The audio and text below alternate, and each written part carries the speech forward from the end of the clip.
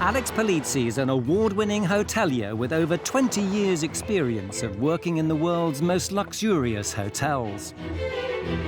Born into the legendary Forte hotel dynasty, she's on a crusade to transform Britain's most desperate hotels and B&Bs.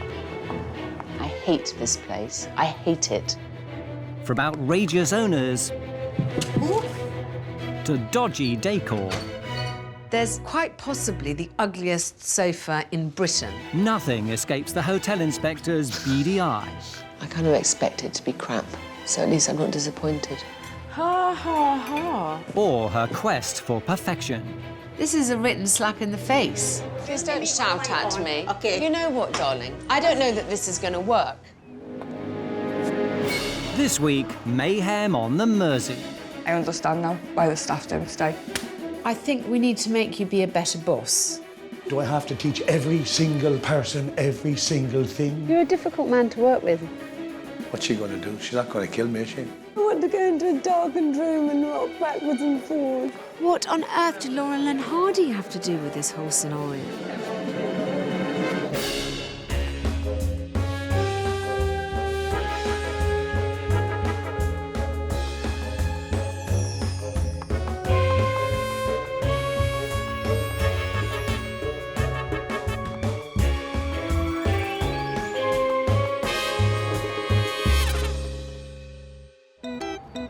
Liverpool, home of football, the Fab Four and Epstein House. An 8-bedroom hotel owned by Patrick Duggan. To describe myself as a hotelier, I probably consider myself unemployable. I wouldn't like to be working for anybody, particularly a person like myself. Aspiring entrepreneur Patrick bought the former family home of Beatles manager Brian Epstein 7 years ago, hoping the hotel would be a big draw for fans of the Fab Four. I'd love this hotel to be a sort of a must-see place for people that come to Liverpool. This is the ladies' toilet here. One of our grand achievements. We've got authentic Beatles heritage here, not just themed. This is Brian Epstein here. I believe this to be the actual tuxedo that he owned. It's certainly from the same tailor. Along with overseeing the business, Patrick runs the hotel's public bar. Alan, I told you I'm working! But his distinct brand of customer service has brought a deluge of dire reviews. Tea or coffee? Hot chocolate. Tea, coffee. Tea? Yeah, that's what I thought you said. Tea, yeah. Yeah, just come here, sir. People say my communication skills aren't good. I mean, personally, I don't get it. Madam, if you booked here, I'm sure you'd have the email address. Thank you. What? Hello? I wish I was one of these guys that go, ooh, what a beautiful morning. No, I'm not. And Patrick's approach doesn't just make the guests twist and shout. How many managers have I got through? Well, you know...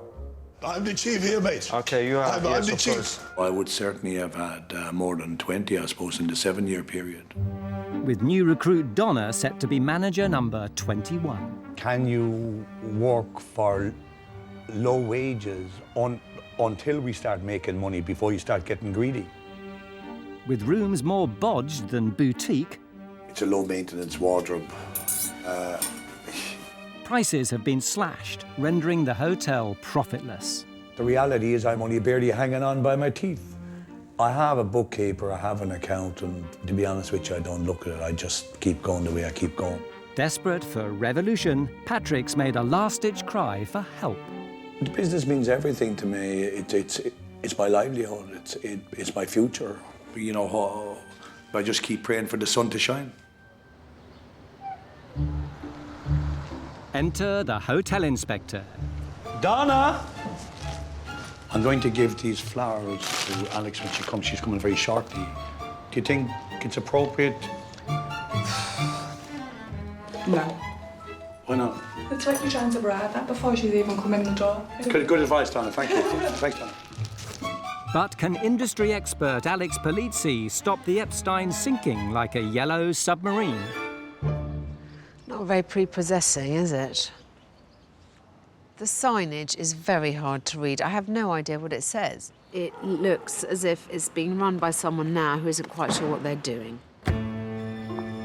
To find out why the Epstein is failing, Alex will stay the night. Patrick. Hello, Miss Polizzi. Alex. Welcome to Liverpool, Miss Polizzi. Thank you. This way, please. Despite Donna's advice, Patrick can't help but turn on the charm. Because I think you're a special person and I'm hoping you'll be a help to the rest of my business and the rest of my life, I'd be grateful if you'd accept this small bunch of flowers. Thank you very much. Thank you. We're putting in a room 2, Alex. It's on the first floor. Right. This is the key. Yeah. The front door doesn't have a key. It's got a code, and the code is written on this key. Thank you.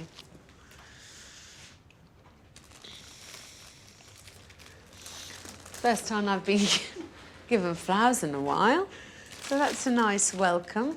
They've left the price on. Will Alex's bedroom, priced at £29 a night, provide an equally warm welcome? Well, it is, at least at first sight, a perfectly fine room. Bit odd combination of things. There's a very dodgy wardrobe. Again, not ideally situated just above the kettle and the table. I don't have any problem with a wardrobe like this, but you just have to think it out a bit better. Let's see if there's a mattress protector. No, there is not. There's a hair here, by the way. The thought of staying in a cheap hotel without a mattress protector on the bed slightly turns my stomach. The design, a lot of people say that it's a bit masculine, and I suppose that's because largely I've done it myself. I am open to ideas, but most of the people giving me the ideas don't sympathise with the size of my checkbook. And it's much the same story next door.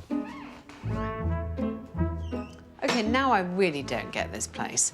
It's completely schizophrenic. There's this kind of Indonesian-style bed. There's quite possibly the ugliest sofa in Britain. God only knows what this is.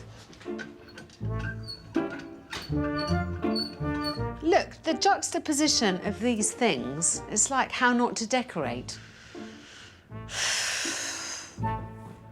Bewildered by the bedrooms, Alex heads downstairs to the hotel's reception and Patrick's much-prized memorabilia. This hotel is not themed. I mean, there's nothing that's particularly original or exciting, well displayed. It's like your granny's sitting room.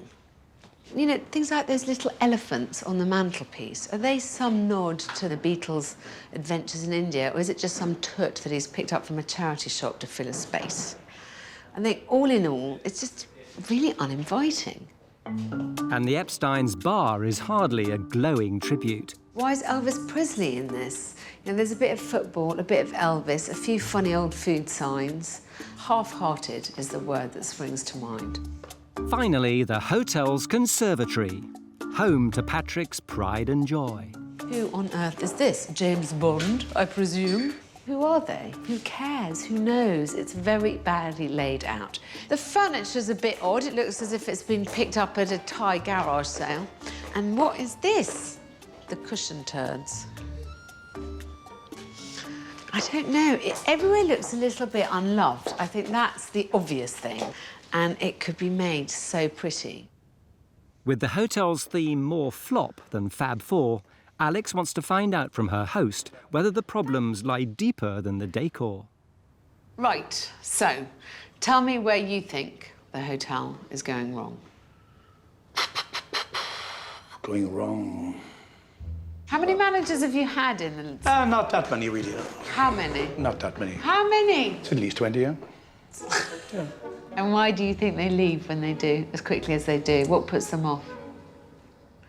Grumpiness? Are you difficult to please? Your foul language?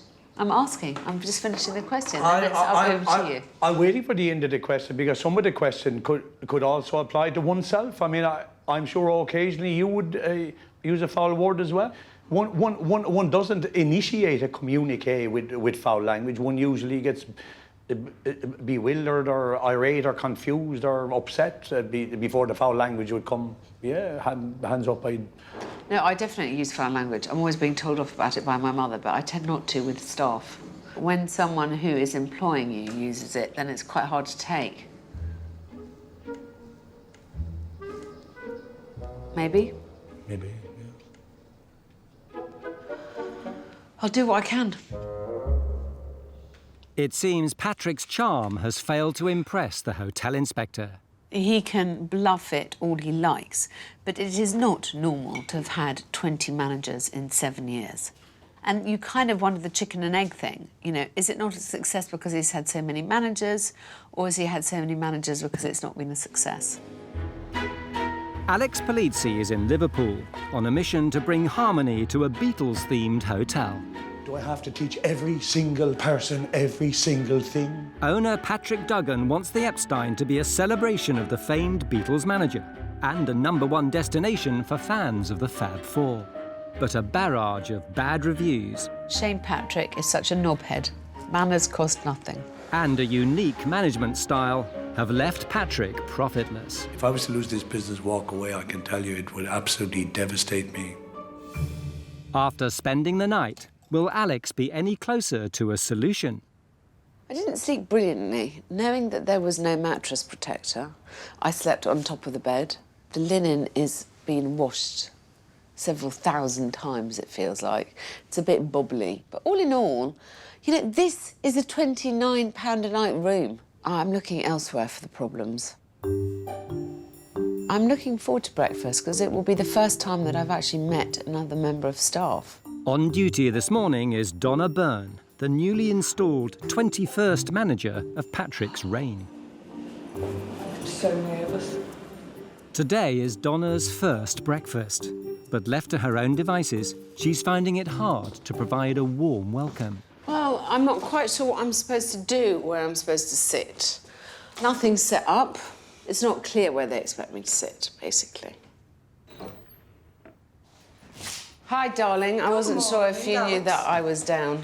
Bit of a lack of communication as the problem is near. Do you want to come and take a seat and I'll see what you'd like to eat? Come All right, through. darling. Thank you.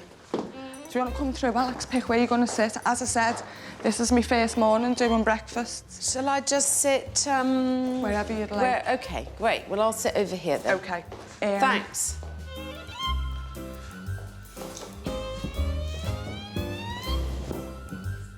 Can I just have bacon and eggs? And a juice? I'll start preparing your breakfast and bring it Thanks, through for you, darling. OK. It's a wobbly start to breakfast. And it's not just the table that's struggling to find its feet.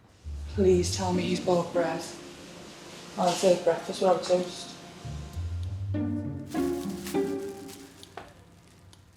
It's embarrassing. The breakfast arrangement here is, I'm ashamed to say that I've only once ever personally served a breakfast myself here. Ooh. Alex, you're going to have to forgive me if I'm shaking a little bit. All right, my darling. Because don't- nothing's been put in place and I haven't been told nothing. I'm It's just... all right, darling. Relax. I would love you to find something that I can put under this table leg. Slightly. I'll get you something now, Alex. There we go. Thanks, Is that darling. steady? Poor little sauce. I haven't been here for a week. I understand now why the staff don't stay. There's no plan of action, no routine. It doesn't look like it'll set anyone up much for the day. Hopefully, she'll enjoy it. Thanks very much. I hope you enjoy it. Thanks. With breakfast failing to raise much cheer, Alex is left in little doubt where the larger problems lie. Obviously, you know, organisation is a big part of what the problem is here. I feel very sorry for Donna. She's clearly stressed out. One of the major problems is definitely Patrick. Alex believes that if the Epstein is going to attract some of the thousands of Beatles fans that visit the city each year, Patrick is going to have to up his game. Let's come here, let's arrive as if we are the Beatles' biggest fan. What would be your first impression? Look at the place. First of all, I love the way you're talking. You have 30 seconds to make an impression. Yes. They come here, they think, am I going to bother? Not really. This, which is quite a good idea, is quite hard to read. I mean, it's quite small. Until you get in close. You've got these office blinds in this window, which I'm not at all Horrible. keen on. I agree with you. And we've got these kind of pub umbrellas. What we want this to be is someone arrives here, they realise it's a significant stop on the itinerary, but also that it's so appealing that you're going to want to come in here, find out something and spend some money, because there's no point in them stopping out there and going, oh, look, there Brian Epstein spent quite a lot of time there when he was a child. No, you want them to come and part with their hard-earned cash here. Yes. And there is nothing that suggests how they can do that. Next on Alex's hit list is the hotel's interior. More retirement village than retro chic. What is the idea of this room? Tell me. I thought it was quite nice. Most people Yes. actually like this room. Look at the furnishing, darling, is what I'm saying. Yeah. I understand. What you're thinking is more 60s Mock Chesterfield sort of look. Yeah.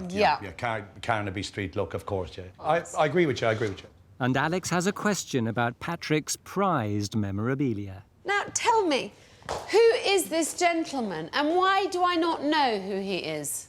This is Brian Samuel Epstein. The reason you don't recognise him is that it hasn't been face painted. But, darling, you've got nothing saying what you just told me. Absolutely. Anywhere there. I thought No it was description. James Bond. Yeah, yes, you're correct. It needs more, of course. We're going to finish all these little tiny bits, I'm delighted and excited. OK? With the hotel's issues out in the open, Alex is ready to put her rescue plan in place. First of all, Patrick, however charming and lovely and clever you are definitely one of the problems. I think we need to make you be a better boss. We stop the changeover of staff right now. Yep. There is not a hope of having a professional, successful operation unless you have some consistency. You've taken on Donna now. If you're employing her as manager, that means anyone else you take on has to be taken on in consultation with her. Yeah? I'm happy to make Donna a manager, but I think it's probably important that I remain as the manager, because otherwise... You're the owner, but you have someone strong running the business. Next, Alex wants Patrick to get organised. We need consistency, as I keep saying. So that means booking procedures, breakfast procedures, pricing structures. I mean, I came down this morning and the poor girl was a quivering wreck at breakfast. And that wasn't your fault, darling, was it? Yeah, I've been like a headless chicken the last few months, the last few years, I suppose. Finally, with the hotel's Beatles theme falling flat, Alex wants to overhaul the outdated downstairs, making the Epstein a genuine destination for fans. What we're going to try and do is have enough here so that tourists want to come here. And I'm going to make a big effort to remind everybody that this is here. In return, though, you have got to tidy up the bedrooms for me and do all those little bits and bobs. Paint the pattern, ceiling, shelves, the lockers. Yeah, and protect us. Mainly, darling, I just want you to feel like you're not on your own. You've got a bit of help. I already feel that. Thank you very much to both of you. OK, good. The hotel inspector departs, encouraged by Patrick's newfound positivity. He's been much more open to suggestions. He's been more cooperative in the sense that together we're trying to find a vision that will define his hotel. I think it's a challenge that I'm humbly confident, humbly, that I can keep my end of the bargain. I'm going to try bloody hard. It's not long before the Epstein rescue plan rolls into action. Work gets underway to transform the reception room and bar. A lot of the ideas I kind of harboured myself. I don't often enough think of it from the eyes of a Beatles fan, as she suggested, you know. The bothersome bedrooms get Patrick's personal attention. Hangers above teapot. And the hotel's exterior receives a much-needed nip and tuck. I get the impression that Patrick is very good at issuing commands and he doesn't actually get his hands dirty. Listen, you're younger than me. You suss that out there, please. Okay. I think it'll do him good to get stuck in and see what it's like at the bottom floor. This is the start of our exciting new look here at Epstein's. My mother would be proud of me if she could see me now. She never saw me doing nothing like this in my life. Patrick has also taken on board Alex's advice about the hotel's inadequate signage. I'm taking a chance at designing my own sign. We think it utilises that area pretty well, you know. Next week we're going to put some gold letters on it. I was thinking maybe Brian Epstein, the man who made the Beatles, perhaps, or something like that. I think Brian would be quite happy. God bless him, may he rest in peace. But Alex's plan to inject a little retro chic into the Epstein's interior isn't proving such a big hit with Patrick. I had lovely flooring here. I thought the flooring was quite good. Alex's team want an older look, so they want to stain these floorboards black. I was very close to the phone and they'd say, you know, can you put it back? The fireplace, the wood panels, where's my floor gone? Yeah, I've been close, but... Just makes me very cross that he's already formed an opinion when he hasn't seen the finished result yet. If I don't like it at the end of the day, I'll tell her. What's she going to do? She's not going to kill me, is she? And things haven't gone according to plan where Donna is concerned either. Unfortunately, Donna didn't work out. It's always the same when I hire somebody. I think they're the greatest thing since the sliced pan, and they get excited again. It's like a relationship, isn't it? I can understand why he's gone through so many managers, because I think he draws people in with his charm at first. And then if something goes wrong, as simple as a binder breaking, that can snap him. I think given this particular set of circumstances, if I explain, I think Alex will understand. Hotel Inspector Alex Polizzi is battling to rescue Epstein House, a Beatles-themed hotel in Liverpool run by 54-year-old Patrick Duggan, a man with a unique approach to customer service. He just speaks to people terribly. I don't know where to look. With Donna the latest in a list of ex-managers, It's been one of the hardest times I've ever been through, to be quite truthful. saving Epstein House is proving an uphill struggle for the hotel inspector. Patrick may well be one of the hardest hoteliers I've ever had. I know that Donna has walked out on him, manager number 21 over the years. Patrick is the root of all the problems at the Epstein Hotel. Alex can be a little bit scary. She's got a presence. She might be disappointed that Donna has gone. Hope she's not going to blame me too much for it. Hello. Hi, Alex. Today, Alex is back, and first impressions are good. Well, I'm glad to see that you've changed the umbrellas. And I see you've made a stab at the Epstein Hotel sign. Do you agree with it, or do you agree with most of it? I don't mind the picture, but once again, what is missing is the fact that it's the Epstein Hotel. So do you want to talk now about Donna? Your choice, Alex. Your choice. Why did she walk out? Well, I was trying to explain a few things to her, and she wasn't receptive to my suggestions. Whatever I do here, unless you have good, consistent, reliable service, the whole thing's going to go to shit in a hand bucket in a minute. Yeah, I know, Alex. Now, I hear there's been a bit of trouble with the makeover. I was a little bit underwhelmed with the makeover at one stage. You're a difficult man to work with. You know that. You kind of drive people a bit potty. I'm back on track now, Alex. I can promise you, I assure you. Should we go on to the makeover? Okay, Alex. In a bid to tap into Liverpool's lucrative Beatles market, Alex has given the hotel's stuffy reception and bar a swinging 60s facelift. Let me walk you through the makeover. We've changed the look quite dramatically. Tourists who come to Liverpool to be on a Beatles tour want to see this kind of pop art thing. Yeah? Do you understand that? Yeah. And you agree? It was a shock, but yeah, I understand where you're getting at, and it's a good idea. Hopefully what this does will encourage people either to have a drink or to spend some money in some way or other. Yeah. The hotel's cheerless conservatory has also been transformed, creating a bright and airy breakfast room that showcases Patrick's prized memorabilia and offers fans plenty to see. We've got an original egg chair. I'm the egg man. Yes, good. And then, of course, we have this over here. Do you want to take your photograph, Alex?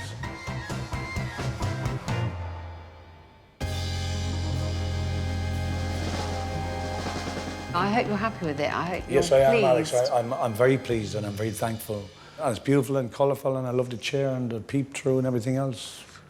Do You're being so amenable, Patrick. It makes me very suspicious. With the hotel now looking the part, Alex is keen that Patrick's management style also gets a makeover. So one of the reasons I was nervous about coming was because of the debacle with Donna. It just set off all the warning flags. You need to be able to keep calm, not only with your staff, but even more importantly, with your customers. I would like to try and help you with this by sending you to do some training with Virgin Trains. And they're used to dealing with very pressurised situations and quite a lot happening in a short space of time. Yeah, I do lose it sometimes under pressure, and I'm sure a successful organisation have good procedures in place. I'd be delighted to be sent there. Good. Alex has arranged for Patrick to spend the day at a customer service centre of excellence, where he'll be trained to deliver a faultless on-board service to 20 hungry customers. Lesson number 1, how to deliver a first-class service. This is a perfect opportunity to interact with your customers. Good morning, sir. You having a pleasant journey, sir? I'm worried that Patrick will find this difficult because, you know, he tends to fall apart under pressure. You will get the odd customer who's not going to be having a good day. You're talking about the challenging customers? Challenging customers, yeah, definitely. Do you have any of them at your hotel? Unfortunately, yes. My way of dealing with just difficult customers is to sort of take them on head-on sort of thing. Have you ever heard the saying, the customer's always right? I've heard the customer's always tight. Taking Patrick through the brief is quite interesting. He has some strange ideas around customer service. So it'll be interesting to see how he copes with the pressure, copes with different passengers and getting that service out today, because we really don't want to see him having a fight. Training complete, Patrick has just half an hour to serve breakfast. But can he pull off silver service with a smile? Good morning, ladies and gentlemen. Welcome aboard. We'll be coming with tea and coffee very shortly. Welcome aboard. Thank you. To achieve his task, he'll have to effectively manage his on-board service team. Where is the tea and coffee? Tea and coffee pots here. Okay. Do you want me to get them ready for you? Please, yeah. Just relax. Okay. Okay, deep breath. When he gets busy and starts to flap, he has less of a leash on his emotions, and I think, you know, he loses his professionalism. So I've broken the reg a little bit there. Sorry. True to form, Patrick begins to crack. Okay, Patrick, let's just go back into the kitchen for a minute. Some of the customers were a bit worried about swearing. Who was swearing? I must admit, I do occasionally swear, especially when I'm under pressure. Do you need to readjust that fork, Yeah, because that was causing you a problem? Let's go back into the kitchen again, not a problem. You know, it is a little bit pandemonium inside the kitchen, although they're very well organised in there. And, you know, you have to try not to convey that to the customer. You have to give them a pleasurable, pleasant experience. Michael, would you be kind enough to help me? Great to get me out of a jam here. Okay. I'm having trouble with my fingers here. Having delegated the silver service, Patrick sets about serving bread. Would you like brown, white or croissant? Can I have white, please, too? You having a pleasant journey, madam? Very nice, thank you. And making amends. Madam, I do hope you forgive me. It was my first day on the job. I'm not used to silver service. I got frustrated and I think I used an uncouth word. I beg your pardon. I mean, you didn't say it to me, but I just overheard it and didn't like it. But has he learned his lesson? Alex sent me here to see how valuable other staff are, team members. They've certainly driven home that message today. Very much. Thank you. And I can see that those customers getting off the train today would want to use this service again. I should want people coming back and sort of having a pleasurable experience. And yeah, I think I've learned. I've got a lot of things to think about. Back at the Epstein, Patrick has wasted little time finding a new manager, Andrew, number 22. But Alex fears that unless Patrick can improve the way the hotel operates, it won't be long before he'll be looking for number 23. There are huge holes in his procedures. Right, so everything that he books, organises, plans only exists in his own head. I want to confront him with the evidence of that. First, Alex wants to see if Patrick's daily booking system actually exists. I write it down manually on a piece of paper. PRN, people, rooms, nights. I have like a template that I write on it with a pen. But Alex isn't convinced. So, If, for example, you were not here and a customer walked in and said to Andrew, can I please book a room, he could see from that which 3 or 4 rooms he might have available to sell. But this is actually a room checklist. It's a cleaner sheet. If you'll allow me, I'll get the correct sheet for you, Alex. Thank you very much. I'd love that. Excuse me. It's all a bit sketchy. Is it in the drawer here? Yes, it is. Thank heavens. Ta-da! This is yesterday's expected arrival summary. Yes, but where is today's? Today's? That even in posh hotels, the check-in is 2 p.m. onwards. It'll be here shortly. In a way, and despite myself, I have to admire Patrick for his complete front in trying to pretend that he has a computer booking system on his PC. So where is it? It's on my PC across the road. You know, it's just bonkers. So isn't that a little bit of a drawback, darling? Well... He actually thought he might get away with that. I mean, you just cannot bullshit a bullshitter. It should be possible for someone to press a button and get the information out. Yeah. It shouldn't all depend on you. Yeah, it can be improved, Alex, of course, yeah. With Patrick promising to up his organisational skills, Alex has a two-pronged plan to get the Epstein back on track in time for her final visit. First, she'll invite 3 prestigious travel writers to stay the night. It would be great if we could get some good press for you. Hopefully they'll be impressed, not only with the function room, but with the bedrooms. Please pull out all the stops. Second, Alex wants Patrick to build on her new 60s-inspired makeover and relaunch the Epstein to Liverpool's Beatles tour operators. We want to ramp it up a gear, don't we? Yeah. And I think this is a helpful way to prepare you for that. Yeah. Don't let anything go wrong, and don't let any of your staff let you down. Okay. Okay? I'm looking forward to playing my part, Alex. Yeah. And hopefully, you know, the end result will be we'll be able to fill this place with people who appreciate it. Please, God. The idea behind Patrick's final event is to launch the Epstein, to put it on the map. I suppose he feels that he's been ignored completely by other elements of the Beatles' experience here in Liverpool, and this is hopefully will bring him into the fold and encourage people to see him as an essential part of their trip here. Right, my dear. Remember everything you've got to do. Don't let me down. No, Alex, I won't. Bye. Well, thank you very much, Alex. With Alex gone, Patrick sets about preparing to impress. This is one of the rooms we have to sort out. Bringing the room stock up to scratch and making the most of his Beatles memorabilia. He's also got creative in the car park. We put in this zebra crossing like Abbey Road in London. Remember the man who made the Beatles. I've asked the travel writers to stay the night because I'm very conscious of the fact that he's had terrible reviews before, and I'm hoping this will put some of the worst rumours to rest. To garner good reviews from the travel writers, Patrick will need to prove he can play the gracious host. A little bit nervous, but I'm also delighted and excited that Alex has been kind enough to set this up for me. These writers could be hugely important. I am nervous that Patrick may cock up by pointing out everything that's wrong with the hotel. Do you mind if I double check things for you? Usually I don't find things wrong, but it's worth checking, And this is a moment to sell it. I need glass on this. I'm also aware this table needs to be changed. That's fine. You told me enough. He's just got to keep a hold of his tongue and not let it run away with him. Hotel Inspector Alex Polizzi's in Liverpool, battling to help owner Patrick Duggan save his Beatles-themed hotel. The reality is I'm only barely hanging on by my teeth. In a bid to banish the Epstein's bad reviews, Alex has invited 3 top travel writers to spend the night. They're keen to see if Patrick and Epstein House are worth a recommendation.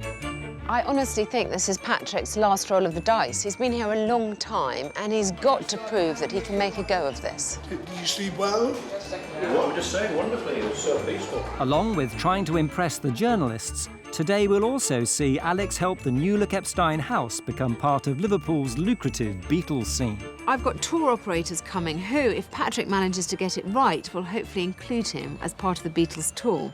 It's a big day for the hotel today. It's Alice's last visit. I'm excited. I've been waiting a long time for this. I'm looking forward to it. I love the zebra crossing. It looks great. Are you nervous about today? It's quite a big day. Yeah, it's a very exciting day, Alex. You know, the travel writers are still here. I've yet to speak to them. I've got a speech to make. I know that the reason that this hotel exists is because of the Beatles connection.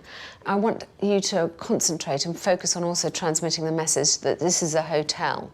So even if you're not interested in the Beatles, this is a great place to stay because it's good value for money. You know, let's not forget that aspect of things.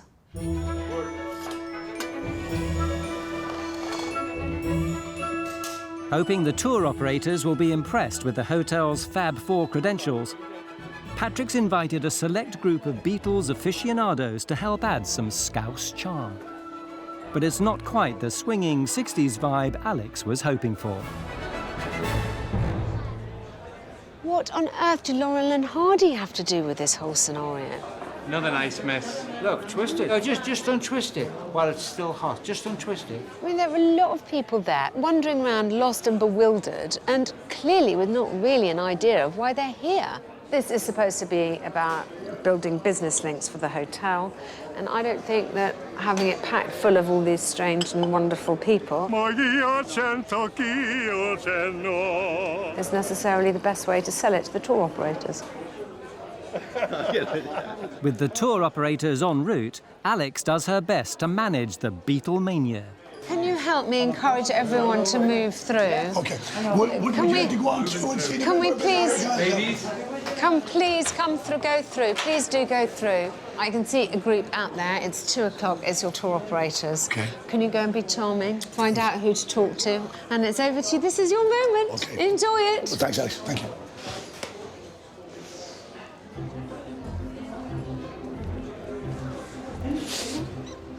Hey, how you doing, man? There's wine being served in the conservatory out there. Maybe we could be in touch and see if we can start to get onto the tour or something. That's our intention. It seems Patrick has gone from disorganised host to smooth operator. That's the one, please. Oh, thank you. Guests, when they visit here, they'll be surprised what they find, because, I mean, I was surprised and I've seen a lot of memorabilia.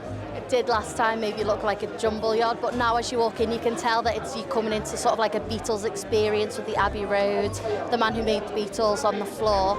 With everyone present, Patrick has a few last words. Basically, 3 or 4 sentences, that's all it is. Anybody who wants to see the rooms is welcome. You know, it ain't fancy, but it's getting better, and we've got affordable accommodation, we serve breakfast. We want to get on Beatles tours. Basically, that's it. Thank you for coming, and you're all welcome to another drink, guys. Stay as long as you want. Thank you. Bye-bye.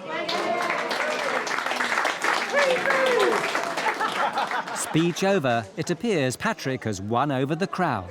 But has he done enough to impress the tour operators? This is an ideal place to extend our tours and see what we can do. Hopefully we can do something. This is a fantastic location for us to come and collect people from. There's lots of things on the Beatles Trail that are in this area as well that might otherwise be missed off. So, yeah, we're really keen to get involved with this. With a place on the Beatles tourist trail secure, all that remains is for Patrick to win over the travel writers. I think we've all enjoyed it. And I think one of the main things that's come across is your personality. Yeah, you've been a great host, and the atmosphere is really good here, so thank you for that. Yeah, I'm delighted to hear that. We've got some questions for you now. With the journalists reaching more than 3 million readers between them, it's a chance for Patrick to prove he's ready to take the Epstein to the next level. Could you tell us what the prices are for the various rooms? Gina, the truthful answer is I couldn't. But things don't get off to the best start. Yeah, just to get to nuts and bolts, sir, if I phoned you now and said, I've heard about your place, I want the Epstein room for a treat for my wife who's a Beatles fan on Saturday. Next Saturday? Yeah. It's still ad hoc at the moment. So I would say to anybody that's listening to us, grab it now while it's cheap. I cannot understand why he doesn't get why it's important for people to know how much a room costs. They come here, they want to know what they're going to pay. They don't want him to fish a figure out of his head and decide it at the last moment. When it comes to the hotel's unique history, will Patrick get his story straight? Patrick, could you sum up Brian Epstein to me in a sentence? It sounds funny, but you know, tears come to my eyes actually when you ask it. I am passionate about trying to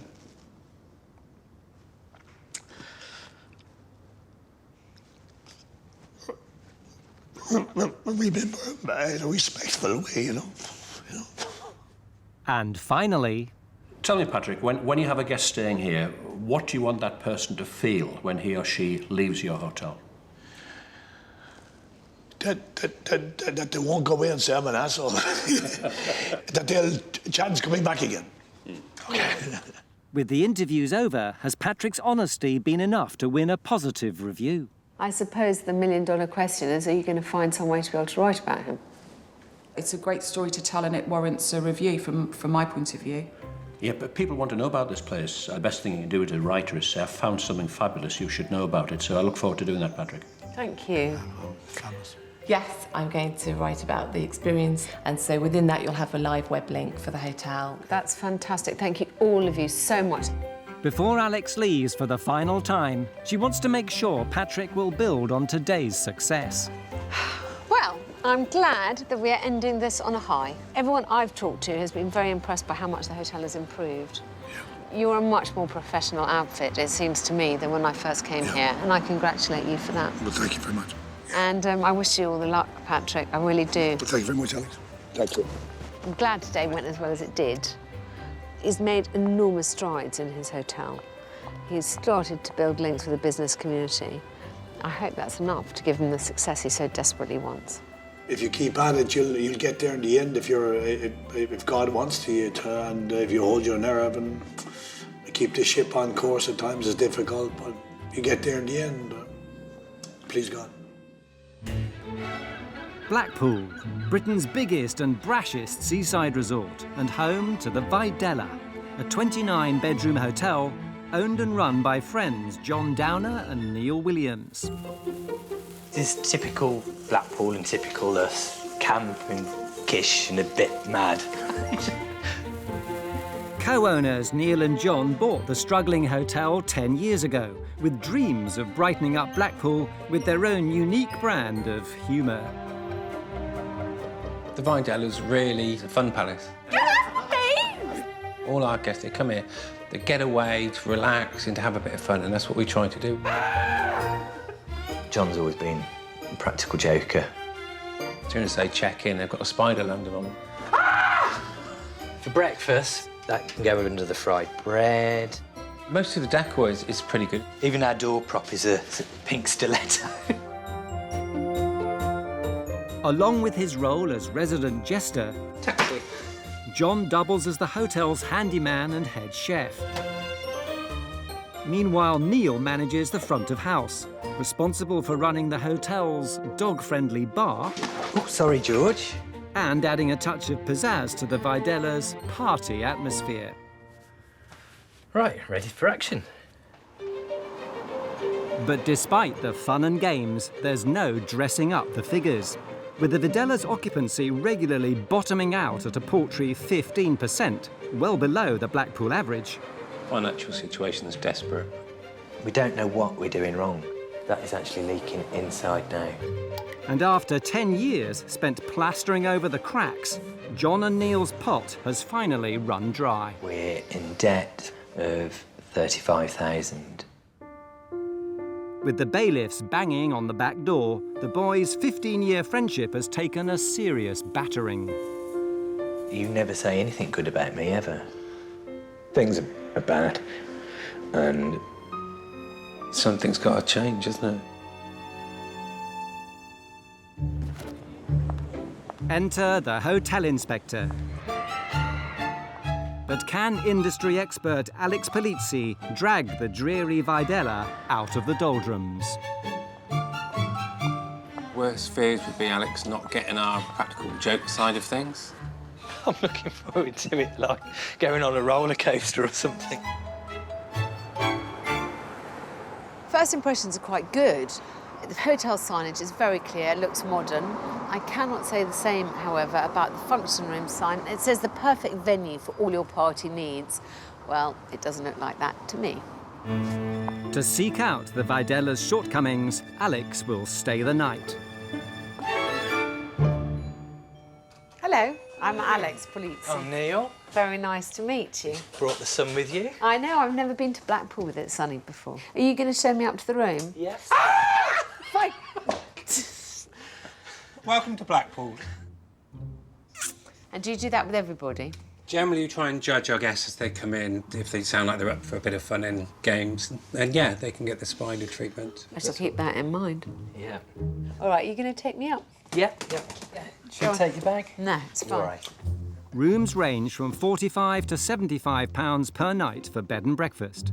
Alex will stay in the Vidella's best double, priced at £65. Great. There's your keys. Thank you. So if you need anything, just give us a shout. I'll see you in a bit. Yeah, all right, Thanks. cheers. So, first impressions. This is not by any means the worst room I've ever seen. At least at first glance, it's pretty clean.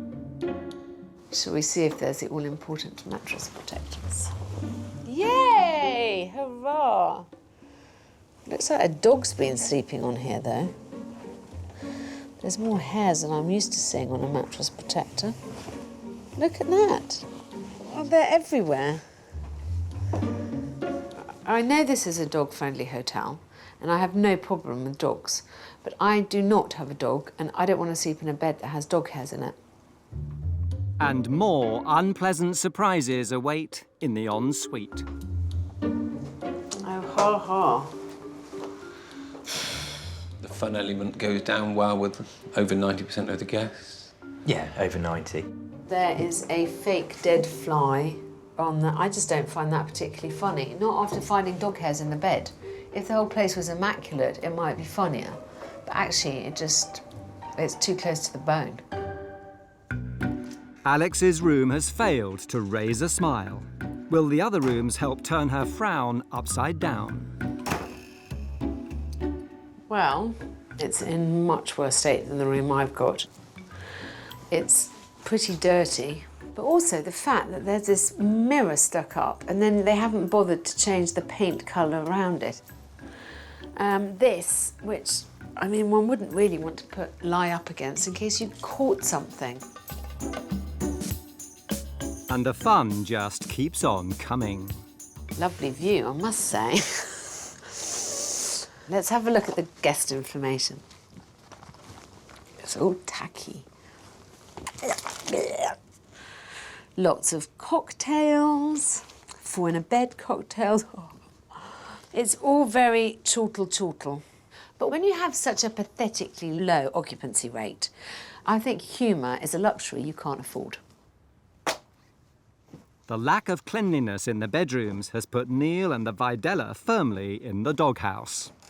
Hi. I know you're dog friendly.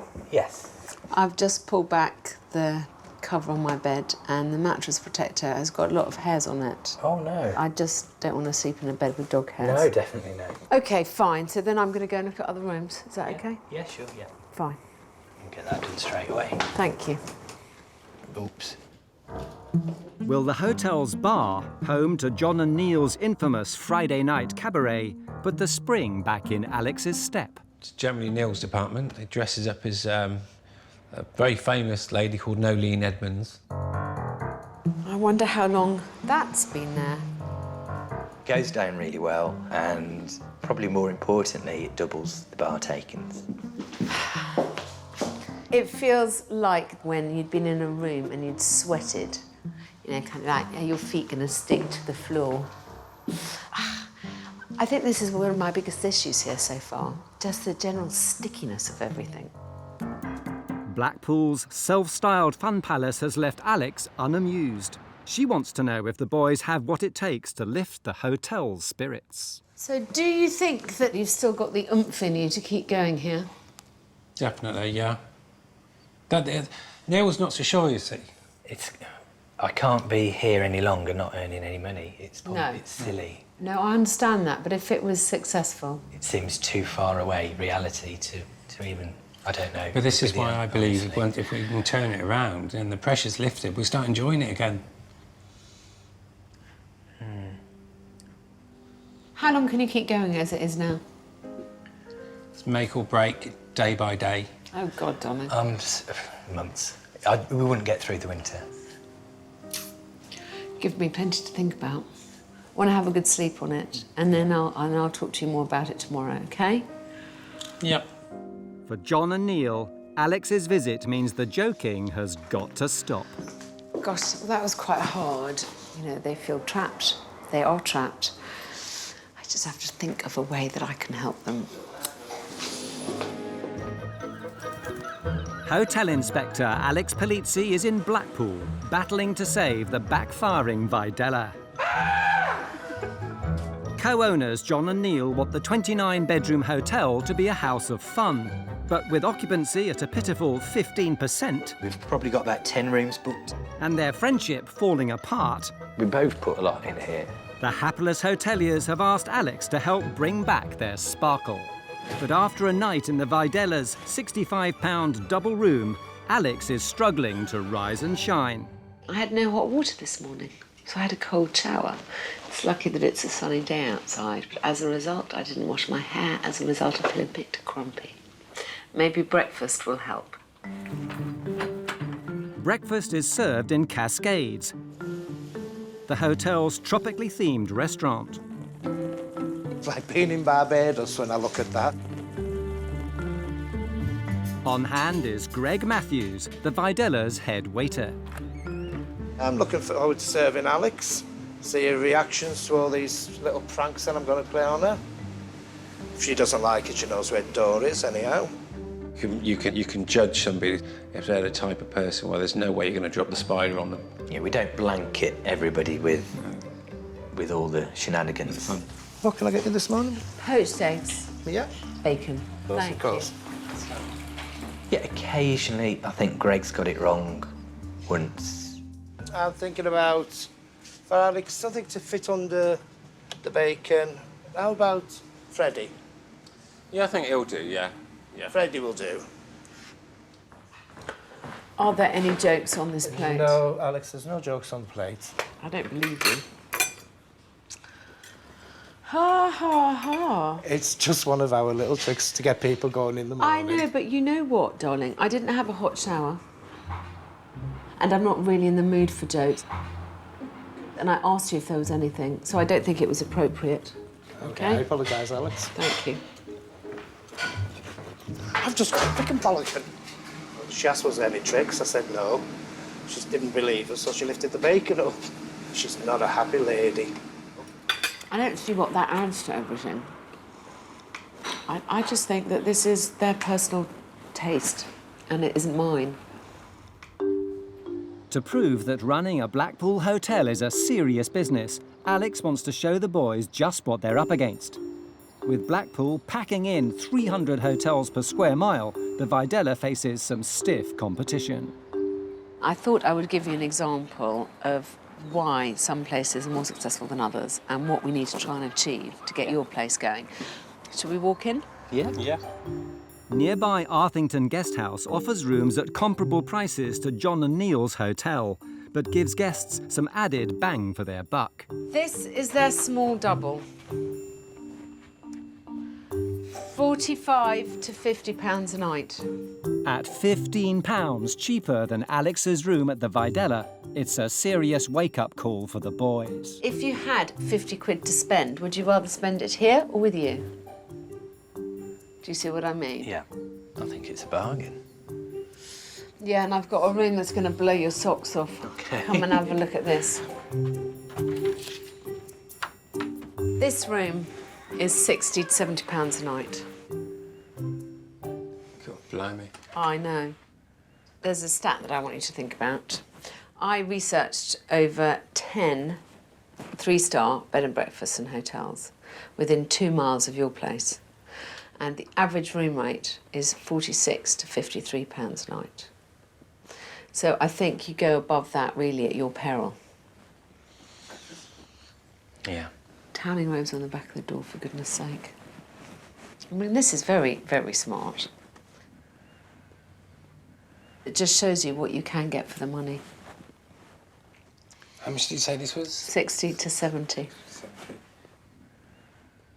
think we've possibly taken our eye off the ball.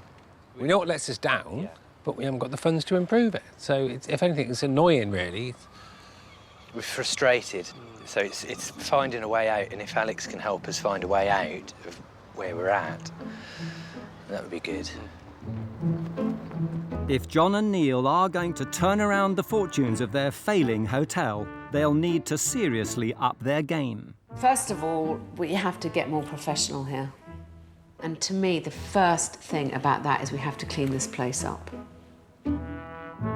And the Vidella's pranks also get a black mark. We can bring elements of playfulness, elements of fun, elements of everything that you love about Blackpool into this hotel without frightening someone or putting a spider under their egg. I think the joke element works. I just find it weird. I'm walking into a hotel and I see a dead arm hanging over a door and it doesn't seem funny to me, it just seems odd. Next, Alex wants the old friends to work better as a team. I understand that you've done 10 years, you're tired, you're kind of a bit fed up with each other. It's like a marriage that's gone sour. You know, I don't think this is how you would have wanted it to be in year one. No. Thank you, that's all I wanted from you. Yeah. That acknowledgement that this is not how things are meant to be. Finally, Alex feels the boys aren't capitalising on one of the hotel's greatest assets, their underused function room. So she plans to give the tired and dated decor a much-needed facelift to help drag in the trade. Only 10% of hotels in Blackpool have any kind of public area. So this is a huge untapped reserve.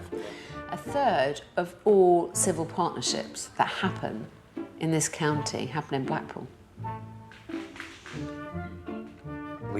That's, you know, suited market. I think so. I quite often meet hoteliers and I think, oh my God, hello, welcome to the lunatic asylum. I don't think that about you. I think you two have got yourselves into a hole, you know, and you're tired and you're run down and you're a bit pissed off with each other. But if Alex's plan to pull in the party punters is to succeed, she'll need the boys to push in the same direction.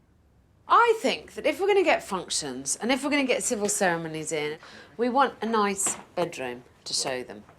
And I'd like to give you 400 quid so that you could make this much nicer. But the main point is that this should be something that you two do together. Just thinking about the arguments between me and you, mate. There aren't going to be any arguments. Discussions. Yeah, disagreements. When I return, I'd like to see a mood board. Well, we never ever agree. I do not want two separate mood boards. This is mine and this is his. I look forward to my next visit. Thank you. Thanks so much. Bye. See you soon.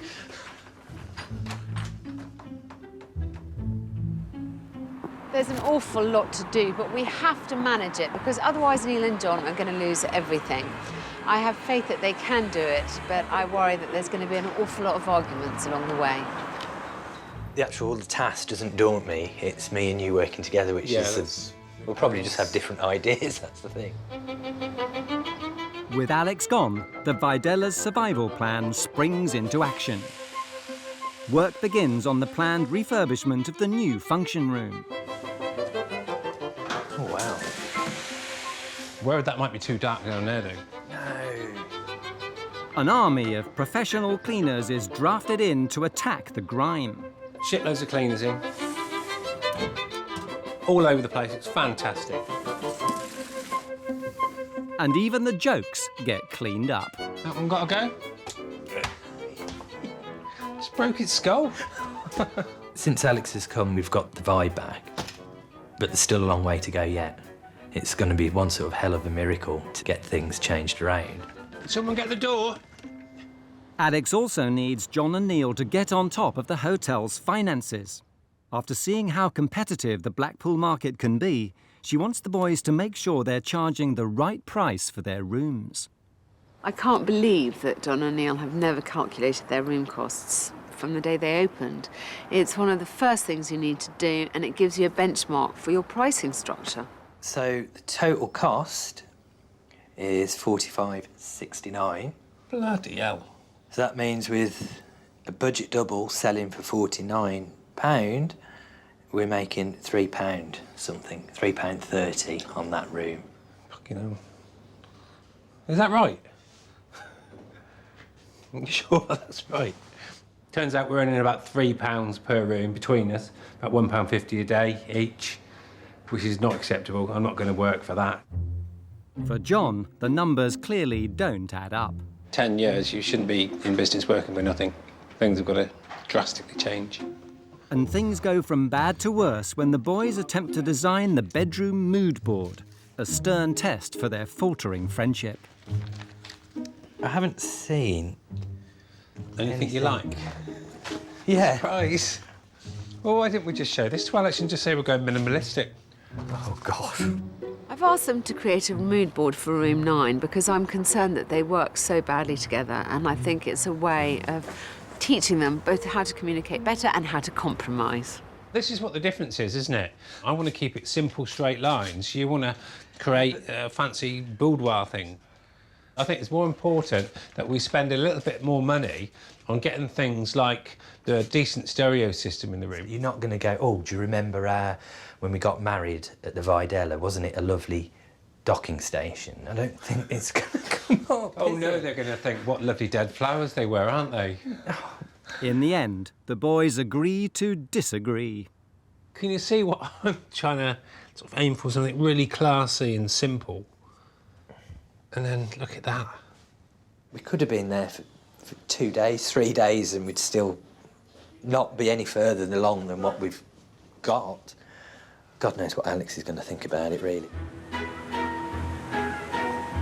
Alex Polizzi is on a mission to save the Vidella Hotel, Blackpool's very own fun house. For the extra thirsty.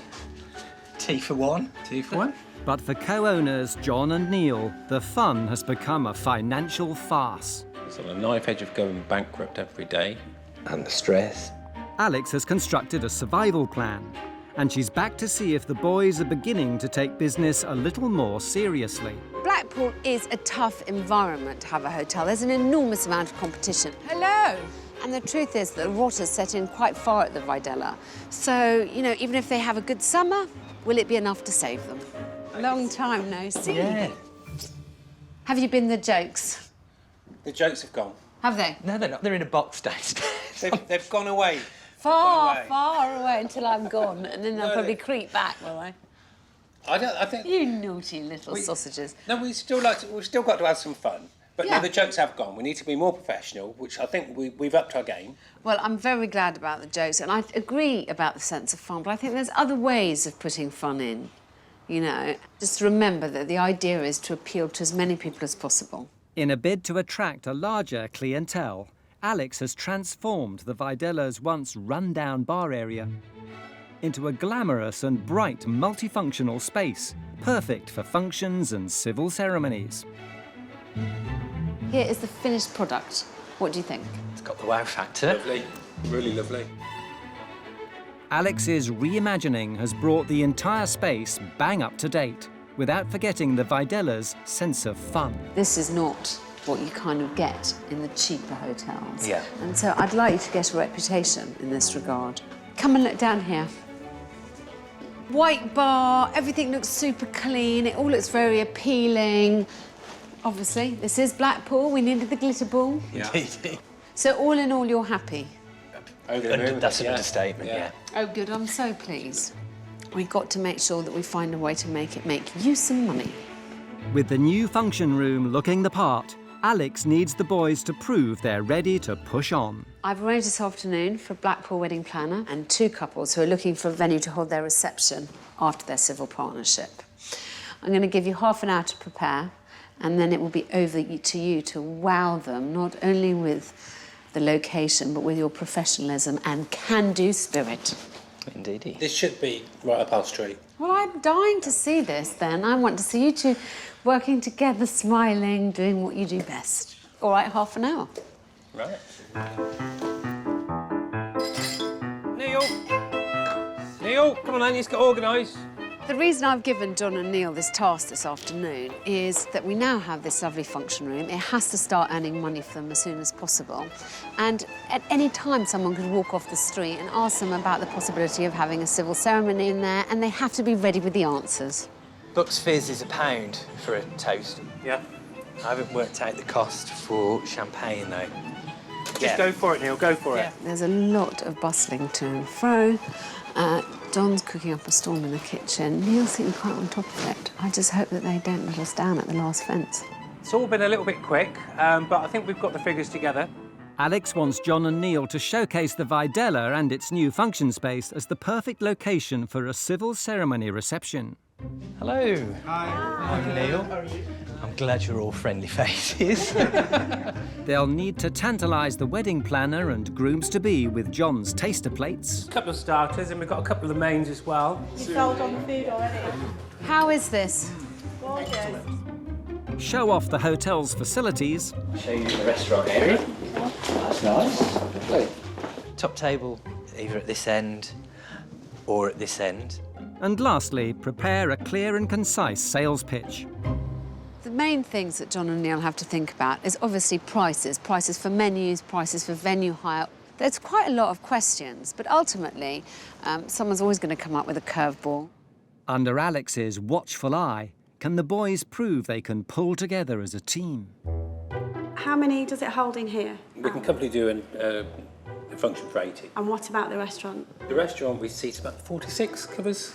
49. 49. That would be quite a cosy sort of ambience type of thing through there. Okay. Yeah, thank you. Thank you. It's not quite the united front Alex was looking for. Just before the next one walks in, I think it's very important that you don't contradict each other. Yeah. 46, 49. Yeah, no, but it gives the impression, like, what's 3 people? Actually, it doesn't really matter. On to the next couple. Okay. Good luck. Yeah. We want to have, an element of luxury and something that's nice, but we don't have a huge budget. At the weekend, that would be 700 minimum. You're talking about people's big day. You want them to get excited about it. A little bit more enthusiasm. You're kind of efficient, but, you're selling a wedding. You've got one more couple, and I want to see you go for it. Right. OK? Yeah. John's very bullish, but he's not very smiley, whereas Neil's a bit more accommodating. I want them to get used to sounding as if they come from the same side. Andy's vegetarian, so you would be able to... Any of your favourite dishes, vegetarian, just let me know. And, we can prepare anything. I'm from Scotland originally. Oh, right, really? So with regards to theming... More kilts are better. Yeah. Right, OK. Just, would you expect us to pay up front?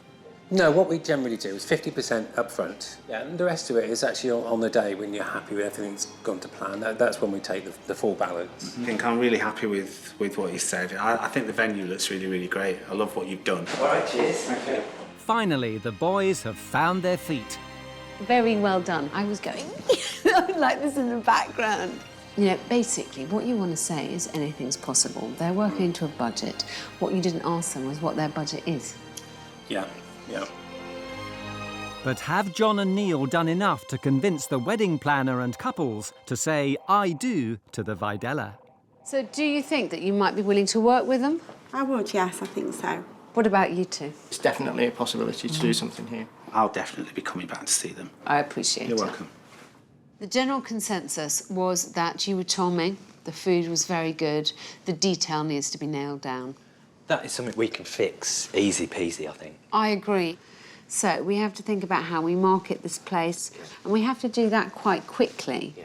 With the Vidella's current publicity looking decidedly dated, Alex thinks some promotional pizzazz is well overdue. Not only am I going to send you a photographer, but I'm going to include a graphic designer in this package to make sure that they design a leaflet for you there and then. Can the boys design an ad to show off the Vidella as Blackpool's choice venue for civil ceremony receptions? You're getting the hang of them, Neil. It's very nice. To do this, they'll need to dress the space appropriately. I've asked John and Neil to come up with brand new publicity because that, along with everything else about the Vidella, is extremely tired. Are you guys even gay? No. Right. You're going to pretend you're in love, so you're going to be sitting closer together. So you're going to have to even get close. This is going to be difficult. You have to get even closer together. Maybe sort of turn your body to each other a bit more. Have we got to look into his eyes? You're going to have to look into each other's eyes, basically, yeah. That was really good. That's all right, it's quite good. With the models finally embracing their roles... So remember you're in love. The shoot comes to its romantically charged climax. You guys are getting the hang of this. Yeah. I'm really hoping that the publicity turns out well. So we've got the silver version. We've also got a Tiffany blue version, which is a bit brighter. I think we're sticking with the silvers. Okay. And that the material created is simple, clean, and really shows what the Vidella's capable of.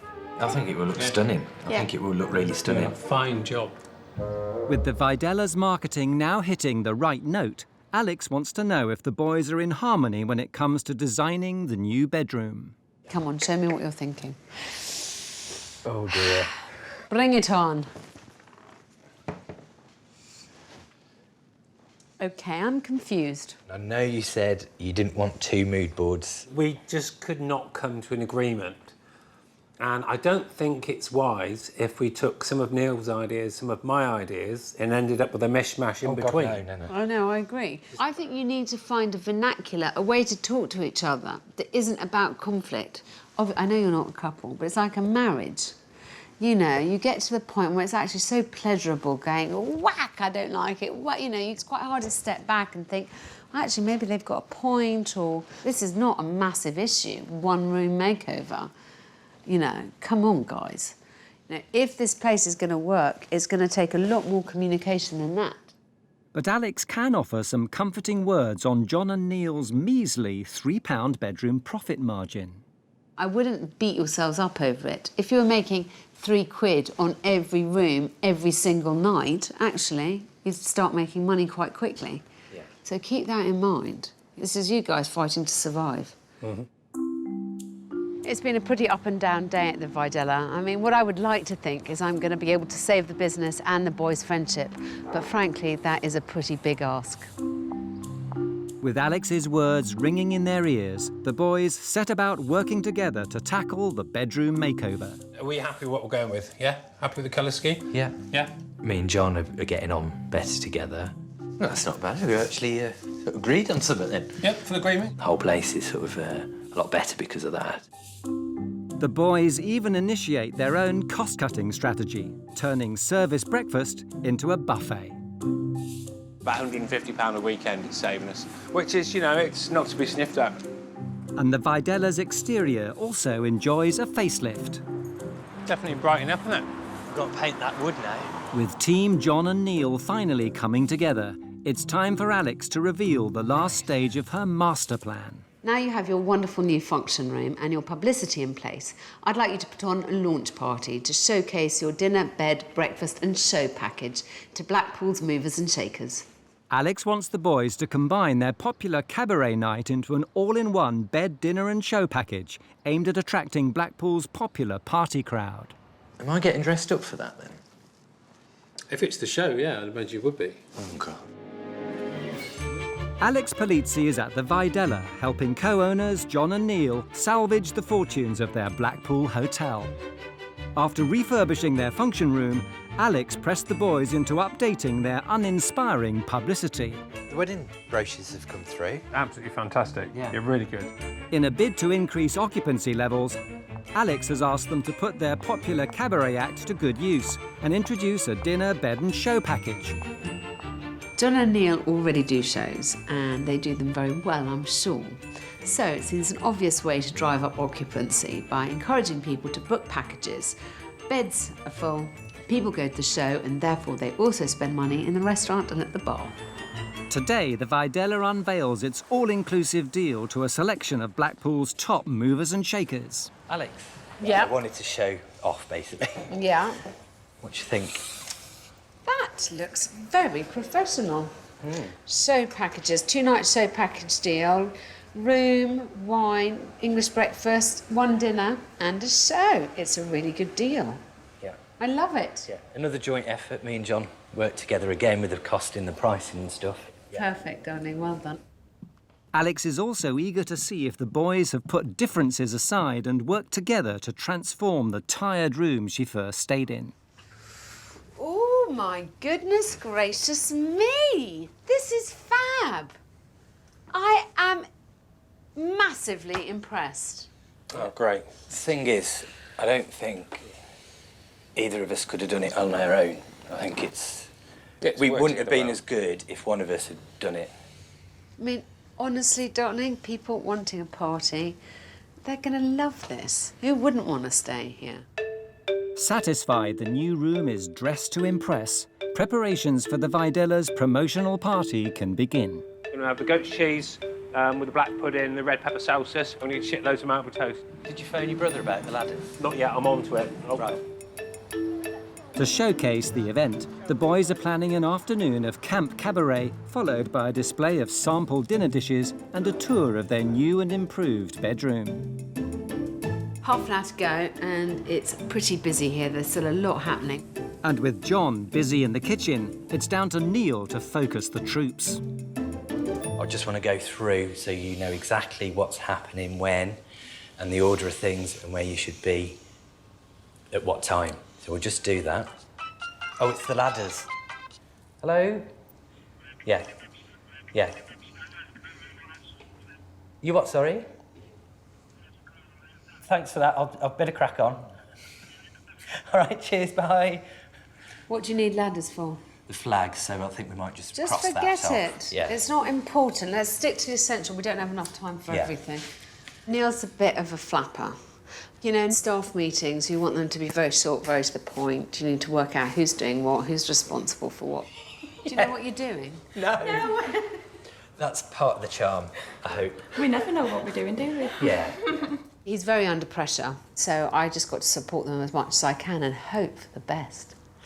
With the clock ticking and Neil still flapping, Alex takes charge. You get on with what you've got to do. What's your next job? Keep the flags put with death. Forget it. Yeah. Forget the flags. Menus and cocktail menus. Yeah. You do that. The food's not even nearly ready.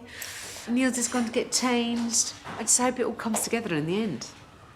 Alex has arranged for some VIP guests to attend John and Neil's big reveal. And there's much more than just pride at stake for the Vidella. If I can get the company that organises the hen parties interested, and if I can get the hotel website interested in promoting them, then we have a good chance to boost their occupancy straight away. And the journalist from the Blackpool Gazette probably is the first plank in the new improved Vidella. All that remains is for Neil's alter ego, Nolene, to make her grand entrance. It's a party. Hiya.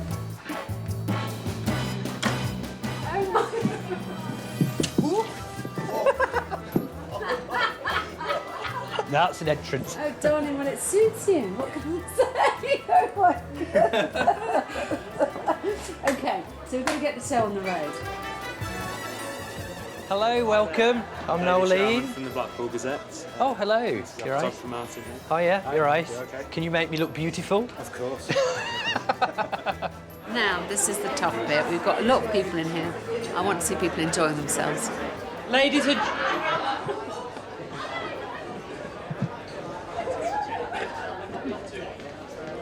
Ladies and gentlemen, if we can have your attention, please. Hello, welcome. I'm Nolene.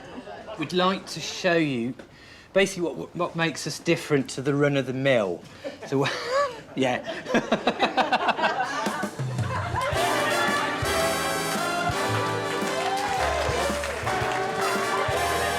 After a slow start, Neil's Camp Cabaret appears to be a hit with the crowd.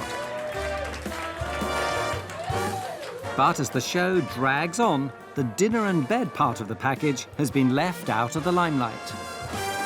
There is a point to this, which is we want people to see the improvements in the Vidella. I don't want that to get missed in all the excitement. Who can we get to show the key people the rooms? Well, definitely me or John. I know, but you can't. Go and brief him and then get him to do it. Okie dokie. Thank you. John, quick what you can. Are you all right to show them to the rooms? Tom's all right in here, yeah? Yep. So, do you know who the key people are? Yep. Do you want me to refresh you? It's John's turn to grab the spotlight, with his taster menu taking centre stage. So this is our steak and Guinness pint, which is pretty legendary. Also, we do pork tenderloin. Steak with my name on it. If we pop upstairs and have a look at one of the rooms that we've recently decorated. I've enjoyed everything so far. It's been absolutely fantastic. But the highlight's got to be the food. It was absolutely spot on. And the revamped bedroom gets the seal of approval. This is one of our newly decorated double rooms. Nice. Glad you're all happy? Pleased. I'm impressed. Bedroom was good. The entertainment, what we've seen so far, is pretty interesting. So, yeah, so far so good. The transformation in the bar area and the new room that they've done is brilliant. So, yeah, I love it. I think we've done everything, you know, everything we could to impress them, and it's just wait and see, and fingers crossed. But as the event draws to a close, will the Vidella's bed, dinner and show package earn John and Neil rave reviews? I think it's exactly the kind of fun place that, you know, people like to come to. When they think of Blackpool, they think of things like this. Good. So do you think you've seen enough to write up? Well, I think I could do you a little piece in the paper. I'd love that. I really would, because you know what? John and Neil have worked so hard. Yeah. Thank you, darling. All right. Lovely to see you. Have a good afternoon. Thanks. Bye. Cheers. I don't think this afternoon could have gone any better. We thought the same, but we didn't know whether you'd think the same. Everyone there had a great time. Of the special guests, I know UK are going to put you in their top 5 special offers. That's brilliant. Hen Heaven are looking forward to working with you in the near future. And finally, the Blackpool Gazette is going to write an article about you. Fantastic. If we manage just to stop things being quite so difficult for you, you're really going to find a rhythm. And then you're just going to fill up and then start making some money. That's what we need, isn't it? Yeah, most definitely. I am so sure that this is going to turn the corner. I really am. I don't say that lightly, you know.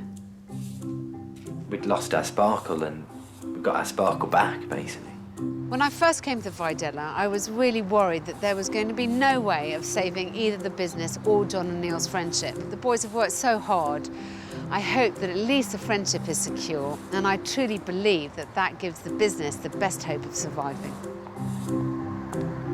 Everything changed, doesn't it? We've changed. Yeah, it's been good.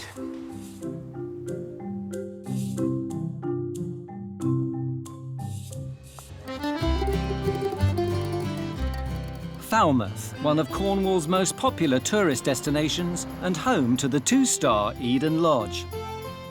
Owned and run by partners Lynn Self and Ziggy Broom, it's a cottage full of Cornish charm. The style of the hotel is old, higgledy-piggledy.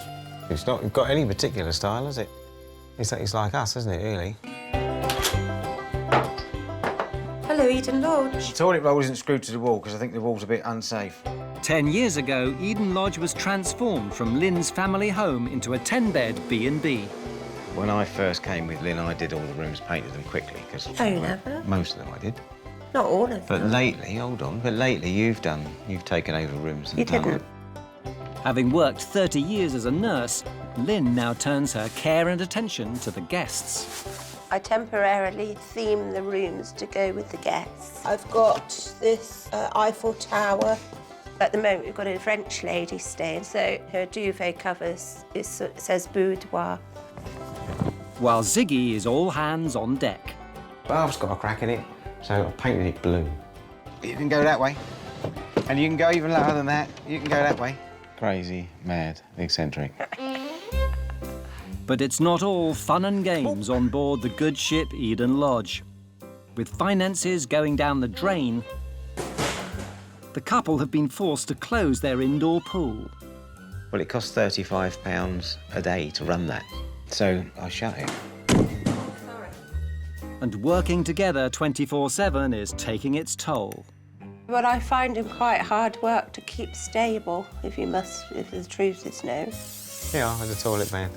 Don't do that. Silly. He can be extremely immature, and that just drives me nuts. Don't do that. I don't like it. We're not children. Lynn and Ziggy's dream of owning a buoyant B&B has drifted well off course. We've got massive mortgage, we've got massive debts. And it may all be too little, too late. I got a final notice from the company that I had debts with to say that they were going to repossess my property.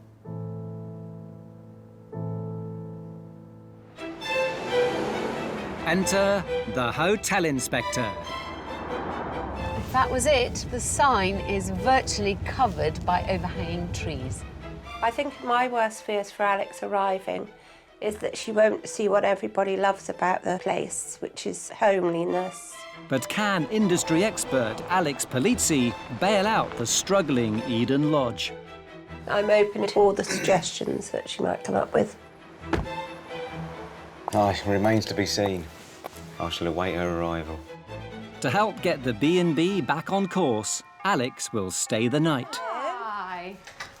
I'm Alex. Hello, Alex. I'm Lynn. Very nice to meet you. I'm Ziggy, and welcome to Eden Lodge. Thank you so much for inviting me. Would you like a cup of tea? Do you always ask your guests? We always ask our guests if they'd like tea. That's very nice of you. I won't on this occasion, though. I think I'll go straight up the room, if that's all right. OK, no problem. Yeah? I'll take you up. See you later. Eden Lodge's rooms range from just £25 to £35 per person per night, including breakfast. This is one of our best rooms. Ziggy's chosen to put Alex in his favourite yellow room. Darling, do you have sunglasses? Whose idea was it to paint this like an acid trip? Mine. Oh, my goodness gracious. Well, it's a long time since I've been surprised by a room. That's a very nice touch. That's my wife. Thank you. You're welcome. All right, darling, I'll have a look around and then I'll come and find you. Thank you. Bye.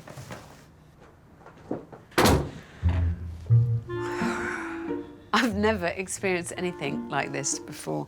I mean, I'm so blown away by the colour that that's virtually the only thing I can notice. Downstairs, a nervous Lynn worries about Alex's first impressions. Did she like my cushion? She loved your cushion. Okay. She said about your cushion. I said, unfortunately, it wasn't there. I definitely wouldn't have put her in that room, but still. Wouldn't you? She's in there now, so I feel that... She's had a hard job up there trying to find fault.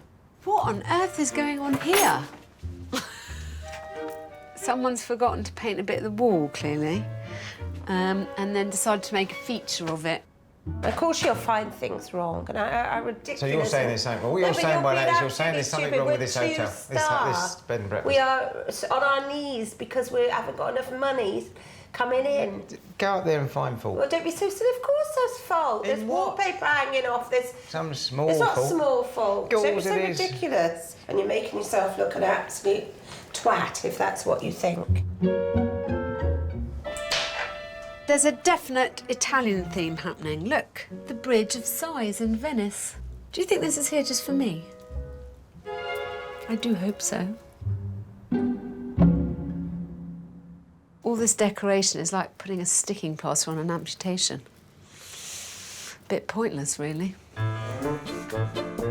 And the remaining bedrooms also fail to meet the hotel inspector's high standards. Well, for a start, I would not like to stay in a room that could be locked from the outside and that I had no access to. The family room offers a poor reflection. I mean, who gets up one morning and decides to put a little mirror here with a boat in front of it? Why would you put a mirror at this height? You can't see your full body in it, and you can't even sit at the desk and make up your face. And all these silly, useless knickknacks everywhere that I'm sure she thinks makes the place feel homely. But actually, it's just a whole load of tat. And if things couldn't get any worse... Well, this is definitely my least favourite room so far. Someone is trying far too hard. Whose idea was it to make the Lady of the Night gauze? Although, of course, you do have this to put you in the mood.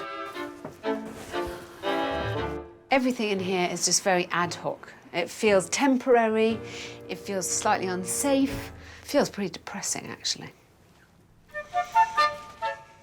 With the bedrooms more hapless than homely, Alex wants the lowdown on Eden Lodge's level of vacancies.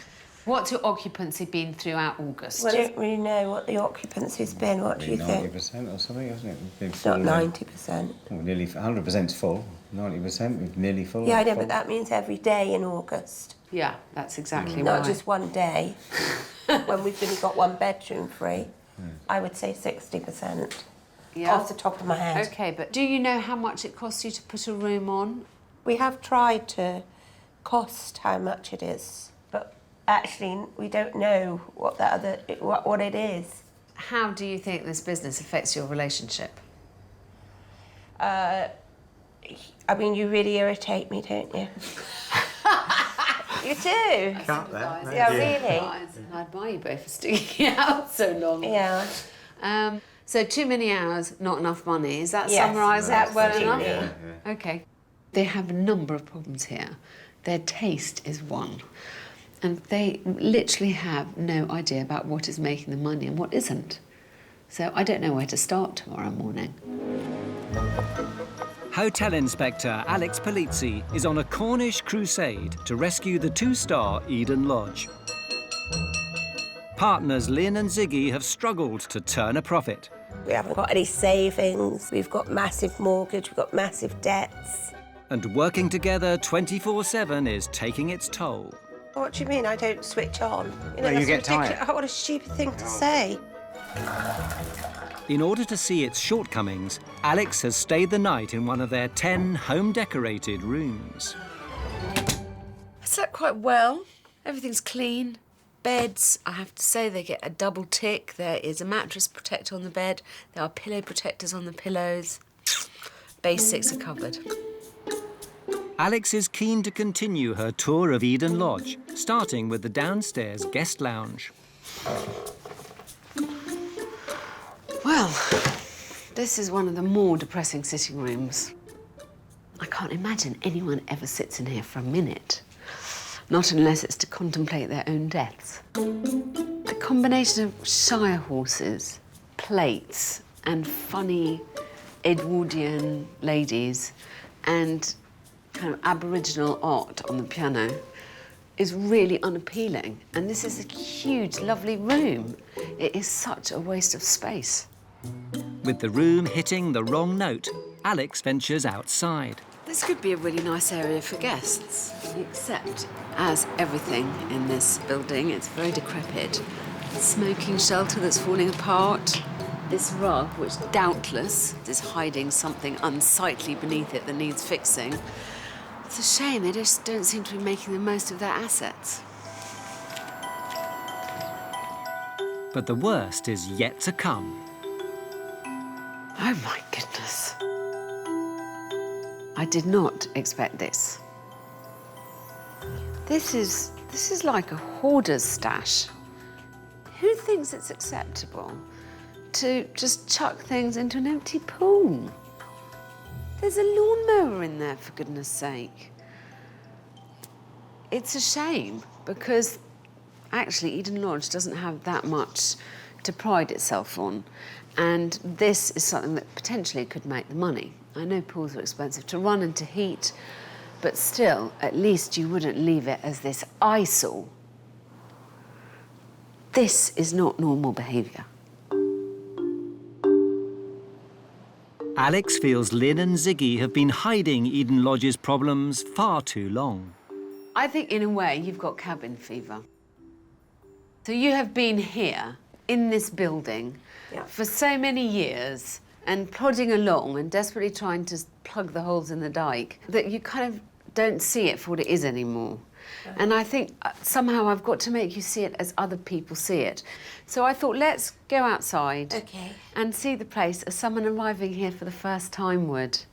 OK? Yeah. Hopefully it'll be a good exercise. OK. Come with me. If Lynn and Ziggy want to start making money, they're going to have to make the hotel more attractive to guests, starting with the underwhelming welcome. First thing you must recognise is this is not an easy place to find. I drove past it twice before seeing that sign, and it still says you have a swimming pool, which you don't anymore. Also, we know there's lots of B&Bs and hotels in Falmouth. If someone misses you 2 or 3 times driving past, They may just give up and go to one of the other places that they can see clearly marked. Yeah? Yeah, that's true, yeah. OK, onward. Next, the guest lounge. This is my least favourite room in the house. Never. Really? Well, I mean, does anybody ever sit in here? Not really. And have you never asked yourselves why? No. Honestly, there's just no way that I'd want to sit here of an evening. It's an underutilised space, and it is a space that should be making you some money. Follow me. And finally, the refreshing dip that's turned into a tip. How on earth do you justify this? This was the start of fun. This was all green and horrible, and I painted it about 4 years ago to I am bright not colour. talking about the decor. Oh. I mean, hello? Who thinks it's normal to have a lawnmower in a pool? Yeah. At which point did you decide that this was going to become the family dump? Oh, that's Lynn. She's hoarding stuff. I started we get just a to child put or a something. few things in because I was, you know, busy. I thought I'll put that in there, I'll put that in there, and then it just got out of hand, really. Well, this is I have definitely started to clear it. way out of hand. Yeah. And actually, you know what, darling? It makes you look like a bonkers person. Yeah. We have got to find a way to make, again, this an asset that makes Yeah. money for you, whether it's as a pool or something else. Yeah. I think Alex is probably on the ball and right about what she said. She's definitely right about all your old clutter. It's not all rubbish to me, but so... It's cluttering the rooms it's up. not cluttering the rooms. It's perfect. I'll tell you, I was shocked about the lounge, though. Yeah, I was shocked about the lounge. I like the thought lounge. she would have liked the lounge, but... You know, what's his name? Sealy. Yeah, I suppose it could still have Needs all a bit those of painting things. and tidying, Yeah. but the wallpaper's a bit curly, but apart from that... Yeah. Alex has a plan to save Eden Lodge and Lynn and Ziggy's working relationship. The most important thing in going forward is that you two have got to get your lives back. You can't even see the wood for the trees. You're kind of in a fog of tiredness. And so that means you don't make very good decisions. Alex also thinks that Lynn and Ziggy need to broadcast their budget status. I want you to really embrace and be proud and publicise the fact that you are the cheapest place to stay in Falmouth. That is not a campsite. Yeah. So I think we need to really make sure that we find a way to let everybody know Yes. that you are doing this wonderful bed and breakfast service, you're hospitable, you like guests, Yeah. and you are cheap. Yeah. Okay. That's Yeah. fair enough, yeah.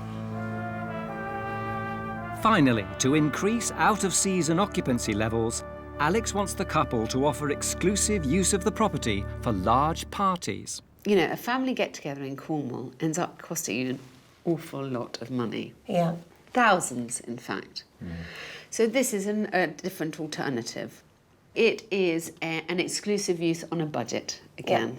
I think that would suit you. You would like the people. Yes. It suits the building. Yeah. To help, Alex will restyle the family bedroom and yellow room to a standard more fitting to today's budget traveller. Quite simply and on a budget, so that you can see how easy it is to replicate that. Yeah.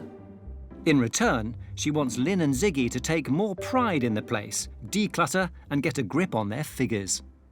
I need to work out whether it's worthwhile to get the pool up and running again. Yeah. And I can't do that without the figures.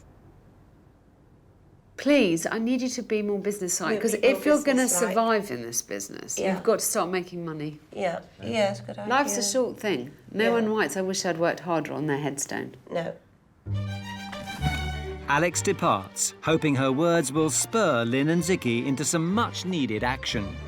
I am worried about some of the suggestions. I'm a bit worried about the people, the whole house taken over with people. But I'm willing to give it a try. We're both willing to try Absolutely.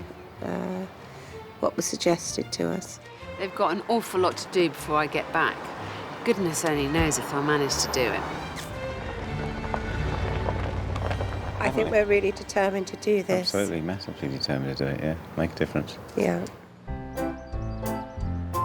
It's a new day, and work swiftly begins on redecorating the 2 bedrooms. What I was trying to achieve is to give them a template for the rest of their bed and breakfast. Eden Lodge was rather old-fashioned and not particularly appealing, and I was trying to bring it into this century. Alex has also called in a pool expert to give Ziggy a second opinion on running costs. I would think you should be budgeting about £50 a week. That's very good. I was running at about £25 to £30 a week, a day, sorry, not a week, a day. That's much more affordable. With the pool a more viable option, the couple turn their attention to decluttering. Yeah, I am sorry to see them go. It's a bit of a painful process for me, but I'm going with it. That could go back in the room, look, the Lion Witch and the wardrobe. You go through the wardrobe and into another room. I'm sure Ziggy's going to take the decluttering task seriously, because I'm sure that some of the stuff that's around here annoys him as much as it does me. Where's the water? Oh, God. I think Lynn will find my suggestion that she declutters very hard to deal with.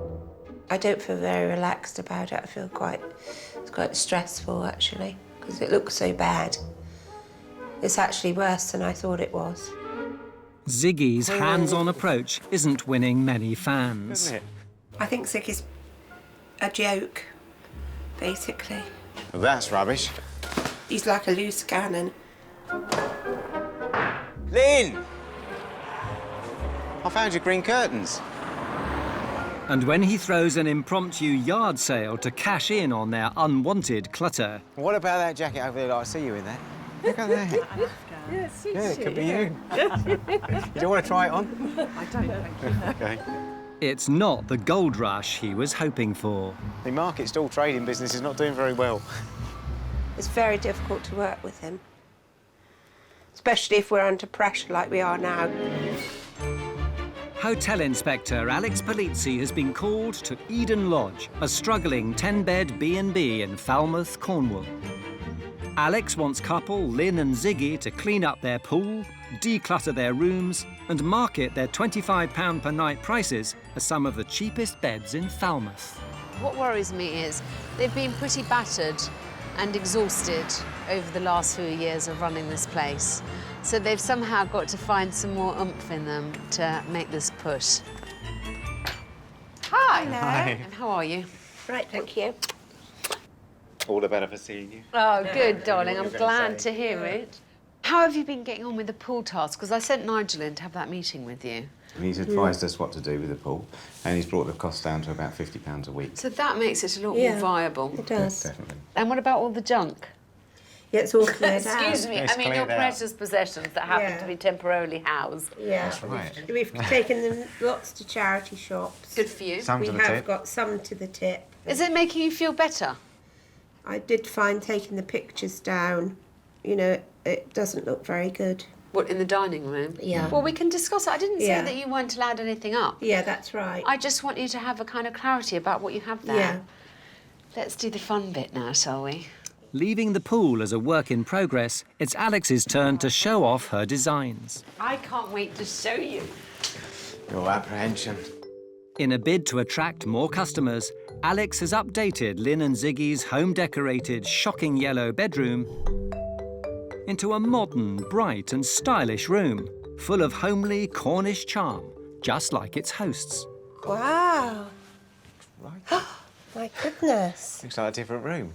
Can we charge 200 quid? Oh, it's fabulous. Crikey. I know you thought it was funky, the yellow, but I think you could give up funky in return for having something grown up and calm. Yeah, Yes, 100%. it's beautiful. Not many. Do you like that? Absolutely fabulous. If guests weren't booked in here tonight, I'd be up here. So let's go and look downstairs. Yeah. Next, Alex has turned the downstairs, cluttered family bedroom into a light and bright room, inspired by its coastal connections, complete with modern touches that would impress any discerning guest. Your new family room. Wow. I've given you bunk bed because if someone has only one child, they use one, but it Yeah. is nice to be able to put two in without Yeah. having to hoik a bed about the place. Yeah? Yeah. Come through into the grown-up bit. So, Wow. do you like it? I love it. It's gorgeous. This yeah, is good. it's really lovely. We've reused the bedside tables, we've Yeah. reused the headboard. So it's all doable, Yeah. you see. I mean, It's really really, it's lovely. the touches. We haven't done anything that dramatic yet. No. With Alex's refurbishment complete, it's time for Eden Lodge to shout loud and proud about their revamped rooms. And the hotel inspector has a plan.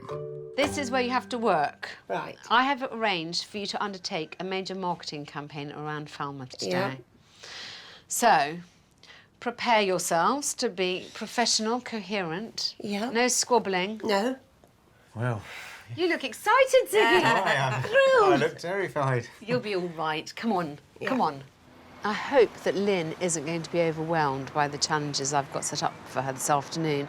I think Ziggy may deal with it a bit better. First, Alex wants to unveil their new rebranded Eden Lodge sign. I have your new sign. Whoa! Is that pretty? Gosh. Probably Falmouth's cheapest B&B. That is what I want you to remember. Yeah. Yes? Yeah. This is what we're marketing you on. Yeah. You give a great service, you've got fantastic rooms, and you are cheap. So, what we want to do is make sure we grab people's attention. So that is going to be where your old sign is. Yeah. Right, on to the next bit. With Eden Lodge rebranded as Falmouth's cheapest B&B, probably, it's time to get the promotional campaign on the road.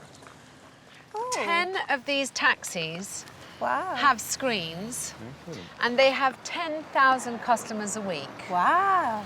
So it means that your message is going to be getting out to a lot more people. I love that. Fantastic, yeah, looks good. And if that wasn't enough... Look at that. You're on the side of a bus.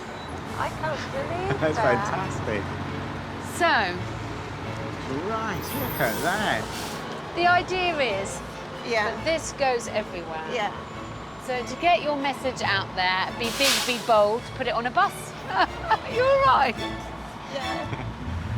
Oh.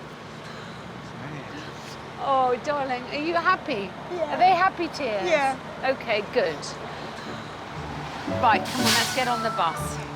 With Eden Lodge branding and signage sorted, Alex has a PR exercise to get them truly heard. I've set them up for the Pirate FM interview because I think it's very important that they reach out to the local community and the wider community in Cornwall. How are you? So nice to meet you. They need to get used to promoting their business, and I think the more exposure they get to all the different ways they could do that, the better it is for them. Cornwall's largest radio station, Pirate FM reaches over 250,000 listeners. The perfect platform for Lynn and Ziggy to pitch Eden Lodge as Cornwall's favourite budget getaway. But can they get the message across? Just remember that what I've been trying to instill in you is you are good value for money, and you must remember that, and you must be really proud of it. Good afternoon, welcome to Cornwall's Pirate FM. I'm joined by some very special guests in the studio this afternoon. Welcome to Lynn and Ziggy, who run the Eden Lodge B&B in Falmouth. And I'll start just by asking you to tell us a little bit about your B&B. What's it like? Well, our B&B is in Falmouth, and it's quite an old building. It's in need of quite a lot of decoration because of it being old. But we're getting there, and it's been done up. It's not quite the big sell Alex was looking for. Tell us about your swimming pool, because that's a real selling point for you guys, isn't it? How big is it? We don't know. We don't. It's quite a large swimming pool, but we don't know measurement-wise. We always forget what it is, but we've got a deep end and a shallow end. Time for some words of wisdom. You have a couple of really unique things. You're the only hotel, small hotel, in the B&B in Falmouth with a swimming pool. You're near enough to walk to, you know, restaurants and et cetera, et cetera. Yeah. Yeah? OK. Why does your B&B stand out? Why should I come? Well, it's quite a unique place. It's quite near the beach. It's very near town. Lynn finally finds her promotional feat. People feel that they're coming home from home, which is one of the comments we get quite a lot. And it's very reasonably priced. We're probably the cheapest place to stay other than a campsite in Falmouth. So the cheapest B&B, that's the marketing line? Yes. Brilliant. Well, I wish you the best of luck. I hope you've taken Alex's points on board, and thank you very much for coming to chat to us today. Thank you very much. You did brilliantly. It's so hard to be fluent when faced with that kind of questioning. And there's plenty there, hopefully, between everything we've done today.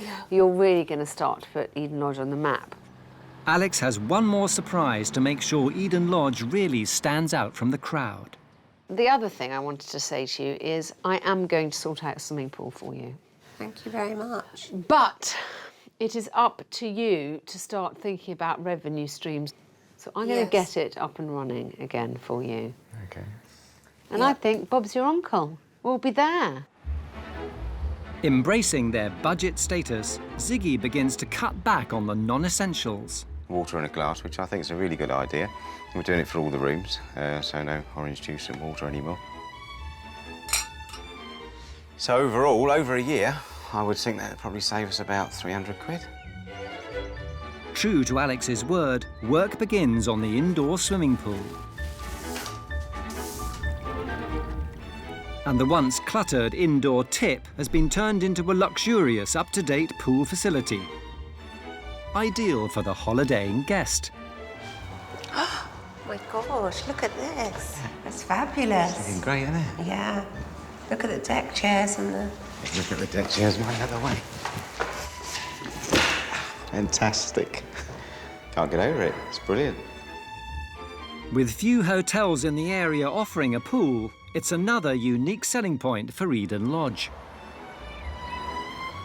With Eden Lodge's profile on the up, Ziggy turns his hand to the guest lounge that Alex hated so much. And Lynn jumps on the bandwagon too, revamping the dining room, selectively. I've listened to Alex and I've changed the dining room accordingly. The dandelion theme is to go with the new dandelion logo. Only thing I don't like very much is that dandelions associated with wetting the bed, aren't they? The swimming pool and bedrooms are now ready for action. To start offering exclusive use to large parties, Alex has a plan to get the ball rolling. I have arranged. In less than 48 hours, we are going to have 3 lots of companies that run dive classes. Wow, fantastic. So they are interested in running residential courses. Right. Okay. So what I want you to do is sit down and work out some packages. For a full day exclusive use of the pool. Okay, my darlings? Okay. Yes? Yeah, definitely. Yes, I'm looking forward to it so much. OK, cheers. Thank you very much. See you Bye. soon. Bye-bye. Alex wants Lynn and Ziggy to hire out Eden Lodge to local dive school students. But if the B&B's to start turning a profit, the couple will have to put together a cost-effective package. Scary. I just think we're going to be plucking numbers out of the air. I think Lynn and Ziggy have absolutely no idea about what's happening financially with their business. As long as they've got enough money to eat and clothe and heat the place, I think that they don't really look any further than that. With the clock ticking, pressure mounts. £4.75 is for the packed lunch. $4.99. What, 99? What's 99 about? Psychology. It's not psychology, that's stupid.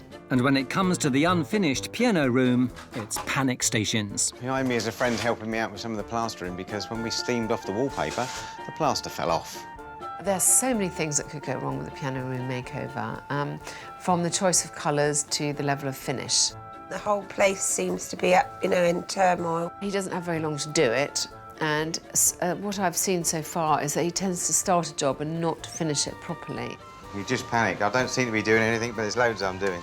You know, what I really want to encourage both Lynn and Ziggy to do is to see a project to its final conclusion. Yeah, she does lack in confidence when it comes to me, unfortunately. Everything turns out all right in the end. He's not going to get it finished. Alex Polizzi is at the Eden Lodge in Falmouth, helping couple Lynn and Ziggy transform their cluttered hotel into a thriving B&B. Oh, it's fabulous. Can we charge 200 quid? After having their bedrooms and pool area refurbished, the couple were inspired to update their rundown guest lounge. It'll be finished before Alex sees it, or I won't be seeing Alex. In a bid to increase revenue, Alex has put together a plan. Today, I have invited some owners of dive schools who could potentially be interested in using Eden Lodge for residential-based diving courses. Impressed the dive schools, and Lynn and Ziggy could find a whole new market with residential bookings. They could have 4 or 5 nights accommodation, they could have all their meals here, they could use the pool for a couple of days. Basically, what this would do is it would make an immediate hike in their occupancy levels. Today's the big day. Ziggy puts his welcome speech to the test, but he's up to his old tricks. Excuse me, can you pay attention? Thank you. Oh, no, don't be Look this silly. way. Don't mess about. Just say what I'm you're not going to really say. gonna say that, am I? I haven't got time for this, so hurry All up. right. Well, ladies and gentlemen, welcome to Eden Lodge. The swimming pool is up and running. You could say what your name is. You could say, hi, I'm Ziggy. Excellent. And any problems or any questions, please come and see me any time. Fantastic. All right, then, well, let's crack on now. Alex is back Hello, hello. and wants to make sure the couple aren't undercharging on their package prices. Hello. Alex, how are you? In your piratical look. How is everything since I last saw you? Oh, really good. And you're ready for the hordes who are coming today? Yes. How has it gone with the costings? We're having an argument over evening meals. I'm sure you've done it too cheap. What have you done? That's right, she's done it too cheap. £10, she says. I put £10. I said 12. But I just thought it would make it, you know, people will want to eat in if it's... When is the last time you went out anywhere and paid £10 for 2 courses? Yeah. I mean, you'd struggle to do that at a burger joint. Things you have to buy in, you must be making a profit on. Yeah. £10 is far too cheap for an evening meal. Yeah. It should be 15 quid. You know, there's no point them doing this in the same way as they've done everything else, which it means a lot of work for them and ultimately no profit. Before the guests arrive, Ziggy wants to show off his new lounge, originally a tired and rather uninviting space. Ooh, look at this. This is amazing. Do you like it? I love it. I don't think I could see the wood for the trees before. I thought the other room looked great, but now I see this, it looks great. Much better. It's a really pretty room now. Let's hope our divers think so too. Yeah. With a guest lounge now fit for purpose, Eden Lodge's promotional launch can begin in earnest. So I just want it to be very businesslike. Yeah. Charming, obviously, and welcoming. Yeah. Today's 3 diving school instructors and their students will road test the pool, sample lunch and view the new and improved rooms. Shall we start doing the formal part of the day, which Yes. is welcoming in Yes. these divers? Hello, welcome to Eden Lodge. I'm Ziggy, this is my wife Lynn. Lynn and Ziggy are very nervous and they're definitely outside their comfort zone. I think they have just spent so long trying to get the physical building up to this standard that maybe they haven't given quite enough thought to the refinements of welcoming these people in. Good morning, everybody, and welcome to Eden Lodge. This is my wife Lynn, we're the proprietors. Some of you may know us, some of you may not. For those that don't, I'm Ziggy, this is Lynn. So, what was I going to say? But nerves get the better of Ziggy. Oh yes, this is a guest house as well as a facility to use, so please treat the place with respect, because guests may be coming in and going or asleep. I'll show you the pool. Speedy. So if you'd like to follow me, I'll show you the pool. That went all right, didn't it? Yeah, very well. Bit rushed. He could have taken a rushed, breath. yeah. He could have taken a breath between speaking. Oh, well. Poor thing.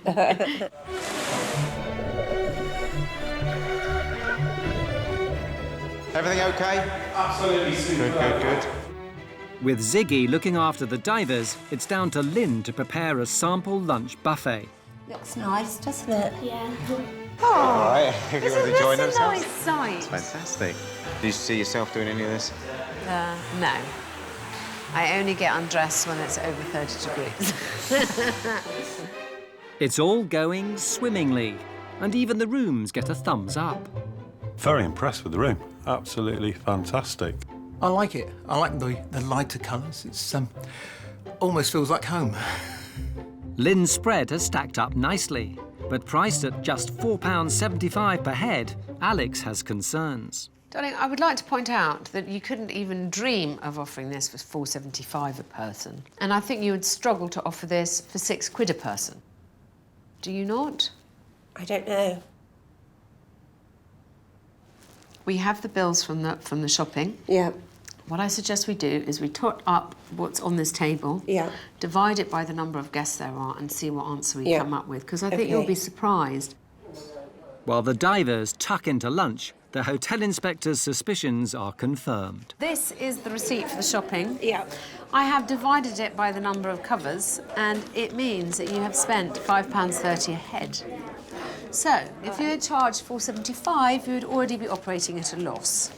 Okay? I think I'll frame my repossession notice, which I got over, and then that'll always remind me that I've got to make a profit. Okay.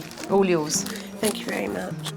With calculations once again letting the couple down, Alex calls an emergency meeting. What is the point of you working and not making a profit?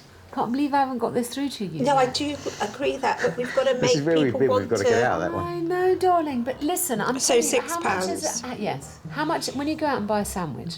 Okay. What is it? £6. At least £4. I don't know, I don't ever buy a sandwich. And if they're going to do a residential house, so in the high season that's £35. Yeah. Yeah? Yeah. So then you add 35 plus 12 plus 6.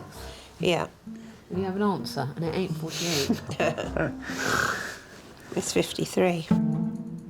I can't say that I'm completely confident yet, but I hope I've put a bit of backbone into Lynn about her figures, because as long as the pool is okay and the price is right, we know we have a captive market. So it's all theirs to lose. Sums agreed. Can Lynn and Ziggy successfully market Eden Lodge at £53 a head per night in their final sales pitch? We want to tailor our pricing to suit you, and we've done an hourly rate for the pool. The ballpark figures were £15 an hour, and then obviously we've got residential courses, which would be £53 per day. That would be bed, breakfast and evening meal. And inclusive of the pool, isn't that? Yeah. Did you want to add anything? No, you're doing very well. Yeah. Have Lynn and Ziggy done enough? Superb, excellent, and far exceeded our expectations. The pool is perfect for what we want to use it for. Yeah, we'll definitely be back.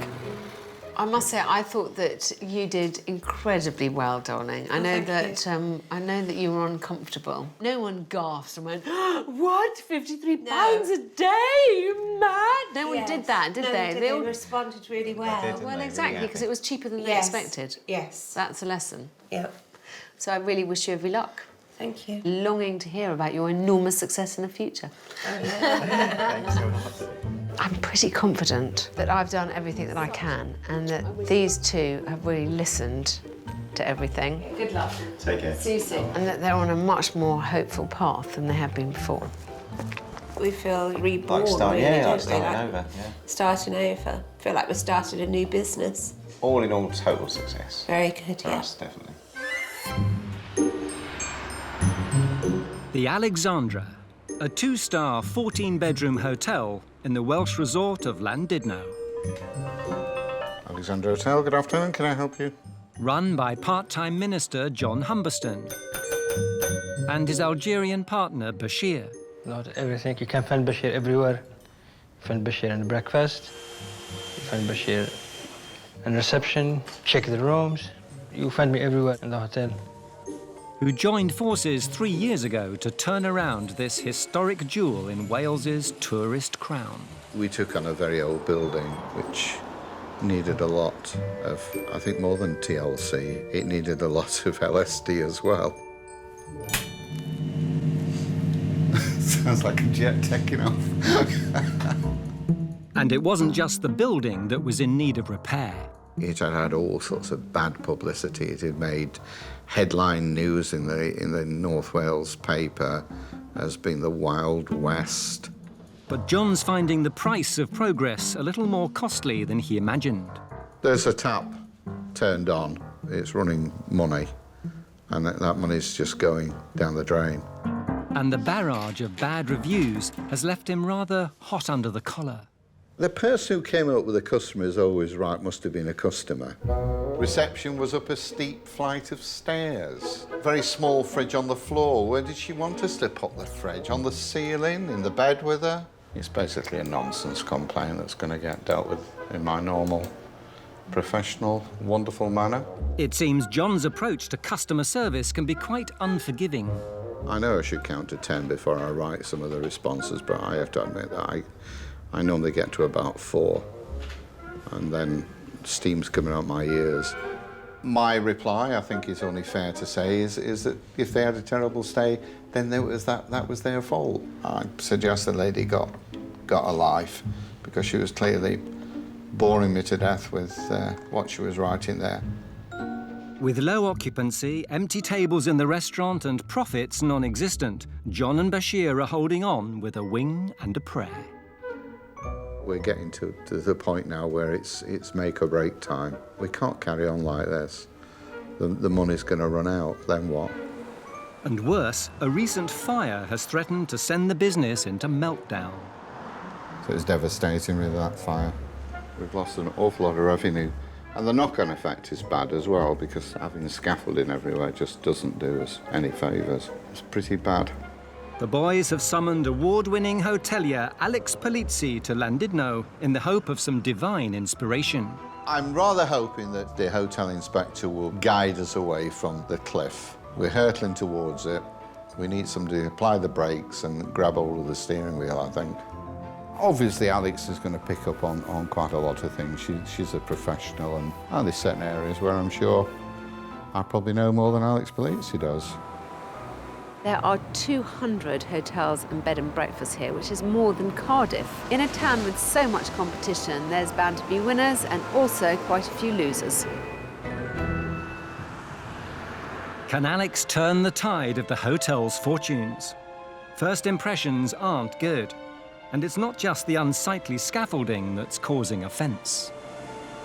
I am outside the Alexandra Hotel, which is not a thing of great beauty, I think I'm safe in saying. The signage is awful. I know that it's a cheap hotel, but still there's a lot one could do just to tidy up the outside to make it look less like a doss house. And there's little sign of improvement inside. Please don't take our room key with you. Stop! Going out late, then you need a late access tag from reception. Have you got our key in your pocket? All right, keep your hair on. The overwhelming impression is not welcome, it's more like bugger off. Hello.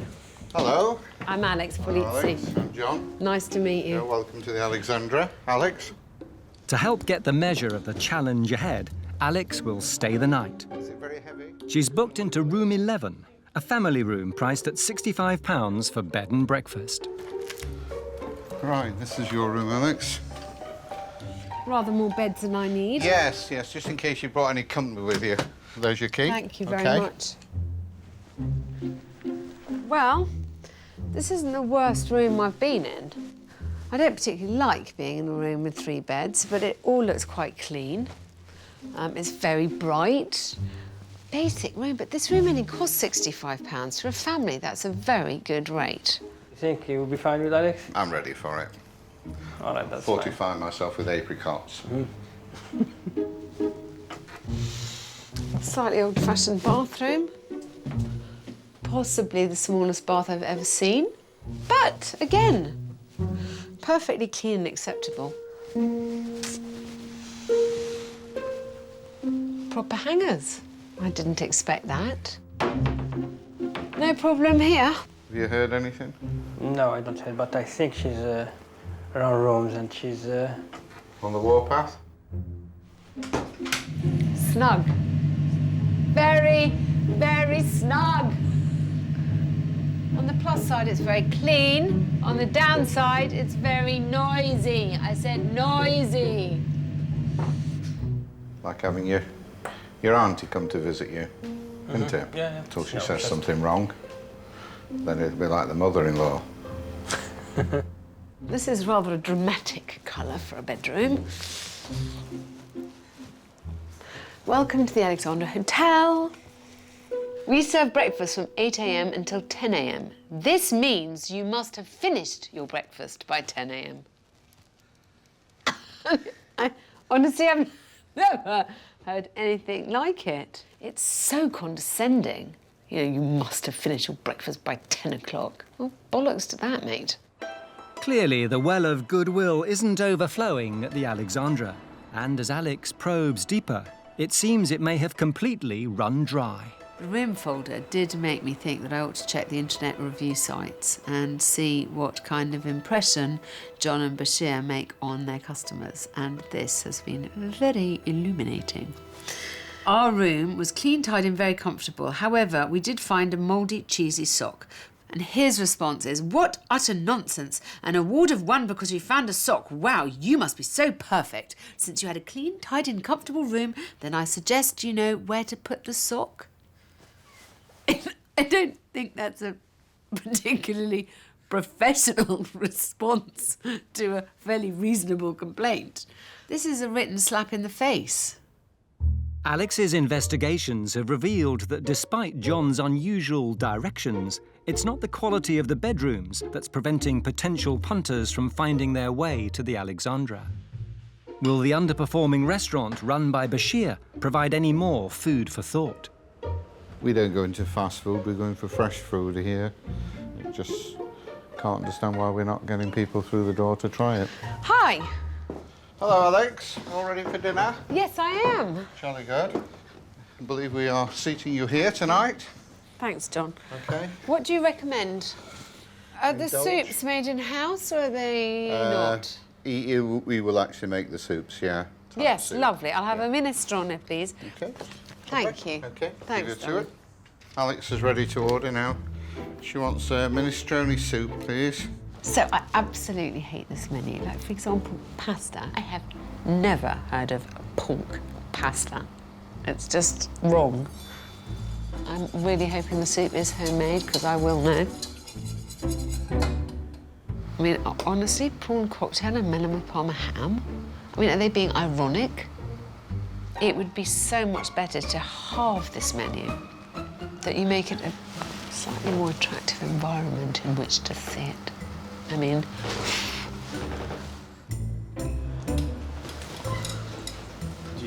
Hi, good evening. Thank you very much. Thank you. You're welcome. It doesn't taste homemade to me. Nothing homemade is usually this colour. The Alexandra Hotel in Llandudno, run by train fanatic and part-time minister John Humberston. To run a hotel is like having a baby that never grows up. And his Algerian partner, Bashir. Bashir, pack it in. Dismal occupancy, a failing restaurant. Lots of room, no customers. And a bad reputation have left the business on its knees. We're definitely into a loss-making situation. With the Alexandra facing the last rites, John has called in the hotel inspector for help. Alex Polizzi is going to kick my butt all over Llandudno, isn't she?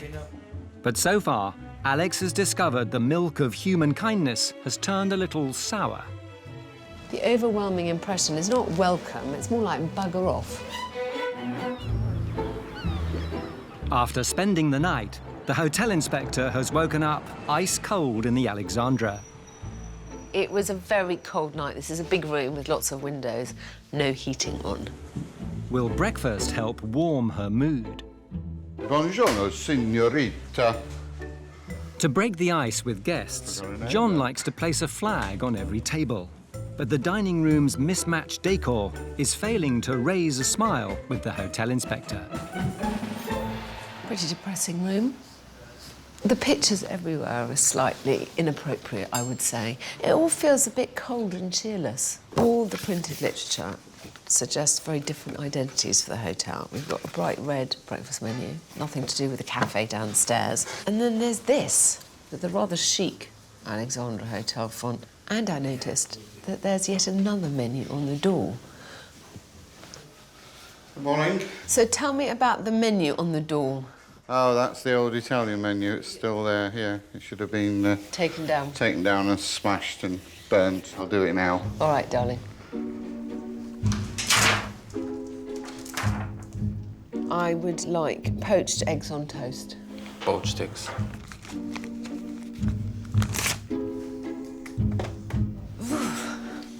Yes, I did notice that Mrs. Polizzi wanted poached eggs. Ha, surprise, surprise. Fantastic. Thanks. I think the person who has a poached egg normally is the one that, you know, would like to waltz around in Gucci shoes and posh handbags, and I don't think they go to the same shop that I do. First impressions, you know, 2 eggs, 2 rashers of bacon. What's to complain about? With breakfast passing muster, Alex wants to know why John's customer service skills are less than sunny side up. Do you like running a hotel?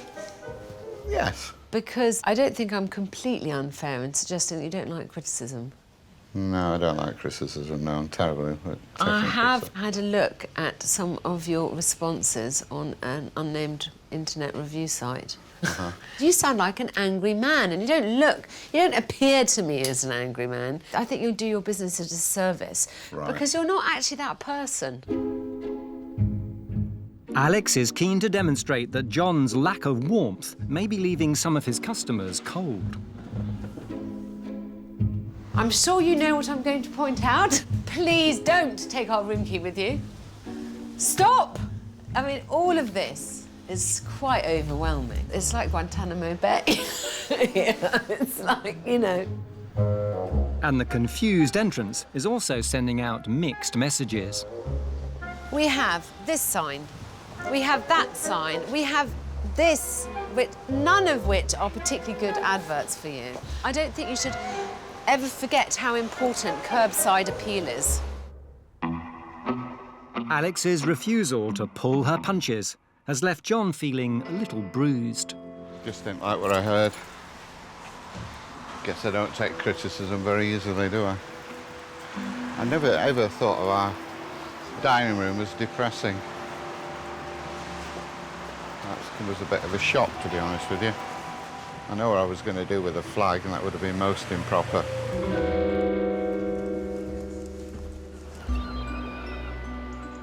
Alex feels that if she's going to provide any answers to the Alexandra's problems, it's time for some hard questions. So how bad is the situation here? How long do you think you can survive? Not long. We've got to start turning around things within weeks, not months. To help John and Bashir, Alex has a 3-point plan. She believes that to shed its questionable reputation, the Alexandra Hotel needs a relaunch. And she has the unwelcoming and unnecessary clutter firmly in her sights. First thing is we need to get you an identity. Everything from all the signage that we're going to take down and then decide what we put up again, to the information, to how you present menus, the whole lot. I mean, this is just to give you 2 examples of 2 current menus. Does someone have a problem making decisions? Why is the font different on every single page? Everything is just completely different. Next, John's customer service skills are going to need a reboot. If I read the internet reviews and I hadn't met you, I would have thought you were a complete Jekyll and Hyde character, because 50% of the reviews cannot praise you highly enough. And the other 50 talk about you as if you're the devil himself. Devil incarnate. John, I think you're slightly off-putting on the internet. I've tried a bag over the head when I come on a reception here, but... No, I'm just going to ban you from responding to any negative comment. He's allowed 3 sentences. Thank you for your comments. We will try and improve. Don't get into an argument with the customer, because it's one you're always going to lose. Finally, if the Alexandra is to survive the next 6 months, the boys must start attracting a wider market. We need to tempt locals in, because locals are what keeps you going out of season. They think we're the Wild West. I know, darling, but you're not, are you? And Alex believes the presently underwhelming cafe and restaurant area might be the way to the locals' hearts. I want us to focus on the cafe. Walking along, you're not quite sure what you are, what you're offering, who you're appealing to. I would like that to be the area that I do up for you. I think we can make it look much more appealing. Does that make sense? Yeah. Yeah? Alex departs, hoping her intervention hasn't come too late. When they started, that place had a terrible reputation. They've cleaned it up, they've invested a lot of money, and they're doing worse. And I have to say, I think in a way that that's down to John.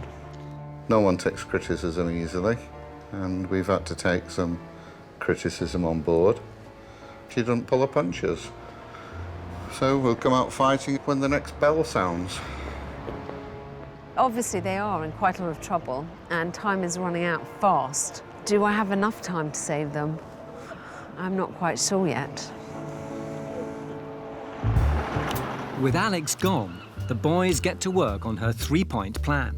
First, decluttering the unappealing decor. People will come in here and not know anything about the past because it will be dead and buried, gone. Mrs. Polizzi hates these things. I was fond of that sunflower. Next, to entice the locals to the hotel's cafe and restaurant, Alex has arranged a culinary crash course for Bashir. Hello, good afternoon. Good afternoon, my name's Andy, I'm the head chef here at the Castle Hotel. I'm Bashir. Bashir, pleased to meet you. I'm hoping that this will reinvigorate not only his desire to cook, but also to put it on the plate better, more delicately, more appetisingly. People eat with their eyes. It's the first thing they see, they think and they go, wow, that looks really nice. Whereas if it was bland and uncolourful, they just think, Presentation. Yeah, presentation, No, that's what we find it's all about. And to help John recognise the importance of customer relations, she sent the pair to charm school. I'm hoping that he's going to go along there, he's going to have the rough edges knocked off and rediscover the inner, cuddly John who we'd all like to find. We've come here today because Alex thinks we need finishing off. I don't need to go to charm school at all. It's obviously here just out on a jolly.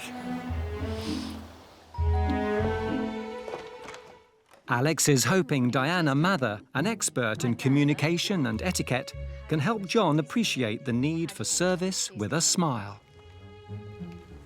Your mindset's got to be that these people, complainers or not, are pots of gold. They are paying your wages, they are paying for the hotel, they are the reason that you're in business. You never go down to their level. You always either don't reply or say something positive. Thank you very much indeed for bringing this to our attention. That's, most useful feedback. Thank you. So we're going to do a few exercises today. I don't suppose you will ever have walked with a book on your head, will you? But we get everybody to walk with books on their heads. I said we're going to have a book on our head, didn't I? I know so. Right. It makes you walk with elegance and sophistication and confidence. Didn't quite make it. Good, and off you go. Relax the arms. Very nice indeed. Excellent. He's a natural.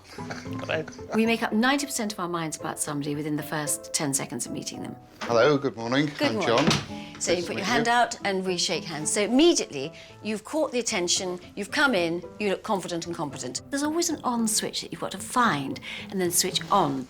No, left hand only. Out again. All right. Just the left hand. And shutting the door. Hello, good morning. Hello, good morning. And find out the reason why people are not treating their customers properly if they want to be in that business. So, gentlemen, I don't think there's a real problem. You have just got to put yourself in the customer's shoes, especially you, John. If you can't say something nice, don't say it. Say it. Look at your customers as vital to your business and as nice people, OK? The way Diana puts it across is very good. I think I'm looking at the reviews now from a completely different set of eyes. The charm school might have opened John's eyes, but he's more blinkered when it comes to Alex's demand to present a more compact restaurant menu. It's not really a big menu, this one. I think you probably should drop that. It's very, very hard to keep fresh melon and all the rest of it. Parma ham's very expensive as well. OK? OK. Halving the menu, I think that's impractical. You know, if we halve the menu, there'll be little or no choice whatsoever. Part-time minister and full-time train enthusiast John Humberston runs the Alexandra Hotel in Llandudno, along with his partner Bashir. Everyone brings joy to this hotel, some when they arrive and some when they leave. After 2.5 years at the helm, the hotel's in desperate trouble, and John and Bashir are nearing the end of the line.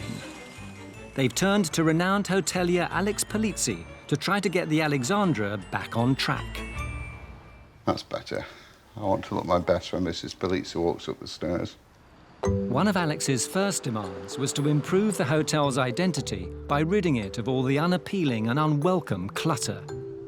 Most of the signs that Alex didn't like disappeared rather promptly, almost as fast as she did. In fact, there are no signs at all. The place is bare.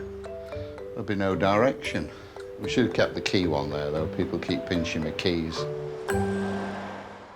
Alex is back, keen to discover whether John's charm school experience has been equally transformative. I'm very interested to see whether their day at charm school has made any significant difference to how they behave with their customers. Yeah, no problem at all. Thanks.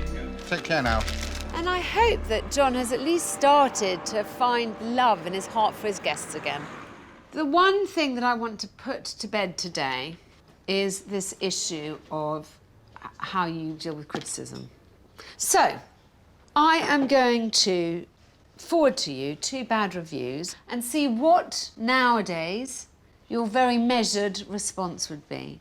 So read the whole review and then write a pretend response and let's see whether it passes the Alex Polizzi Charming Hotelier test.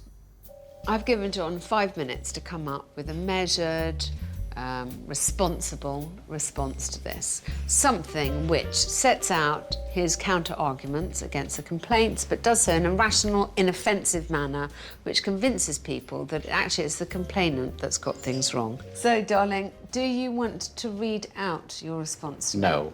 Go on. All right, then. Dear Mrs. Shufflebottom, first of all, let me assure you, we treat all our guests with courtesy, no matter which agency directed them to us, and are pleased you decided to give us a try. I thank you sincerely for your kind comments about our rooms and my staff. Let me assure you that I had no intention of giving offence. I must apologise if I gave that impression. I can only assume that my sciatica must have started to show the pain that day. And as you have seen for yourself, we try very hard to give our guests the best possible experience. Perhaps you'd be kind enough to forgive us. Would you be my guest for lunch on your next stay? Oh my gosh, darling. Take a bow. Can you see why that is better than answering the way that you did previously? Yes, my dear. John definitely takes these things too personally, but I'm hoping, I really am hoping, that he's going to find a way to divorce these complaints from himself. John may understand the theory, the customer's always right, but Alex now wants it put into practice. Smiling through the pain is one of the imperatives of being a hotelier. So I have actually done one of my favourite things, which is invite a bad reviewer back to meet him face to face. The review stated that the Alexandra was mismatched, poorly decorated, unclean. John had responded with, what utter nonsense. No. So, this time I'm going to test your customer skills in person. Oh, right. Because we have this lady downstairs. Oh, my God. And I am going to usher her up here, and you're going to, oozing charm from every pore, make the situation right. So, Josie and her family, this is Hello, Dawn. Josie. Hi, nice to meet you. Are you well? So I didn't write the nicest review, but it was honest. When the owner responded, it was quite a shock. He didn't listen to any of the feedback. He didn't acknowledge anything that we said. It just seemed like he denied absolutely everything. That's the thing when you read the reviews. You kind of get the impression that everybody's wrong and he's doing it the right way, you know, which is an incredible way of running a business. And I just don't think it's very professional, really, to get that personal. Right, well, thank you for being brave enough to come back to us again. I'm sorry that you didn't enjoy the first experience. That's obviously not something we're happy about. I was pretty shocked when I got that response. It's not normal practice. I'm very sorry that the experience wasn't a good one. It's okay, but if somebody had just explained to us when we came, you know, we're having a refurbishment, you know, things aren't perfect at the moment, we would have been, okay, that's fine. But we basically take on board what you say. If you'd been like that with us at the time, we would have come back. Thank you for acknowledging it in that way. No, I understand where you're coming from, yeah. Thank you. All right. Do you want some more orange? You're all right. Would you like some more? brilliant. Yes, no problem. He answered every single point in a succinct and measured way. I mean, the perfect hotelier. Darling, you are absolutely brilliant. Oh, thank you. I mean, you're a lesson to hoteliers. I mean, what a complete turnaround. He was a really nice guy, actually. Surprised me how friendly he was, and he acknowledged everything this time. If he'd been like that in the review, then we'd have probably come back again. With guests now hopefully more assured of a warm welcome, Alex turns her attention to the cafe and restaurant. She believes that if John and Bashir can get their food offering right, it could be key in attracting some much-needed local trade. How did you get on with cutting down the menu? We haven't. Well, I don't do nothing about the menu because I feel maybe we need to talk with you about. I just think that you're making your lives too complicated. You're offering roast, lamb, chicken, pork or beef. You only have to offer one of those. You don't need to offer 20 things for somewhere to be appealing. Yeah. Yeah? Follow you. Word of mouth is the best advertising that money can't buy. And we have to make sure that every time anyone experiences any of your services, that they go away thinking, my goodness, this is very good value for money. We have to get it back on track, yeah? Good. For the final stage of her plan, Alex needs John and Bashir to get the menu right. She wants them to invite the resort's top movers and shakers for lunch to demonstrate that both the Alexandra and John's customer service skills are now fit for purpose. Next time I come, we are going to make sure that the great and the good of Llandudno come and see that this is not the place that it was. No. We've got to re-establish your reputation. This is a one-shot. One chance at a first impression. All right, my dear? Yep, we'll do our utmost. Thank you very much. Mwah. Take good care. Bye, darling. All right, Thank safe you. journey. Bye. I must admit, I'm a little bit anxious about it because we will have to make sure our act's a good one. If we don't make a success of it this time round, then I think we might as well pack up and go home. To help John prepare for the big event, Alex's design team has been hard at work. Renovations begin in the cafe and restaurant area. And the makeover doesn't end there. Oh my goodness, oh, look at this. Yeah. We had a very nice logo designed, which has been applied throughout every area of the hotel, from the key fobs. Wow, look at that for a logo. That is something else, isn't it, eh? To the staff uniforms, to the guest information, to the signage. All right, what do you think? That's lovely, superb, yeah? Even the menus enjoyed a revamp. A little bit better, more compact menu. As managing director, it's my job, obviously, to make sure that work's shared out fairly. So I'll do all the difficult tasks, which is the breakfast room and reception, and all those are yours because they involve stairs. OK? All right, no problem. You're still here? Oh, I'm going now. Now you're walking into somewhere which has clearly, the whole process of a guest stay has been much better thought through. There we go. That was wonderful, that. And John's wasted little time in spreading the good news. John's invited a lot of the big hitters in the community. I was after the mayor's secretary. Yes, Or the mayor. We want to show the great and good of the town that the reputation of the Alexandra is undeserved. Could you put me through to Inspector Ian Verberg's office in Llandudno, please? It's incredibly important, both for him and for the future of the Alexandra. I'm just checking that you're still OK for tomorrow for our luncheon date at the hotel. But as Alex prepares for her final visit, she's discovered John's charm school experience might be wearing off. Despite her demands, he's posted a rather colourful response to a negative online review. John has written a 2,000-word rant. It's quite astonishing. Wittering on about the breakfast, how it's not greased, how the tin tomatoes are Italian, how the pan au chocolat would have been better if she'd taken the wrapping off. Anyway, I feel really upset about it. I thought we'd kind of done this thing. On one hand, he's the kind of pastor of a church, and so you would imagine filled with Christian goodwill. Mark, where are you, little loony? On the other side, he's a really chippy bastard. Over the past 3 months, Alex Polizzi has been trying to help owners John and Bashir relaunch their Alexandra Hotel in Llandudno. We've got to re-establish your reputation. This is a one-shot. We can't mess it up. Big day, but it's nothing we can't rise to.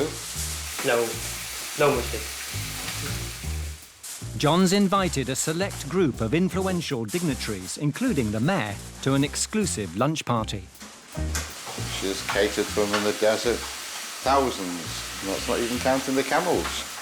If they can impress the local movers and shakers, the hope is it will put the Alexandra firmly back on the Welsh tourist trail. I hope they've done what they bloody can to make sure that this works. This is their last chance. Alex has returned for her final visit. She's pleased to see that at least the hotel's exterior is now less offensive. This looks a lot better. It's given a completely different air to this place. It looks much more efficient. John! Hello, Alex. Welcome to you? the Alex. Well, I must say, the signage looks wonderful. Does it? You look pretty good too. Oh, so do you. So my cup would be perfectly full of happiness if it were not for the fact that I read your last response to a critical review on the internet. Oh, the one that Bashir and I just typed in for him, that one. Darling, I thought we'd tackled this. Bit of humour, bit of ribald British humour. It makes you sound like a loon, OK? And I want you to stop it. We've done all this work. Now, we've got a lunch ahead. I really want you to make sure that you're using charm from every pore. This is your last chance to dazzle people. To help the lunch event appear more appetising, Alex and her design team have transformed the hotel's cafe and restaurant area. The Wild West is no more, replaced with a bright and welcoming multi-purpose space, sure to attract valuable new trade. Let me show you your new all-day cafe bar dining experience. Oh, this is lovely. Bit less of the immediate impression that it's just a pub. I mean, this has got to work all day round, doesn't it? I'm very pleased with this. Good. Come this way and let me show you some of the other highlights. At the back of the room, an elegant new restaurant area. Clean, modern and uncluttered. It is much lighter and brighter, and I'm sure you're going to get an overwhelmingly positive response. Anything to say? Anything? Nope, absolutely speechless. Speechless, grateful. Yeah. Oh, very grateful, yes. Thank you very much, Mrs. Polizzi. The new-look cafe and restaurant is ready for action. Alex is hoping she'll be able to say the same about its hosts. This event is absolutely vital to the success of the Alexandra, to whether John and Bashir can continue here. They need a quick fix, and the cafe should be that. But with the guests on their way, she's worried that John and Bashir may not be ready in time. Someone's got to tell me what to do, darling. What that's me you want me to do? Just tell me what to do. You ask me to give you the instruction. Like well, who is otherwise supposed to give me the instruction? All right, I'll go to do that for you then. No, just tell me. You can tell me Well, we can put the glass on the table. Fine, I'm going to get on with it then. Thank you. The clock is ticking, but I'm quite glad that Ivan and I are just tackling this because I don't want to leave it till the last minute. It was always going to be a bit of a kick-wallop scramble. In the kitchen, Bashir is already behind schedule. John is as laid back as it's possible to be without actually being in bed. Right this second, I feel like just walking out and leaving John to it. Because, you know, like, what bit of this does he not get? The VIPs are starting to arrive. There are some big hitters from the local community. To add to the list, Alex has also invited some representatives from local golf clubs. If they like what they see, they could offer a new revenue stream for the Alexandra. Councillor Burchett, your worship. How are you? Hello, thank you very much. Hello, how are you? I'm fine, thanks. Good. Front of house, Alex is doing her best to hold the fort. Do you want ice? Ice please. But behind the scenes, lunch preparation is taking Bashir longer than expected. How are we doing in here? 30 minutes. 30 minutes? 30 minutes. I'll give you 10 minutes and then sit them down. I hope it's going to be OK, I really do. Bashir's panicking a bit in the kitchen. There's lots of things to do, that's why it's not easy. I feel like going and lying in a darkened room and gently screaming into a pillow. To buy some time, John takes the opportunity to show off his bedrooms. This is one of our family rooms. Quite a big room, isn't it? Yeah, yeah. Very good, very comfortable.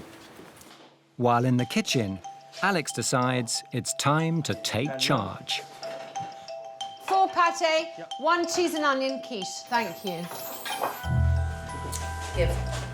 Do the minestrone, I'll do this.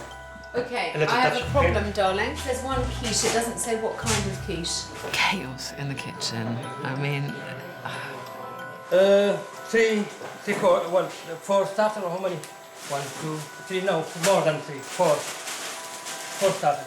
I mean, this has taken years off my life, the stress for this. But starters, appetizers have gone down very well. I'm hoping that we can get through this whole fucking nightmare without any incidents. Alex may have spoken too soon. The main course orders have been taken twice. Where did these come from? These are the fresh orders that I just got told to take. So someone said to you, can I change my order? No, someone told me to take all the orders again. You took a second order, and it was different from the first order. It was him who told you. Yes. We're doing this next, and then the journalist couple last. OK, it should be ready in a minute as well. OK. Despite the chaos behind the scenes, Bashir's cuisine seems to be going down well. And the charm school has paid off as John works the crowd. The distinguished guests seem happy and, more importantly, interested in the new-look Alexandra. The transformation here is wonderful. Compared to what's been in the past, it's bright, it's cheerful, it's clean, and it's welcoming. I mean, I've been here a few times in the past, just a few, because I hated it. But I would quite happily bring my mum here now. I think John's doing a great job. These gentlemen will remember more than anything what this place used to be like. It used to look dreadful when you looked in through the window, but now, I mean, it looks top-notch. It looks like a comfortable place to come. I'm glad that it meets with your approval. Thank you so much. It's nice to be able to see a local business that's doing well and hopefully going to progress further on. We've had a good look at the rooms, tour around, and certainly think we can do something with golfers visiting North Wales and push Johnson business, hopefully. The Alexandra has been given the thumbs up, and the transformation is complete. Well, I must say, I've enjoyed working at the Alexandra. John and Bashir are a very fun couple. Hopefully, we're going to have made a big difference here. I had my doubts today that it was all going to work, but they did manage to pull it out of the bag, to my great relief, and I'm going to miss them. Well, I'm sad to see the end of Alex, I really am. She found us, I think, on our knees. At least she's got us back up onto our feet again. It's up to us now to start taking steps forward. And hopefully, if you can remember everything she said, we might make some money one day. The Paramount, a 9-bedroom hotel in Nottingham owned by Egyptians Mary and Milad Mansour. We're going to do a love heart because we've got somebody coming. Having invested their life savings to buy the struggling hotel 7 years ago, the couple set about rebuilding it in their own unique image. When we first bought the business, it was really very old, so I started decorating different colors. I'm planting my plastic flowers. These ones are nice. With the focus on family-friendly, We have a trampoline for the customers. the Mansours have turned the hotel into an Egyptian empire, complete with shisha cafe. It is quite a very nice and chilling atmosphere. And the exotic theme continues inside with the hotel's very own Indian restaurant. We used to have 30-seater, and it's 30 people. It's completely different now. It's not like before at all. When the customer come inside, I try to grab him and don't let go. But despite their best endeavours, Mary and Milad are all at sea. Sorry. running the business 24/7. It's no break. We break down. Milad, it is not done properly. What have you done? I'm not scared of anyone. Except Mary, of course. Where is the coffee? The dark one. I find him laid back, and I go mad, and I get really agitated. Okay, Milad, it's not. Okay. It's too much, and I don't know how long we can cope. With the Paramount struggling to turn a profit, the Mansours have been forced to work 24/7, a lifestyle that's starting to impact on the couple's 2 children. When I start, I said you had a good dream, and then suddenly become nightmare. We're just despaired, confused, tired. If we try to walk away, I will lose more than £200,000. I think we are in deep sugar up to here.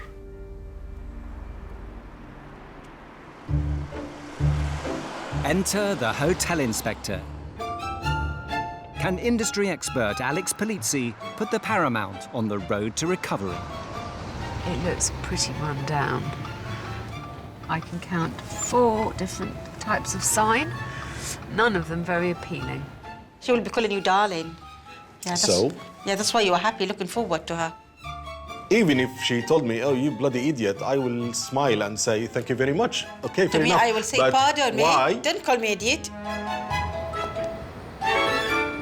To experience the hotel firsthand, Alex will stay the night. Hi. Hello, Alex. Mary, I'm Yes. Alex. Hello, Alex. Milad, so nice to meet you. You too, thank you very much. Thank you very much for inviting me to your hotel. It's a pleasure. Good. Who's going to take me to my room? Mary. Thank I you. will take you, Okay, Alex. lovely. Alex. Thank you, I'll Yes. follow you. The hotel has 9 en-suite rooms, ranging from £40 per night, all designed to Mary's individual tastes. That is your zebra Lovely. room. Okay. I painted it terracotta. My husband didn't like the paint, but I did what I wanted. I'm sure you always do. Yeah. Good. Thank All right, you. then. Thanks, darling. Bye-bye. Gosh, well, tissues on the wall next to the bed. Slightly unusual. I'm not mad about the fact that zebra has been added onto this very old-fashioned carpet. This wouldn't be how I'd choose to do up a bedroom. How's Alex? I was a bit worried about me and her having a bang, but she's lovely. I must check, though, that there is a mattress protector because I don't want to be sleeping in someone else's juices. Well, it's got a secondary. At least it's another layer between me and the mattress. I'm going to be grateful for small mercies on this occasion. But it seems not all the bedrooms offer the same feeling of fortification. No mattress protector and no pillow protector on the cushions. I mean, I really don't even want to touch them.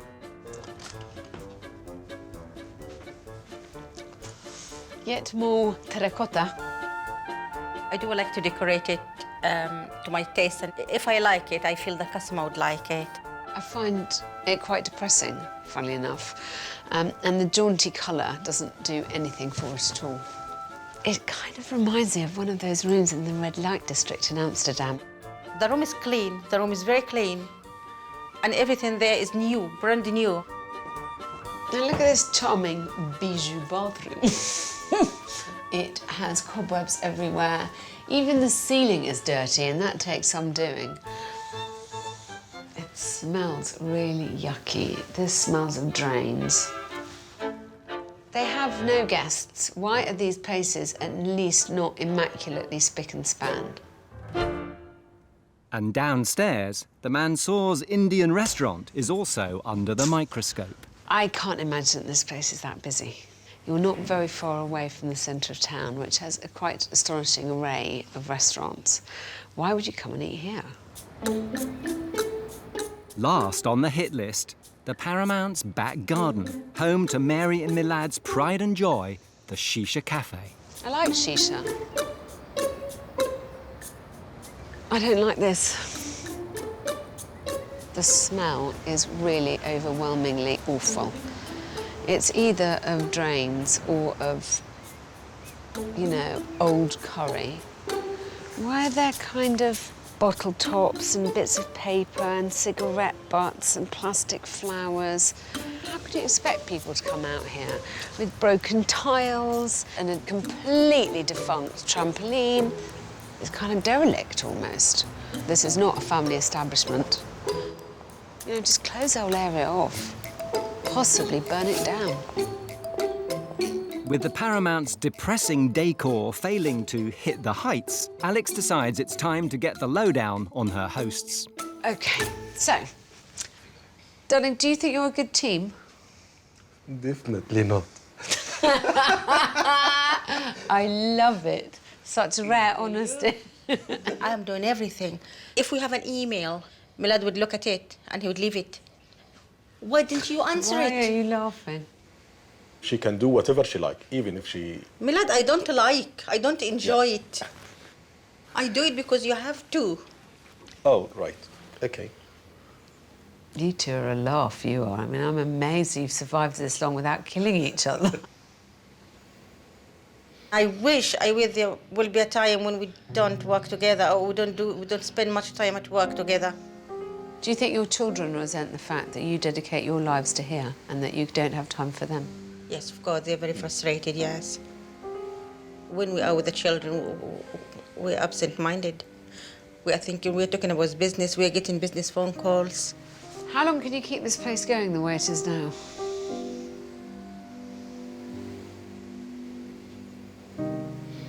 No, we don't know. No answer. Unknown. I think Milad and Mary are incredibly nice. They've got themselves into a terrible pickle with this place. It's in a really bad way. And I'm going to have a sleepless night, tossing and turning and thinking, what the hell am I going to do here? Alex Polizzi's in Nottingham, attempting to turn round the fortunes of the floundering Paramount, a 9-bedroom hotel complete with Indian restaurant and shisha cafe. I would give Alex shisha, make her go high. Do we two work well together at the hotel? The answer is no. The answer is no. Despite throwing themselves into every challenge, owners Mary and Milad are hurtling towards an uncomfortable crash landing. We have no life of our own. All our life is just here. It's nightmare. Absolutely nightmare. But after a disastrous night's stay, Alex is beginning to think the hotel may already be beyond help. I had 3 hours sleep. There was a door underneath me that creaked at regular intervals. Someone was obviously walking in and out the whole bloody night. There is not one redeeming feature. I hate this place. I hate it. You know, all I want to do is leave. Will breakfast, served in the hotel's in-house Indian restaurant, improve Alex's appetite?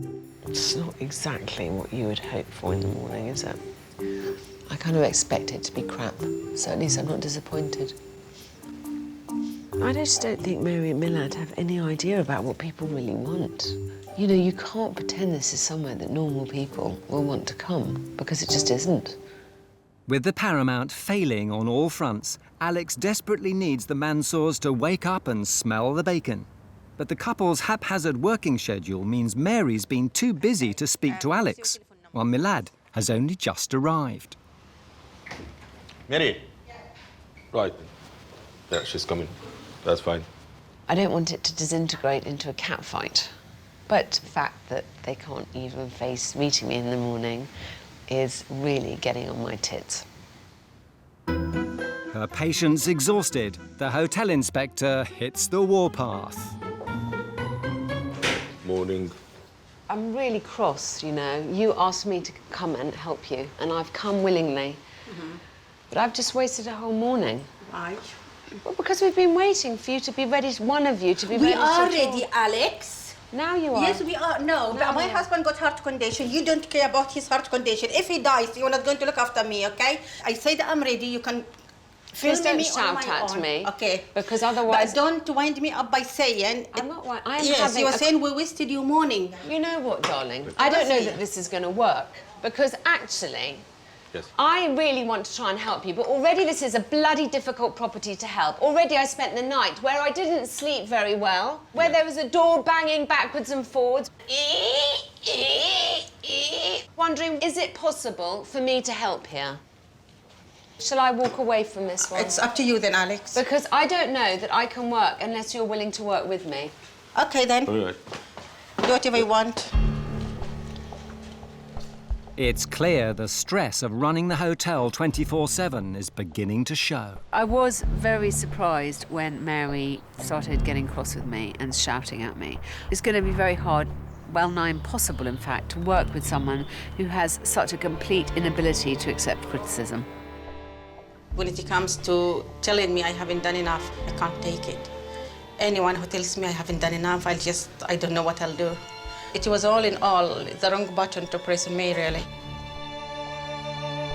And for Alex, scaling the mountain of problems at the Paramount might prove a step too far. I have such a sinking feeling about the Paramount. This is where I have to accept that I might fail, because the scale of the change necessary is so enormous. What I'm going to suggest to them is going to be like prescribing aspirin for septicemia. I can't really see that without a miracle it's going to work. Alex believes that when it comes to offering a warm and welcoming stay, this Egyptian couple are very much in denial. So come down this way. The first stage of her rescue plan, getting the Mansours to realise just how far their standards have sunk. The first impression is not good. Okay. Just because of the information you're giving customers. Right. Instead of taking one sign away and then changing everything, you've just added a sign. Yeah. You also have these two different signs again. And because it looks a mess, it looks like it's not a professional establishment. Right. Yeah? Guys, look at this. Look at the fruit shoot bottles. Look at the Rizzler packets. It looks like a failing business. And that is a very bad thing to look like because, you know, people believe what they see. The bedrooms will also need bringing into line. I don't want to sleep in a hotel on a bed that doesn't have a mattress protector or on pillows that don't have pillow protectors. You know what people do in beds. You don't want to be lying on it. Yeah. Every door in the house should be squeak tested. This kind of basic stuff we have got to get on top of if there's any chance of getting your occupancy up. Okay? Okay, all right. Step 2, Alex wants to tackle the couple's madcap approach to management. You two are very busy, but not very effective. You cannot just keep running around like headless chickens here, firefighting, because that's all you're doing. Yeah. It's an exhausting way to live, darling. There's a very basic problem here, which is that you've got everything a bit the wrong way round. And Alex has a radical plan to help the Mansours manage the hotel more effectively. I don't know if you're going to like this, but in my considered professional opinion, let's just close this restaurant down today. So I've been telling you that, Milad, for years. So you should be focusing on filling the rooms and just let this idea die its natural death. Finally, with the Paramount failing to attract any consistent custom, Alex wants the Mansours to refocus the business, targeting local contractors looking for long-stay accommodation. A plan she believes will help both improve the couple's bottom line and free up some vital family time. There is a lot of building work happening in Nottingham. I'm sure this isn't the clientele that you would most love to have. But the nice thing about builders is they tend to turn in early and get up early and get the hell out. Yeah. They're not hanging about all day doing God knows what. They've got jobs to go to. The most important thing is to make sure that you have a regular income week in, week out. To help the hotel appeal to this all-new clientele, Alex plans to transform the defunct restaurant into a congenial common room. What I would like to do is turn this room into kind of homely environment for them. There's somewhere for them to eat their stuff and actually have a chat or have a drink. Yeah. So this is what we've got to try and work towards. We've got to try and make sure that you can pay your bills and that you can get your lives back. Is there any way we could be at home together with the children? I just think miss so. the family. Sometimes I cry. I really cry.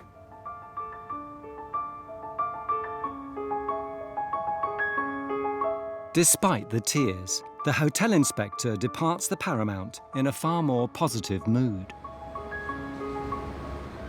I'm not pretending for a moment that I've fixed this, but at least I seem to have achieved some consensus on how to move forward. If you think that this morning it looked like I might be departing this place before we'd even had a chat, I'm amazed that I can leave now with a smile on my face. We are going to try our best and do everything she asked us to do. Okay. Finger crossed. Yeah. Shall I just leave them like this? No, that's it. With Alex gone, it's down to the Mansours to put the Paramount's rescue plan into action. Going back to basics in the bedrooms. Oh, that's lovely. Can I just lay down for half an hour? Oh, that is lovely. That is really nice. Try it, my lad, honestly. And bidding a fond farewell to Milad's beloved Balti restaurant. I have been nagging him for 2 years to close it down. Happy now? Yes. Good. While Alex's team set about creating a contractor-friendly common room, Mary gives the Paramount's pitiful exterior some personal attention. So therapeutic. That feels lovely. Replacing the plastic flowers and binning the bad signage. Yeah, I used my muscles, you see? Lovely. Now the rescue plan's taken off, Alex has sent in an industry expert to see if the couple are on the right path. I have asked Richard Moore from Book Trade Rooms in to consult with them because I think they need some advice as to what contractors want from a place they stay at. Obviously, first impressions, really positive, great location. The key thing for contractors, obviously, first of all, is price, and second is service. Contractor accommodation, midweek, potentially can be the backbone to your business. And if you get it right, and get your pricing right, and get your servicing right, contractors will come back, and that alone will build you a strong business for the future. But will Mary's personal touches in the bedroom provide the warm welcome required for her new target market? Great size room. Not quite sure on the decor, though. Whose choice were the colours? Not me. So moving forward, you're going to choose the colours. Right. Contractors are looking for home from home. Really important that the guys who are working long shifts can relax, recharge the batteries, maybe watch a DVD, go on the internet, and go to work the next day feeling refreshed. One thing I didn't like about Richard was that he didn't like my painting. Yeah, the blue and yellow, yellow and blue. I complained about that paint before and she ignored me. Yeah. Alex Polizzi's in Nottingham, helping Mary and Milad Mansour turn around their failing 9-bedroom Paramount Hotel. Relax, relax. I am very relaxed. You can tell. Dismal occupancy rates, mismatched decor and a misfiring Balti restaurant had all combined to drive the couple's business and working relationship to the edge. I wish there will be a time when we don't spend much time at work together. Keep wife happy. Yeah, they call me Mrs. Complain because I'm never happy with anything. To open up the Paramount to a wider clientele, the hotel inspectors demanded the husband and wife team clean up their act and start targeting the potentially lucrative contractor trade. But so far, Alex has found the process a little less comfortable than she'd hoped. I had one of the worst night's sleep I've ever had when I stayed here overnight. And I did think it was one of the hardest hotels I've ever tackled. I still think that. They are their own worst enemies. So I'm going to have to try and save the hotel despite them. Hello, my friends. Hello, Alex. Nice to see you again. Hi. Hi. how have you got on with fixing the basics? I noticed some of the signs are gone. Yeah. Very nice. Yeah. And I saw that you've planted some real flowers in the flower boxes. Yes. No plastic there, darling. No I'm plastic. very impressed. They have all gone, the plastic ones. Long life. Yeah. So now let's go into your dining room and I'll talk you through what I've done here. Thank you. Okay? Close my eyes. Alex has taken the hotel's once striking and overbearing restaurant and turned it into a warm and welcoming sitting room, aimed at offering contractors a more comfortable space to relax after a hard day's work. Gone is the golden red, in-your-face space, replaced with a fresh, clean and serene colour scheme. Here is your finished product. What I've tried to make sure is that you have a little sitting area and a television. So if people want to come in here and get a drink, there's somewhere to sit. I've done a very neutral look to appeal to as many people as possible. I know it's not considered the glamorous end of the market, but it is very, very reliable. I know how you like your bedrooms, okay? And you're flamboyant and you're over the top. But this place is not about you. Yeah. You've got to try and remove yourself, darling, and try and think of this as the business it needs to be. But is Alex's neutral palette more of a red rag? And are you happy with it? I don't like the lights. Why? Because they are more of a bedroom lights, and they're too big. Yeah. I don't like the window. The window like this is so depressing. Well, take the film off. Well, I don't want to be told to take anything. I don't want to be given work to do. I have got enough. Okay, I don't like the tables. Oh my gosh, you don't like anything. Can I ask you something? No, just don't ask. Okay then, go on. Why don't you find out how your customers feel about it, darling? No, because if I don't like it, I'm sure customers will not like it. Well, if I like it, I'm sure the customers will like it. Why don't we find out who's right? No, I am right. I think I'm quite good at turning hotels around. You've had a go at doing it your way, darling. Why don't you give it a go my way and see which works better? That's right. Yeah, give it a go. Give it a go. You've had a long time to fiddle about and do what you think. I mean, the chairs are uncomfortable. They just look, they're not comfortable if you sit in them. Sit down and try them. They're very comfortable. I'm always right. That one is not. There's no point in you coming in and going, I hate it. You may hate it, but let's see if it works. Let's see if there's a good response from the customers. Let's see if it helps fill this place, because that is ultimately what I'm here to do, is try and make this business successful. And maybe I'll have to do it in the teeth of your opposition, but I'm prepared to fight that corner. I really am. Okay? You have it. Okay. Give me a go. Are you with me or against me, husband? Oh, my God. Why are you taking Alex side? Give it a go. We had 7 years dry. Milad, you will be gone soon.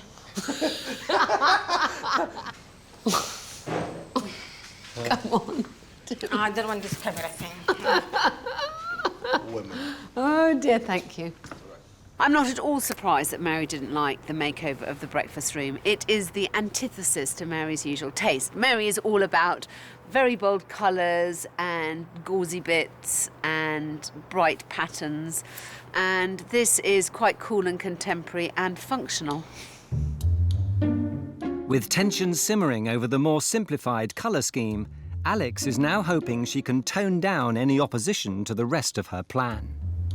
The next stage is I've got some of the people who run contractor accommodation websites to come here and inspect the hotel very closely, to really sell the hotel to them and make sure that they feel that they can recommend this hotel on their websites. Okay? Yeah. I have kept a small amount of money back from the budget, £1,000, to do some what I think are essential elements for at least 3 of the bedrooms, as many as we can afford to do, so that you have 3 bedrooms to show them that are really up to standard. With the couple now aiming for a clear and common goal, Alex is hoping their working relationship will benefit.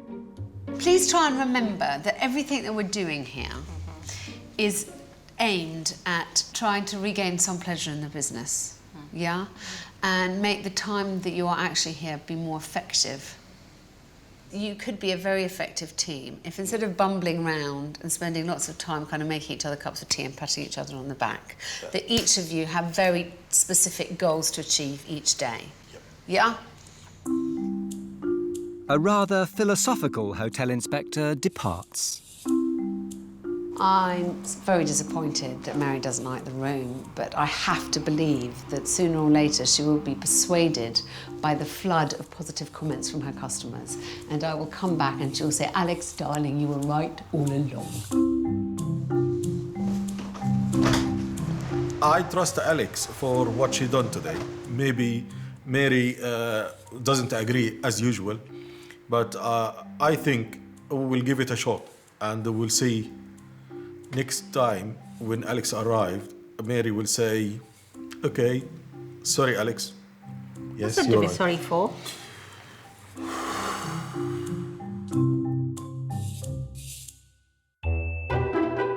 With the final stage of the hotel inspector's plan in place, it's time to tackle the couple's inefficient management style.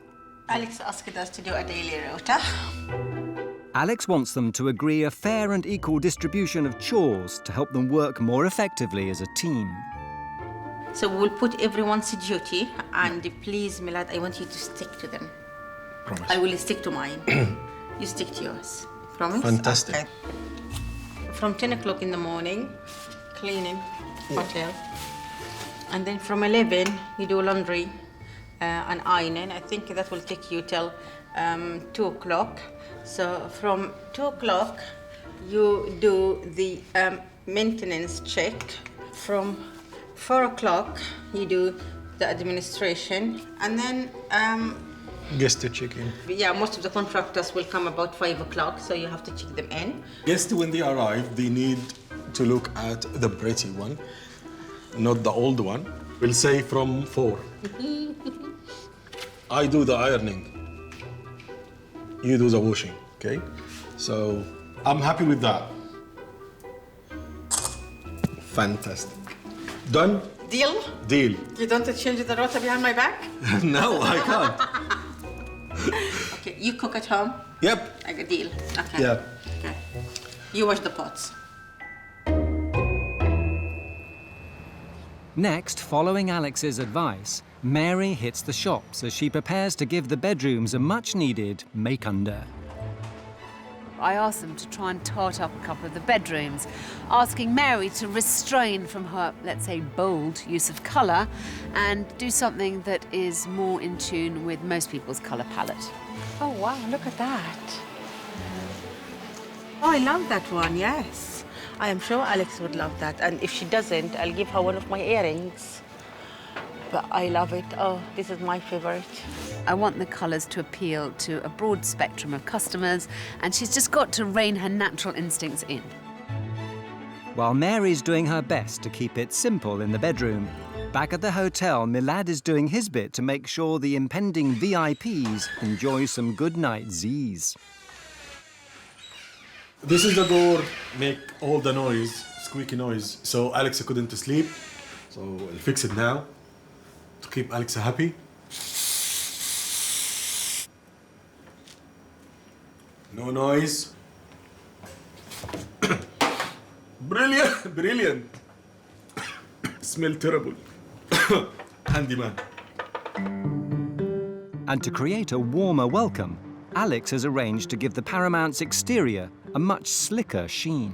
The new Paramount. The new Paramount Hotel. Yeah, and it To does brighten make the it up. place look more professional, actually. Tidy and Yeah.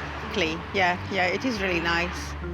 All that remains is for Mary and Milad to put their newly developed, more professional management structure into place as they work together to bring the bedrooms up to scratch. No, come on, Mary, don't laugh, please. Come on, come on.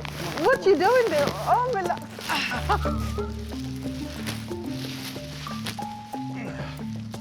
Okay, we've got a lot to do. Put the pillow and the duvet on. 5 minutes break, come on. Yeah, you have a break. For goodness sake, why do the cleaners remove the Mattress protectors. Why do I have to check everything? Oof. Just relax. Breathe in. I think Mary's worried about today. She's a bit nervous. Oh, I don't ask. I will not do anything now. I'll go back and check the room so when I've calmed down a bit and have had a cup of tea. 5 more minutes, that room will be ready. Promise. So how did you manage without me? That was easy. You've really done well, my lad. Yeah. It's time for the woman's touch now. Wow, that is nice. Beautiful. Oh, thank you, thank you.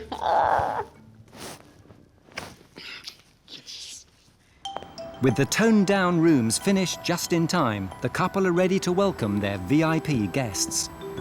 The agents are responsible for placing contractors in hotels all around Nottingham. Impress them, and the Paramount could win a slice of this reliable and potentially lucrative market. We're waiting for the feedback to see the reaction, what they think about the rooms. But touch wood, I'm happy. Alex Polizzi's at the Paramount, helping owners Mary and Milad save their blundering business. Milad, we need to switch it on to make a coffee. But if he's on. Man. After urging the hapless couple to clean up their act, Alex pushed the Mansours to make over their brassy bedrooms. Done. In a bid to boost business, she plans to relaunch the Paramount as the go-to guest house for local contractors. And she's invited 3 key agencies to stay the night to check out the hotel. I'm hoping to see a welcoming, friendly environment, nice furnishings, nice and simple but contemporary. Today we'll also see the Mansours throw a promotional soiree for the cream of Nottingham's business community, a make-or-break chance to put the hotel back on the map. Can they talk the right language? Can they impress these people with their professionalism, with their desire to succeed, and then decide to make their guests happy? Aha! Hello, Alex. Don't your signs look great? Yeah, they look lovely. Nice to see you again. Don't you look smart? Oh, thank you. I'm longing to see the bedroom, so can we go straight up there? We can go straight up there, Thank you very much. Okay. Will Mary's attempt to tone down her tawdry taste meet with Alex's approval? So, this looks very nice. Yes. A very different colour scheme. Yes. A new bed linen, is it? Yeah. Do they now have a mattress protector on them? Yeah, they do. Yes, boss. Yeah, they do. God, she doesn't trust anyone. They do. Okay. Just checking. I think these rooms look very fresh and clean and kind of what the modern traveller likes, you know. But do you think that this is an appropriate look for bedrooms? Have you come round a bit to this way of thinking? But end of the day is what the customer wants and is what the business require. And I think this is more of a business-like. Yeah. Let's hope we get good feedback from our contractor agency. Right. With Mary conceding defeat in the war over decor, preparations for the Paramount's relaunch party can begin, with all the family pitching in to help. Today, we've invited proper business people here, and it's incredibly important that Mary zips her lip and that both of them manage to show themselves as equal professionals. I'm frying something, and Mary, look here. It is a very big day for us today, yes. Stop eating the falafel, Milad. Okay. Feel terrible, worried, scared a bit. Why, are you hungry? No. Yeah. This is the day we're going to hear the feedback about the rooms. I'm hoping for yes. That's why I'm worried. Milad. Bye. To win the approval of Alex's VIP guests, Mary and Milad must pull out all the stops. Pour, and I'll invite them in. No problem. Make sure you give me one, Milad. I will. With the pressure on, it's down to Mary to wow the crowd with a confident welcome. I am worried for them at this stage because, you know, they have the complete ability to pull defeat out of the jaws of victory, and I don't want to see it happen today. Welcome to the Paramount Hotel. Oh my God. Okay, yes, it's lovely to see you all. It is a new start for us, new start for the Paramount Hotel, and we've got beautiful accommodation, and I would like you to see the accommodation and hope you will like it, and we're happy to see you all. Despite a stumbling start, Mary's managed to muddle through. It was a rather chaotic start to the event, but she did welcome them genuinely. The important bit is whether all these people think that they have customers to fill those rooms. It looks as though Alex's demand for the couple to become a more effective management team is paying off, as Milad plays the perfect host. I don't know what price you prefer and what we can offer. While Mary takes charge of showing off the new-look bedrooms. Oh, lovely. Beautiful, lovely, lovely blue. It's very light, isn't it? Yeah. Fantastic. What a massive improvement. Great use of colours. Looks fresh. After a hard day at work, you come in and you want to relax. It's ideal for it. Yes. The cool colour scheme is proving a hit with the punters. But it's not just the bedrooms that need to impress. Will you excuse us a minute? Come here, darling. What I really want you to do is make sure that you grab each one of these significant people here and have a little chat with them. Make sure that they know what they need to know about your establishment. To convince Alex's all-important contractor agencies to endorse the hotel, Mary and Milad must prove they can provide a professional service too. This is about business. This is about making sure that we can fill the Paramount's rooms week in, week out, 7 days a week. We will be having like a live menu, even like egg and chips, fish and chips. Lads love that offside. They're cold, they're hungry, and they come home, and that's perfect. So everything from labourers to specialist trades, skilled tradesmen. You're in the right ballpark, cost-wise. The option is there for you to make some additional changes. But we also look maybe for some workspace so that they can maybe, work at an evening on their computer, for example. So, has the couple done enough to win over their VIPs? So you've all stayed the night, you've experienced the best that the Paramount has to offer, you've had breakfast, you've met Milad and Mary. Now it comes to the million-dollar question. Do you think that you'll be able to recommend people to come and stay here? Absolutely, definitely. From where it's come from, really positive. Definitely a green light for going. That's very nice, Richard. I think you're both fantastic, and I would certainly like to add you both to our accredited hotels for our contractors.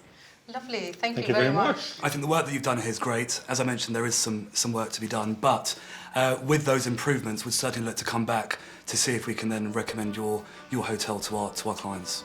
Lovely, thank you very much. Onwards and upwards. Thank you very much. Thank you.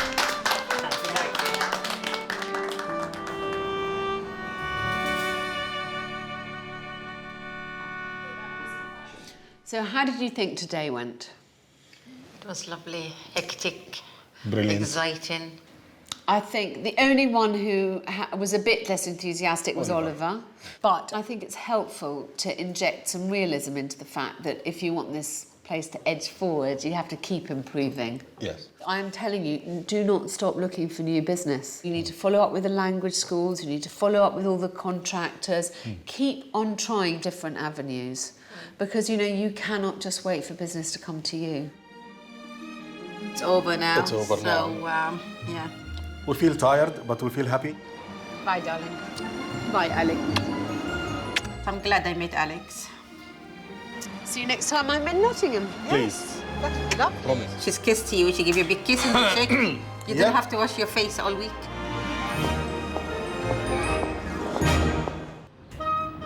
Tamworth, a Staffordshire town in the heart of England. Home to the Gungate Hotel, owned and run by 57-year-old Sue Tipton. It's an 11-bedroom Victorian coach house with a very proud history. Chaz and Dave came to stay here. Don't know how they ended up here, but they did for a couple of nights, so that was nice. A hero of mine was Cliff Richard. His 60th birthday, I got the privilege of meeting him.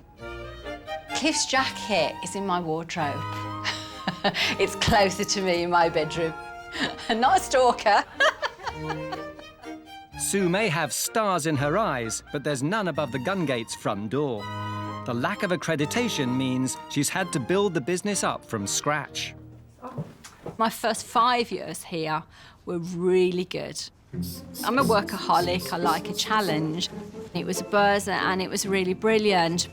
After investing her life savings, Sue set about making the Gungate a home from home. This has become my lounge. This has got knickknacks and ornaments from various of my houses.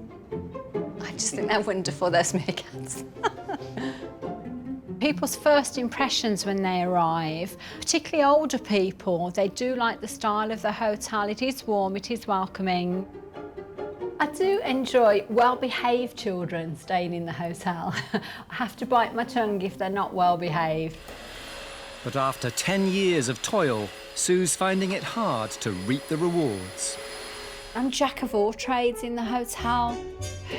I'm actually doing the washing, the ironing. Oh, shit. I'm really juggling a lot of balls. Some of them fall. And I can't keep on top of everything. Jen, you get that size? With occupancy at rock bottom and profits through the floor, Sue's been forced to run the hotel with a skeleton staff. Jen, that's got a mark on it.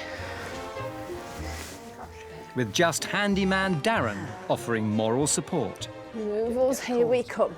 Darren has been with me for 10 years now. It's like a brother-sister relationship. It's really good, but it does have conflict. We're going to get rid of that television? You tell me. I'm not allowed to throw anything away. Well, I can't use it, can I? No, but you like keeping them. No, I don't. Yes, you do. An uncertain future ahead. Sue is facing the end of the road. Over the last 3 years, I've gone slowly down from the 75, 50, and now that the last 12 months, 25% occupancy. It's not even breaking even for me. Jenny makes better corners than me, don't you, Jen? With a year's experience. If the business fails, then I could potentially lose a £300,000 investment. I felt like a prisoner here. I need to escape from it. Enter the hotel inspector. Alex Polizzi is an expert in turning around struggling hotels. I'm really looking forward to the hotel inspector coming in here. Can she help Sue make the Gungate fire on all cylinders? I'm a Gemini, so I get on well with the water signs. I conflict a little bit with Scorpios. So it would be interesting to see what star sign that Alex is, to see whether we're in harmony. Well, my immediate impression is it's a handsome building. But the sign is very down-market and unappealing. You'd probably want us to drive straight past. As she has no rating, she doesn't exist on any tourist board website. That signage is incredibly important because how else are people going to know that she's here? It's like the invisible hotel. To identify where the hotel's failing, Alex will stay the night. Welcome to the Gungate. If I could just get you to sign in for me into Lovely. the visitors book, please. I'm going to pop you in room 10, which is over in my coach house. So how many bedrooms do you have in the main house? 5 bedrooms, but I occupy one of them. And in the coach house, I've got 6. Fine. Let's go, I'll follow you. OK, thank you. You sure I can't carry you back for you? Positive, thanks. Alex is booked into one of the Gungate's coach house rooms, priced at £65 per night, including breakfast. So, very nice, thank you. This is your room. So how much of your room stock is to this level? 2 rooms only. But it does look good. It hasn't had too much use. Yeah. See you later. Darling. Lovely, thanks. Bye. She's lovely. It's been as good meeting her as it was Cliff Richard. Quite a nice comfy bed. I'm assuming there's going to be a mattress protector. My recent obsession. Yep. Desk, mirror at right height, stool, chair, full-length mirror. It is in really immaculate decorative order. After some of the places I've stayed in, I am extremely grateful. Room 2 may have offered some small mercies, but there's little cheer to be found elsewhere. Gosh. I struggle to imagine why anyone would have bought this duvet and pillowcase set and then exacerbated the decorating dilemma by putting the same fabric on the bloody windows. I'm glad I'm not sleeping here. The coach house has drawn a mixed response. Can the main house offer a less rocky ride? The decor in the hotel is a little bit mixed. It's got touches of me. I wanted it to be a nice, friendly, home-from-home, family-oriented hotel. And here we have, of course, the single traveller's peach room. I can only assume that these are Sue's clothes. Unless this is her bedroom, I'm not quite sure what her clothes are doing in here. And the disordered design continues with yet another room that's out of bounds to guests. This is like a storage room of very nice proportions, and it's completely wasted.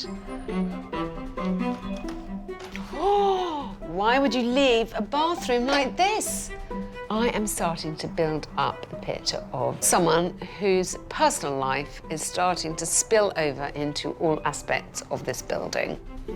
Will Sue's personal touch downstairs put a smile on Alex's face? Well, this is the bar. Do we have Chaz and Dave here? And Cliff Richards. This was obviously a haunt of the rich and famous. Evidence, once again, of some rather odd decorating flourishes. Oh my, this is my favourite, they're the meerkats. Look how they're standing with his paws round the little ones. Seen these glasses? Do not adjust your sets.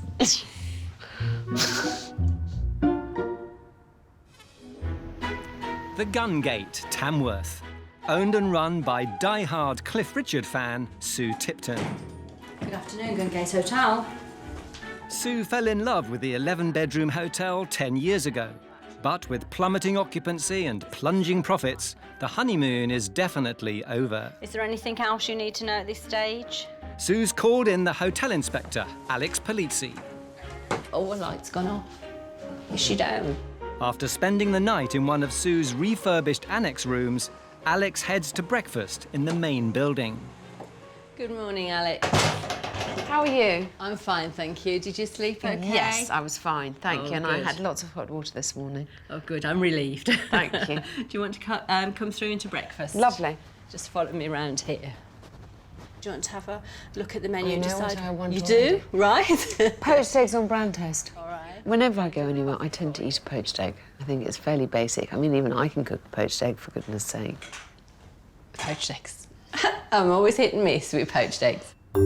While Sue is put through her paces in the kitchen, Alex is finding the breakfast room offers its own trip down memory lane. This room just astonishes me. It reminds me of being taken out to lunch in an old-style Italian restaurant by my grandparents in the 70s. Will breakfast lift her spirits? Thank you. Okay. So she's used a poacher, clearly, to poach these eggs. I normally do tell the guests that, oh, you know, poached eggs are not my favourite, but I'll do my best for you. But I couldn't say that to Alex this morning. With a £65 price tag for bed and breakfast, Alex already sees clear room for improvement. It is fairly obvious that you want to become very good at the basics before you do anything else. And I think the basics could do with some work here. This isn't good enough, is it? With the hotel's breakfast experience missing a beat, Alex wants to get a closer look at the heart of the problem. This is the nerve centre of where you run your operations from. This is my little bit of me that was originally meant to be a bedroom. Yeah. But then I commandeered it as an office. There's another room that has these kind of blinds along there. What's that? That was intended to be a gym. Yes. Then we had a flood in the cellar, and it's now being used as a storage for my accounts and documents. It's just a junk room, is what you're trying to say. A quarter of it could be junk. Okay. Yes, it does come with a health warning. Okay. It's organised, I've got a set of clothes and stuff there that's an overflow. Oh, yes, but I noticed you seem to have clothes in a few places, because I went into, was it room 8? Right, room 8 is not a guest room. In that wardrobe, I've got all my winter clothes. Because you don't have room in your bedroom? No, because I've got all my summer stuff in my bedroom. Yes, room your 2 is room- where Darren stays. Room 2 is another one where we've got major problems, where the shower is horrendous. It needs to be But Darren refurbished. can't really live in room 2. He doesn't but use that bathroom, he uses mine. He showers of an evening, I shower of a morning. This is a situation that's been allowed to develop because you've become less successful? Yes. OK. With the gym not fit for purpose and potential revenue being lost under the clutter of cuddly toys and famous faces, it's clear Sue and the Gungate have reached a point of no return. I've got to read her the riot act. I think she doesn't quite realise just how much she's let this place slip. But is Sue ready to face up to the task ahead? So, this is a really hard hotel for me because it is one of the ones where I have seen the greatest disparity in the room offering. Welcome to my world. But Sue's world has encroached into every part of the hotel. Alex wants this to change, and fast. I think the first thing is that you need to tackle some of the stuff that's everywhere. Oh, don't. The meerkats make me laugh. Yeah, that was a present from it? Darren. But we need to make this feel like a very professional environment and not like it's a kind of half house between your house and... I just absolutely concur with everything you said. But will Sue concur with the second prong of Alex's attack? So the annex, I propose that we should think of as a much more business side. Whereas over here, I think it lends itself much more to families. Yeah. I'd like to do over room 2 for you as another family room and the bathroom. I would like to make sure that you have all the kit necessary for families to be able to enjoy this as accommodation, i.e. the travel cot, the high chairs, the feeding stuff for babies. And then we have to make sure that you have links to every attraction in the area. With the plan to attract both corporate clients and happy families, Alex wants to help put the Gungate firmly back on the map. It seems to me that you're an invisible hotel. I mean, the signage out on the lawn is... I drove past, I would have missed you completely. We've got to give you an individual, exciting, an identity. You know, the whole point is you're an independent. So I think the marketing needs to be tackled because I just think that somehow you're not standing out from the crowd at all. And that, when you have so many chain hotels, being an independent should be a strength. Yes. And I don't think I feel like it is particularly at the moment. No. With Alex refusing to soft soap the Gungate's problems, it's clear both Sue and the hotel have reached a crossroads. I think you have to make quite a tough decision because it's, you know, do you sell up or do you throw some good money where the bad's gone already? It's pride that's keeping you here, really. Yes, yeah. That if I was in your shoes, I think I would just sell up. Sorry. Oh, no, darling, don't. Don't be up. I want to be, you know what, I want to be supportive. That's one of the things I'm here for. I'm not here just to lambast you and tell you what you're doing wrong. I want to try and help. And I will be supportive whichever way you decide to go. It seems an absolute no-brainer that if you do want to embark on the process, you're going to have to go down the accreditation route. Yeah. And I think a 3-star guest accommodation is what you can expect to get. And that means going through every room and working out what needs to be changed or done to meet that standard. So what I'd like to do is get an AA assessor to come here and walk around the rooms with you and tell you what he's doing. But money will need to be spent.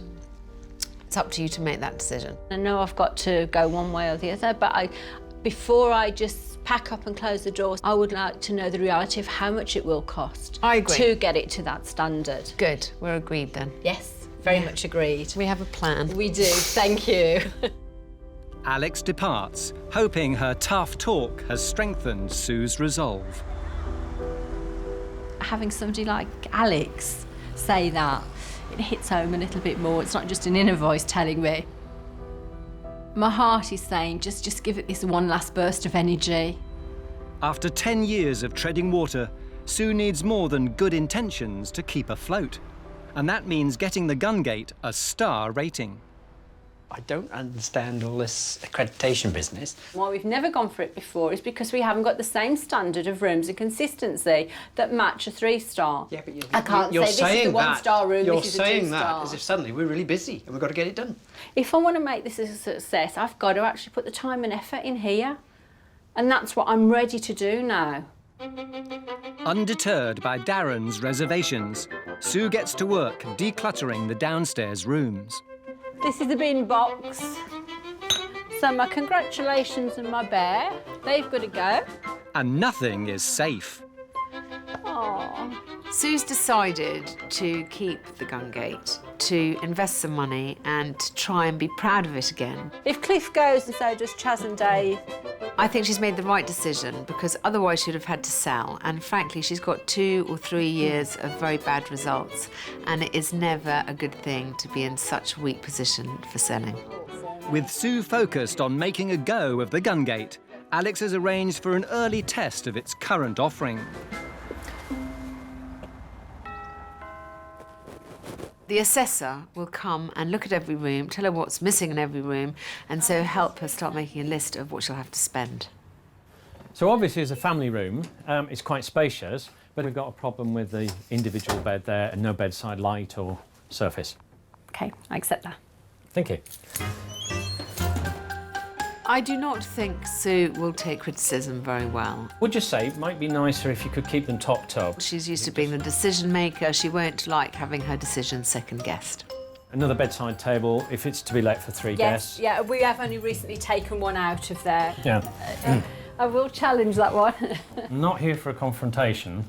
I'm here to help, OK? I know, sorry, It's all right. am I coming across a bit confrontational? Sorry. When somebody's not very complimentary about something that you've got, sometimes it hits home hard. Ultimately, your guests would want to see something better. The truth may have hurt Sue's pride, but it's also going to hit her in the pocket. We've got to get everything up to You're not standard. going to do it anyway. You haven't got the money. Well, that's up to me to sort out the money. It might be better to have a big outlay now and have a loan for it, get the accreditation, and then the income will generate the repayments on the loan. Don't worry about the financial side. Well, that's a first. The Gun Gate in Tamworth, an 11-bedroom hotel run by divorcee Sue Tipton. I'm one of these, I'm a Gemini, so I like things matching.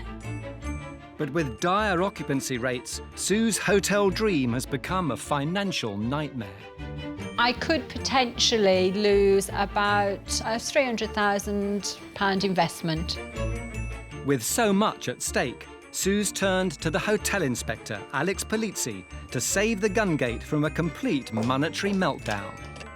Alex has discovered an invisible hotel in need of an identity and a vitally important star rating. She doesn't quite realise just how much she's let this place slip. Cold, hard cash will have to be spent. What's this, from the 70s?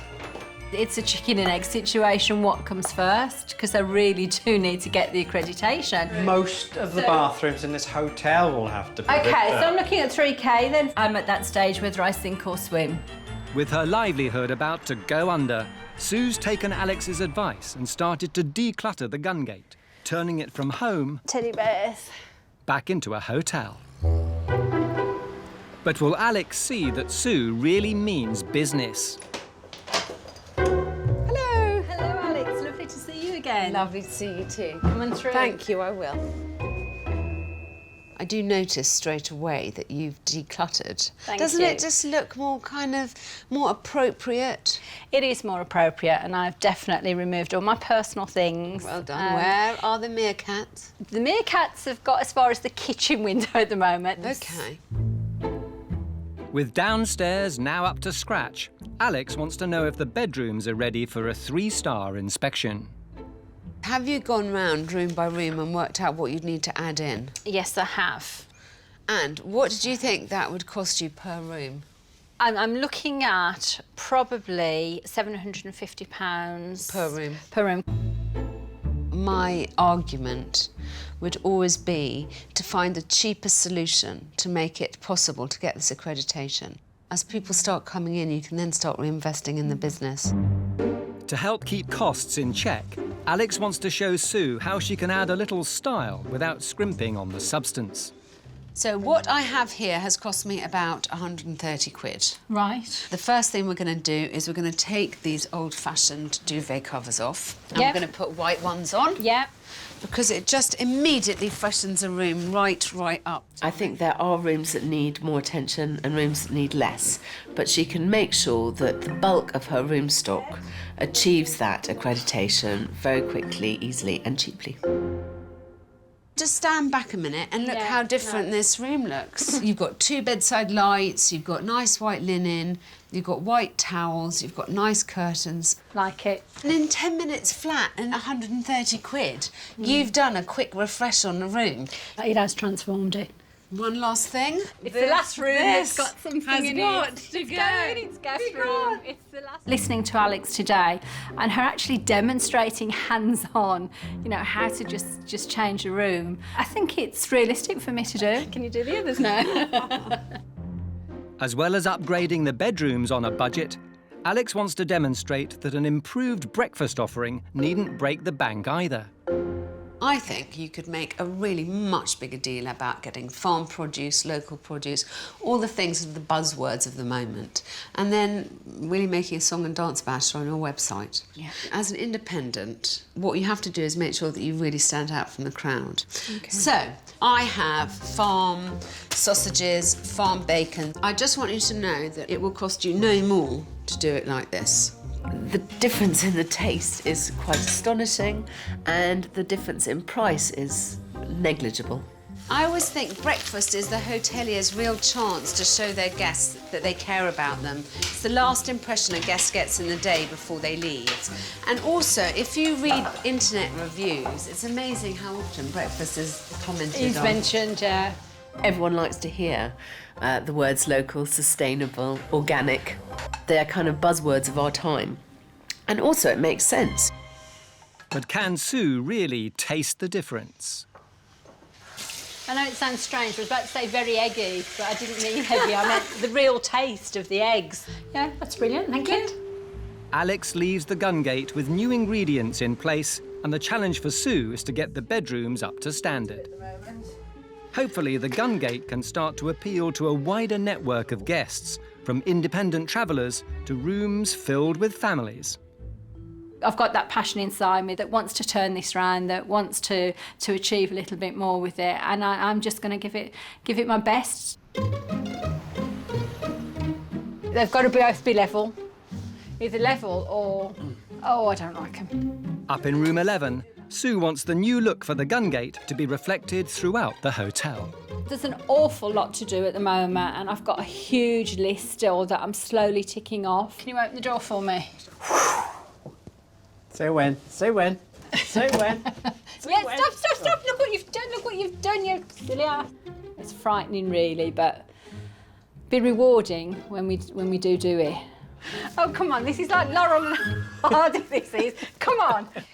Frightening it may be, but this double act has to continue getting the gun gate up to 3-star standard.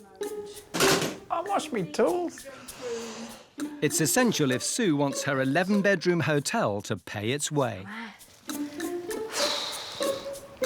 With Sue fired up to turn things around upstairs, downstairs there's an exciting new delivery to wrestle with. Oh, that looks nice. Alex wanted the hotel to have a clear brand identity and become a target for tourists. Or maybe when we get our accreditation, we can get the stars on there. Sue now has a new logo that is much more contemporary and I feel appropriate for the needs of the modern traveller. And I've made sure that all her literature is coherent with this strategy. The gun gate may have been misfiring for almost 10 years, but sometimes small changes can make a big difference. Family leisure business, good. Guest accommodation. It'll be an end to the old gun gate and it'll be the start of the new gun gate. Get us back on the map. Everything stands out as an independent hotel rather than the rather corporate look that she was going for before. That looks far more classy, doesn't it? It actually tones with the grass. With Sue seeing the signs of recovery, Alex now wants her to see the new look she's created for room 2. Wow. Alex and her team have taken Darren's former dumping ground and turned it into a light and airy space. Am I in the right room? Fit for any discerning family. I want to show Sue what a family room should look like. Oh, and I love this. The shower's gorgeous. There's a few touches in there that make the children feel at home. Ah, there we are. I love gimmicks and gadgets.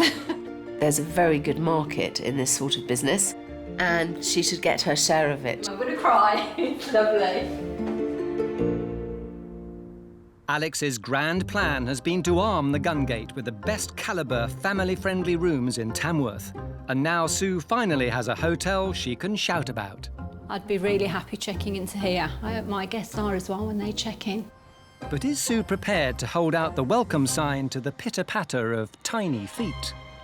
Until now, Sue's been reluctant to take children, which seems silly to me, as there are so many tourist attractions for children in this area. I was set a final challenge by Alex to go and chat to some of the local tourist attractions. I'm hoping that it will drive a lot more business to her door and that it will give her a sense of security about what she's achieved so far. With some of the UK's busiest tourist attractions on the doorstep, can Sue convince them to recommend the Gungate as the family hotel of choice? We have over 250,000 visitors per year. Morning, Angela. Thank you for agreeing to see me. Morning, it's a pleasure.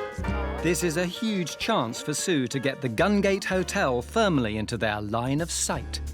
We do have 20,000 hits on our website each week, so we do reach out to quite a large number of people on a regular basis. We've now got 2 very big family rooms. And after a positive start, Sue's day is about to get even better. You've just realised one of my dreams, to see a meerkat in real life. Real meerkats. They're great, aren't they? With her wildest dreams finally a reality, Sue gets down to business. I'm doing a little bit of a meet and greet tomorrow, inviting some other local people in. It'd be great to see you tomorrow. Yeah, I'd love to. Thank you very much indeed for seeing me today. No problem at all. Thank you. No, thanks, Sue. Thanks. After a final loving moment with the meerkats, When they stand up, I like you. it's back to the Gungate. With a potential tourist market just waiting to be capitalised upon, Alex wants to put the now family-friendly, well-oiled Gungate through its paces. So the challenge I've set, Sue, I've got 2 families coming to stay, each of them with children. Hello. Welcome. I am turning Sue's policy of no children on its head. Hello. What's your name? And I want to see how she deals with it. So this is your room then. You're coming in. There's some guest information. Do you like it, Cody? Do you want to sit on it, Jude? Okay. All right. I'm hoping that what she'll gain from this is to see that families are nothing to be scared of. Just put your hand under there and move it along. There you are. There's your light. All right then. Enjoy your stay. Okay, thank you very much. Thank you. Pleasure. Families are a significant revenue stream for this kind of establishment. Jude, look. Oh, wow. Is it in the farm game? And I think Sue's been ignoring that at her peril. The Gungate in Tamworth, an 11-bedroom hotel owned and run by Sue Tipton. Draw liners. That's the other thing that I need doing. After 10 years at the helm, business was starting to sink. Sorry. Oh, no, darling, don't. With tumbling occupancy and finances on a knife edge, Sue's turned to Hotel Inspector Alex Polizzi to help steady the ship. You've just got to focus on, darling, just doing the necessary. Alex has focused Sue on the basics of any good hotel: the bedrooms, the breakfast and the branding, Oh, that looks nice. in a bid to gain a 3-star rating. That's really the only way to guarantee to potential customers the quality of what you're offering. It's an early start for Sue. I was frightened of oversleeping this morning as well. And with 9 guests to feed, it's all about preparing the freshly sourced breakfast. Right. Oh, that sounds like that. Good morning. Morning, how are you, Sue? All right, I'm how all are you? right. Are you? Did you With 2 families premiering the newly refurbished bedrooms, There's plenty more. Is that enough? You said just small portions, didn't you? Sue's hoping the reviews will be good. I created a questionnaire for the families. I wanted their feedback as to how their stay had gone, and also maybe some advice to Sue about how she could improve her offering for families. Yes, I'd be interested to hear what they've got to say. So has all her hard work really paid off? And would you say it's poor, average, good or great, Shanice? My expectations are that they are satisfied customers. Thank you very much. Thank you.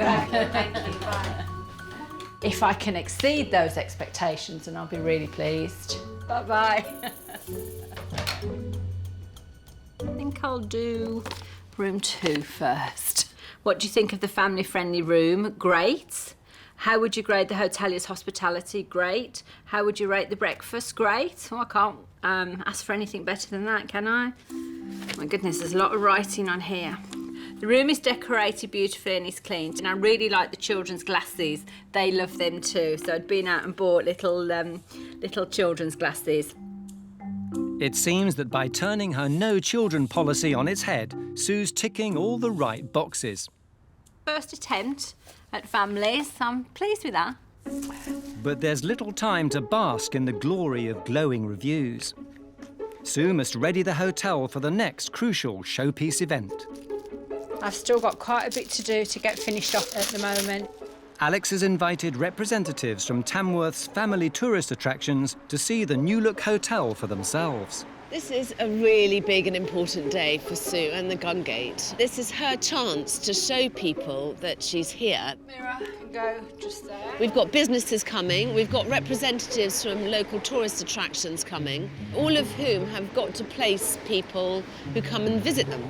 If the event goes with a bang, the Gungate has a fighting chance of overhauling its dwindling occupancy rates. It's stress time. It's stress time. Hello. Good morning, Alex. How are you? I'm very well. I'm very excited. I've seen the new sign. Can't wait to show you my room. Are you ready for today? I've got 2 hours, yes. Show me the room. Let's see that straight away. It's definitely last chance saloon for Sue to shake off the image of the invisible hotel. Not your great auntie's room any longer. No. I love this room. It was horrid before. It was, yes. I mean, this is as nice a single room as you'll find anywhere. This was the twin room before. I love the colours, love the bedside lights. I don't think I have ever worked with a hotelier who has gone the extra mile to this extent. You know, I'm really happy. You'll make me cry. No, but I mean, honestly, darling, look at this. It's wonderful. With less than 2 hours before the Gungate has to stand to attention, Sue tries to focus her troops. I'm struggling. Can I cut stuff? I want to cut some of these in cubes. Yes. To put Parma ham round and to put sticks in. OK, I can do that. What Sue needs to show today is her charming, organised side. Darren, it would be nice if we didn't smash all the glasses. She can get in a bit of a flap. I want her to avoid that and actually enjoy the occasion. Oh, go and have a shower. I haven't got time now. I'll just go and freshen up.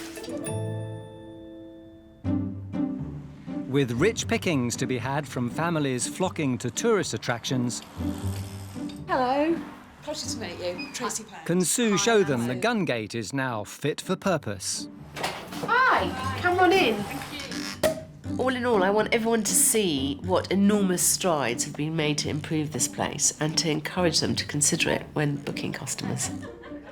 Can I welcome you all to the Gungate Hotel? This is the main hotel, which has really got the bigger rooms, the family-oriented rooms, and one of the things that I'm aiming for is to go through the accreditation process to actually get a star rating. And with all your help and support, I'm hoping that instead of being an invisible hotel, we'll have a slightly higher profile.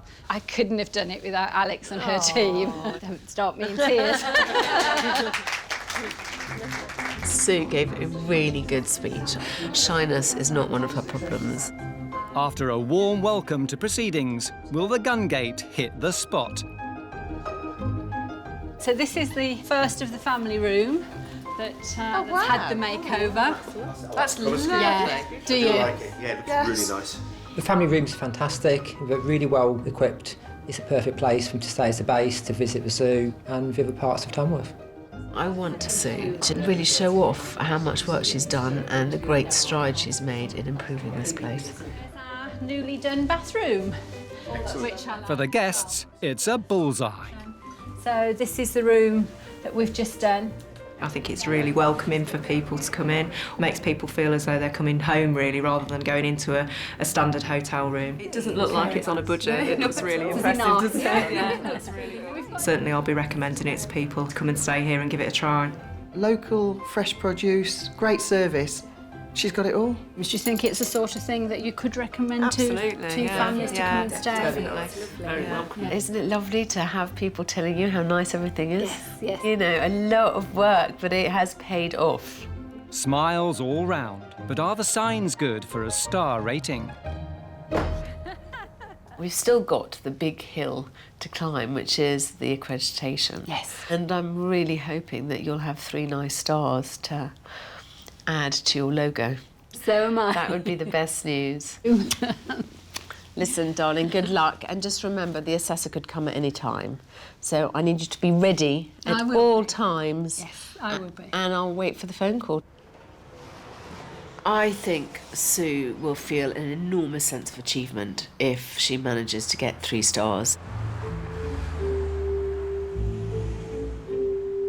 Another day and another breakfast. All appears quiet, but Sue's keeping up appearances and promoting the Gungate's qualities. And would you like smoked bacon or normal back bacon? Let's go smoked, shall we? Yeah, they're both nice, I can assure you. Excellent. Local from Packington. Oh, wow. Oh, lovely. Enjoy. Thank you very much. Everything okay for you? It is fantastic. That bacon's great, isn't it? And the sausage, I converted to the sausage when I tried it. Oh, right. Yeah, okay. That's just 55 with the breakfast then, please. Brilliant. Thank you. And could I just give you my card as well? I'm from AA Hotel Services, here to carry out an inspection of the property. All right. I did think it might be you. When he came to pay and then handed me his business card, reality just stuck in, and it's now or never. Very pleased to meet you. I'm Gary. Thank you. I'm not sure if I'm pleased to meet you. I think I am. Okay. There's no turning back now, so I keep my fingers crossed and hope for the best for my 3 stars. This is one of the single rooms. Nice coordinated colour scheme. It is, like you say, functional, it's clean. Thank you. But has the conversion to a great sausage and a coordinated colour scheme achieved the desired effect? Alex, hi, it's Sue Tipton from the Gungate. Hi, darling, what's the news? Put me out of my misery. Okay. Thank you for your hospitality and the great breakfast this morning. And in line with your great breakfast, I'd like to award you, on behalf of the AA's Breakfast Award, which recognises great quality breakfasts. Oh, my God!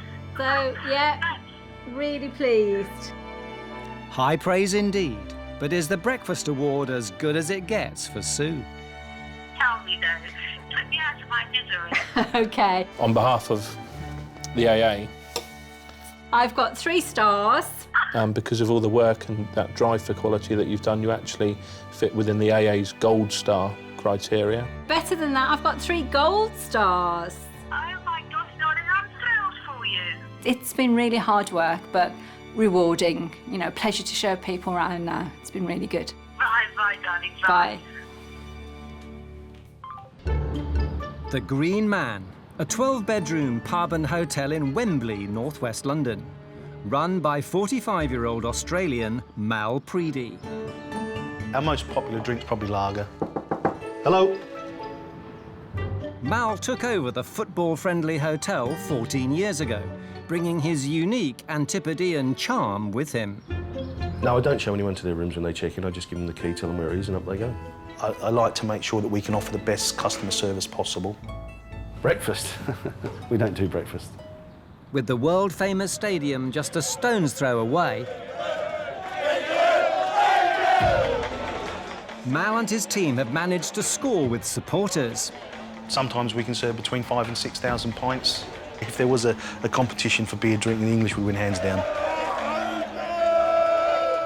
But while Mal might be coining it in the pub, upstairs his bedrooms haven't gone down quite so well. Some of the rooms leave a little bit to be desired. When people do complain about this room, I just say, well, you've got to think about what you're paying, You're not staying in the Ritz. And recent online reviews have relegated the hotel to bottom of the league. To be honest, we do get quite a lot of complaints. Close to Wembley, nothing else good to say. Uncomfortable beds or bath panels that are broken. They won't say anything to your face, but they think it's OK to go away and then leave a bad review. Atrocious. Worst hotel ever. I think it's a bit over the top. Despite a respectable trade around match days and concerts, Mal's profits have taken a dive. My rent is $100,000 a year. I haven't been making enough money to be able to invest money back in the business. And if he can't find a way to turn things around soon, the Green Man could find itself permanently in the red. I'm in a difficult situation financially at the moment. If there was a storm around the corner, we'd be in trouble. The Green Man is my life, and it has to work. There is no other option.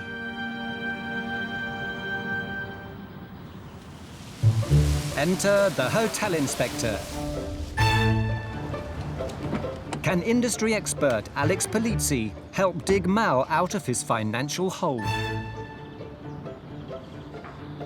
To get a taste of the Green Man experience for herself, Alex will stay the night.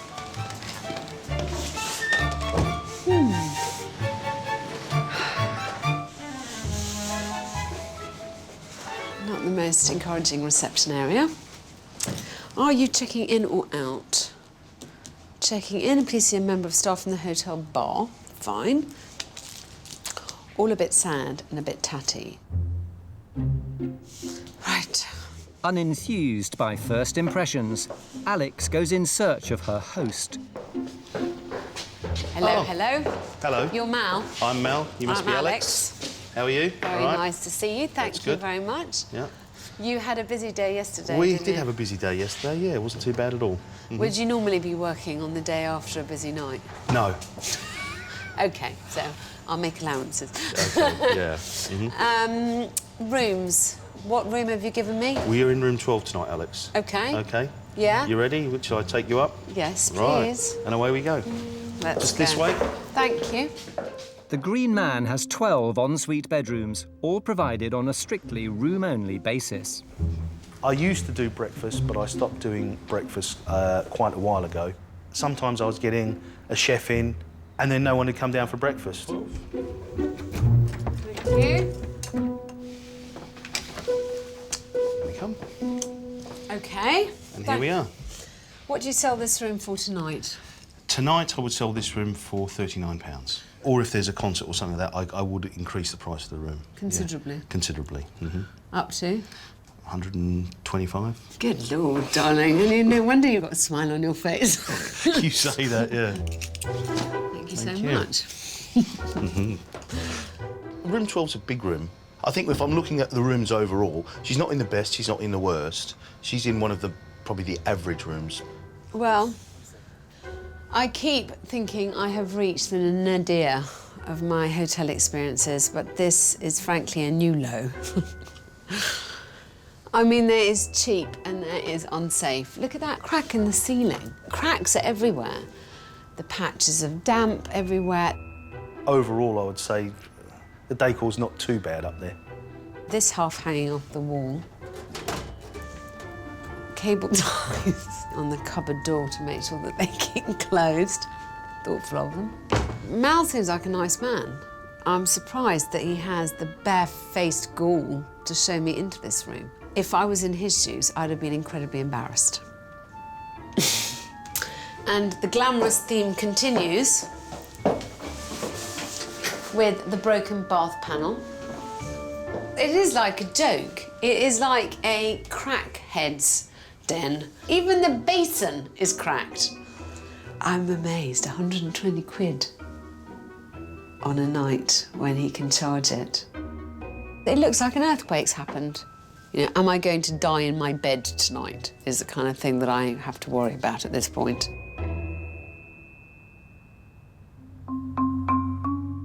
And the dingy corridors do little to lighten Alex's mood.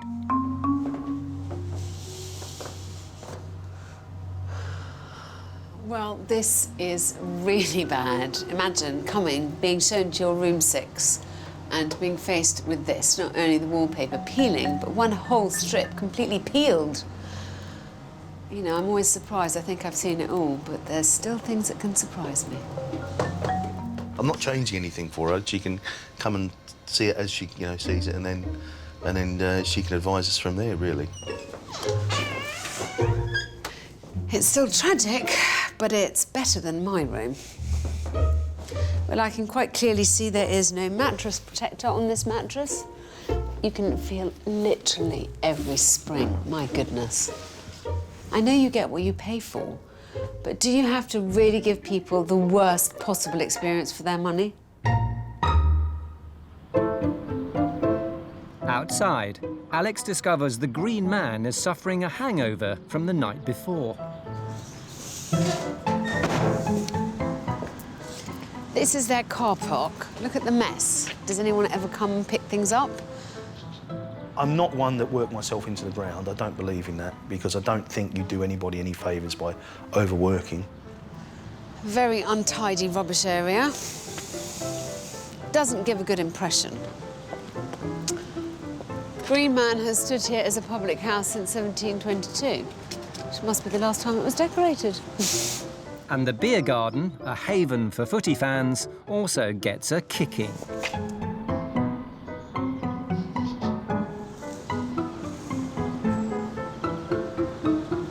It just looks manky. Imagine how awful this place must be on a match day with kind of 3,000 beard-up men all thumping their chests. I mean, at some point, Mal must have felt passionately about it. He's been here 14 years. I mean, maybe he's just given up. Can't be bothered anymore. The dreary exterior and disheartening decor has driven Alex to a depressing deduction. You're clearly not passionate about the room side of things. So you're asking me to care when somehow you've cared less about the rooms and about anything else. Were you not a bit embarrassed when you walked me into a bedroom? No, not really anymore. You're immune to it? A little bit, yeah. Do you think it's correct to call this a Green Man pub and hotel? Well, yes. You don't serve breakfast? You don't serve... No, we don't. No? No. You don't have a receptionist? You No. don't have any kind of hotel services? You're a pub with rooms? It's the fabric of it that's been allowed to really, really deteriorate, and it makes me feel slightly unsafe. The lighting in the corridors, the fact that there's so many bulbs out. I'm not going to stay tonight. I'll come back tomorrow and I'll help you sort out the problems, but I don't want to stay in that room. But I hope you can see why. No, at least you've told me up front, which is fine. I haven't got a problem with that. OK, I'll see you in the morning. See you, Alex. Bye-bye. After dropping her devastating bombshell, Alex begins her evacuation. If I'm honest, it wasn't like I wasn't expecting it. And to be honest with you, I had a funny feeling she wasn't going to stay, so... I admire the attitude he has towards life and not allowing anything to stress him out too much. But to be successful, you do have to care, and somehow that doesn't shine through with him. As Alex exits, pursued by beer, Mal prefers to view his glass as half full. She's still prepared to help, so we're looking forward to tomorrow, really. Alex Polizzi is in Wembley, North London, attempting to turn around the fortunes of the Green Man Hotel. But with an owner who's stuck in a financial jam... We're a bit like Marmite here. I mean, you either You either like us or you hate us. Online reviews that pull no punches. Worst hotel ever. Atrocious. And bedrooms that offer little comfort. I mean, there is cheap and there is unsafe. Look at that crack in the ceiling. The hotel inspector gave the Green Man a black mark, taking the difficult decision to refuse to stay the night. I didn't stay here because I felt unsafe. I didn't like the fact that the corridors were so dimly lit, and frankly, I don't like to put myself in any danger. To be honest with you, I had a funny feeling she wasn't going to stay. Just glad that she said she's still prepared to help. I'm sure she'll pick up on the B word, breakfast, which I don't want to really get involved in. With the most important meal of the day off the menu, Alex decides to take matters into her own hands. Good morning, good morning. Morning, morning. I know you don't serve breakfast, so I've bought you coffee and a croissant. Thank you very much. Come and sit down. So, now, I'm sorry I didn't stay last night. I went home feeling rather guilty. But I have been thinking about what we're going to do today. You're a very genial host, so I somehow have to shake your composure. Shake away. Yeah. Well, you're very zen. Okay. Aren't you? Although I admire that enormously. I think I need to make you realise what a big hill we have to climb.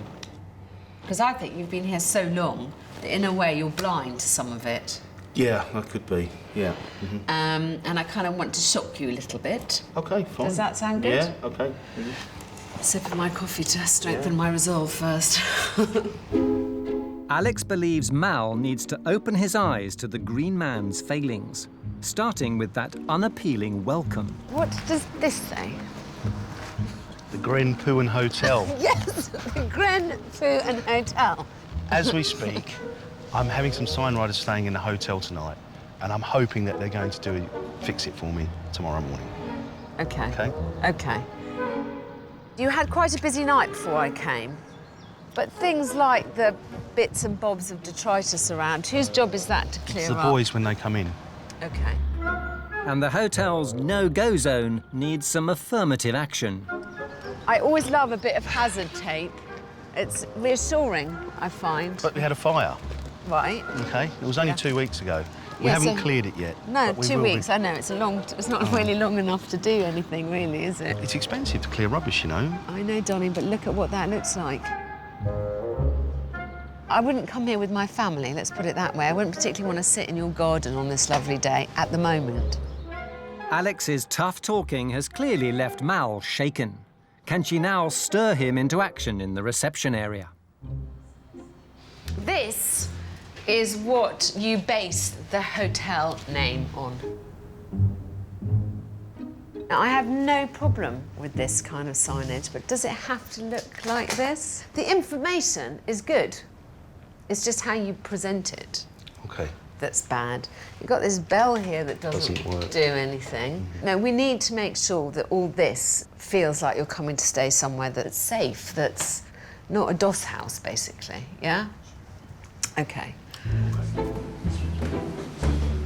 Next, the bedrooms. Alex believes it's time for a serious wake-up call. I can't understand why someone, a well-presented, clever bloke like you, how you can have let a room get into this mess. I mean, it's literally somewhere to lay your head, isn't it? Yeah, I suppose, yeah. Come into the bathroom. I think Mal might be starting to feel embarrassed. But, you know, some of those problems in those rooms are glaring. This has been painted and hasn't been painted completely. This is possibly the mankiest shower curtain I've seen ever. You're showing me stuff that I've not noticed. I can walk in this bathroom and I wouldn't see that. Would you really not? No. It's kind of difficult for me to get my head around how you've let it get in this state. Him saying things like, oh, well, I would never have noticed that shower curtain. You know. This is one of my least favourite corridors, partly because of how dingy and dim it is, but also because you pitch up at this door, you're dreading what you're going to find when you walk in, darling. I've never had it redecorated properly because I was planning on doing the whole lot at the same time, you know. And I just... What, when you won the lotto? Yeah, possibly. I suggest we ask everyone who stays to take a piece of wallpaper with them as they go. At least that would be one quick way of stripping it.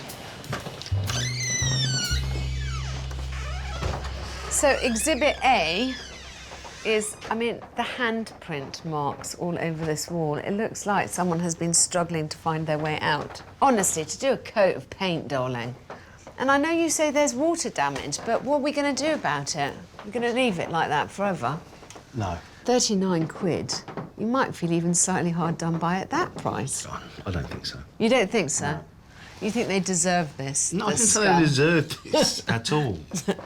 Is this a room to be proud of?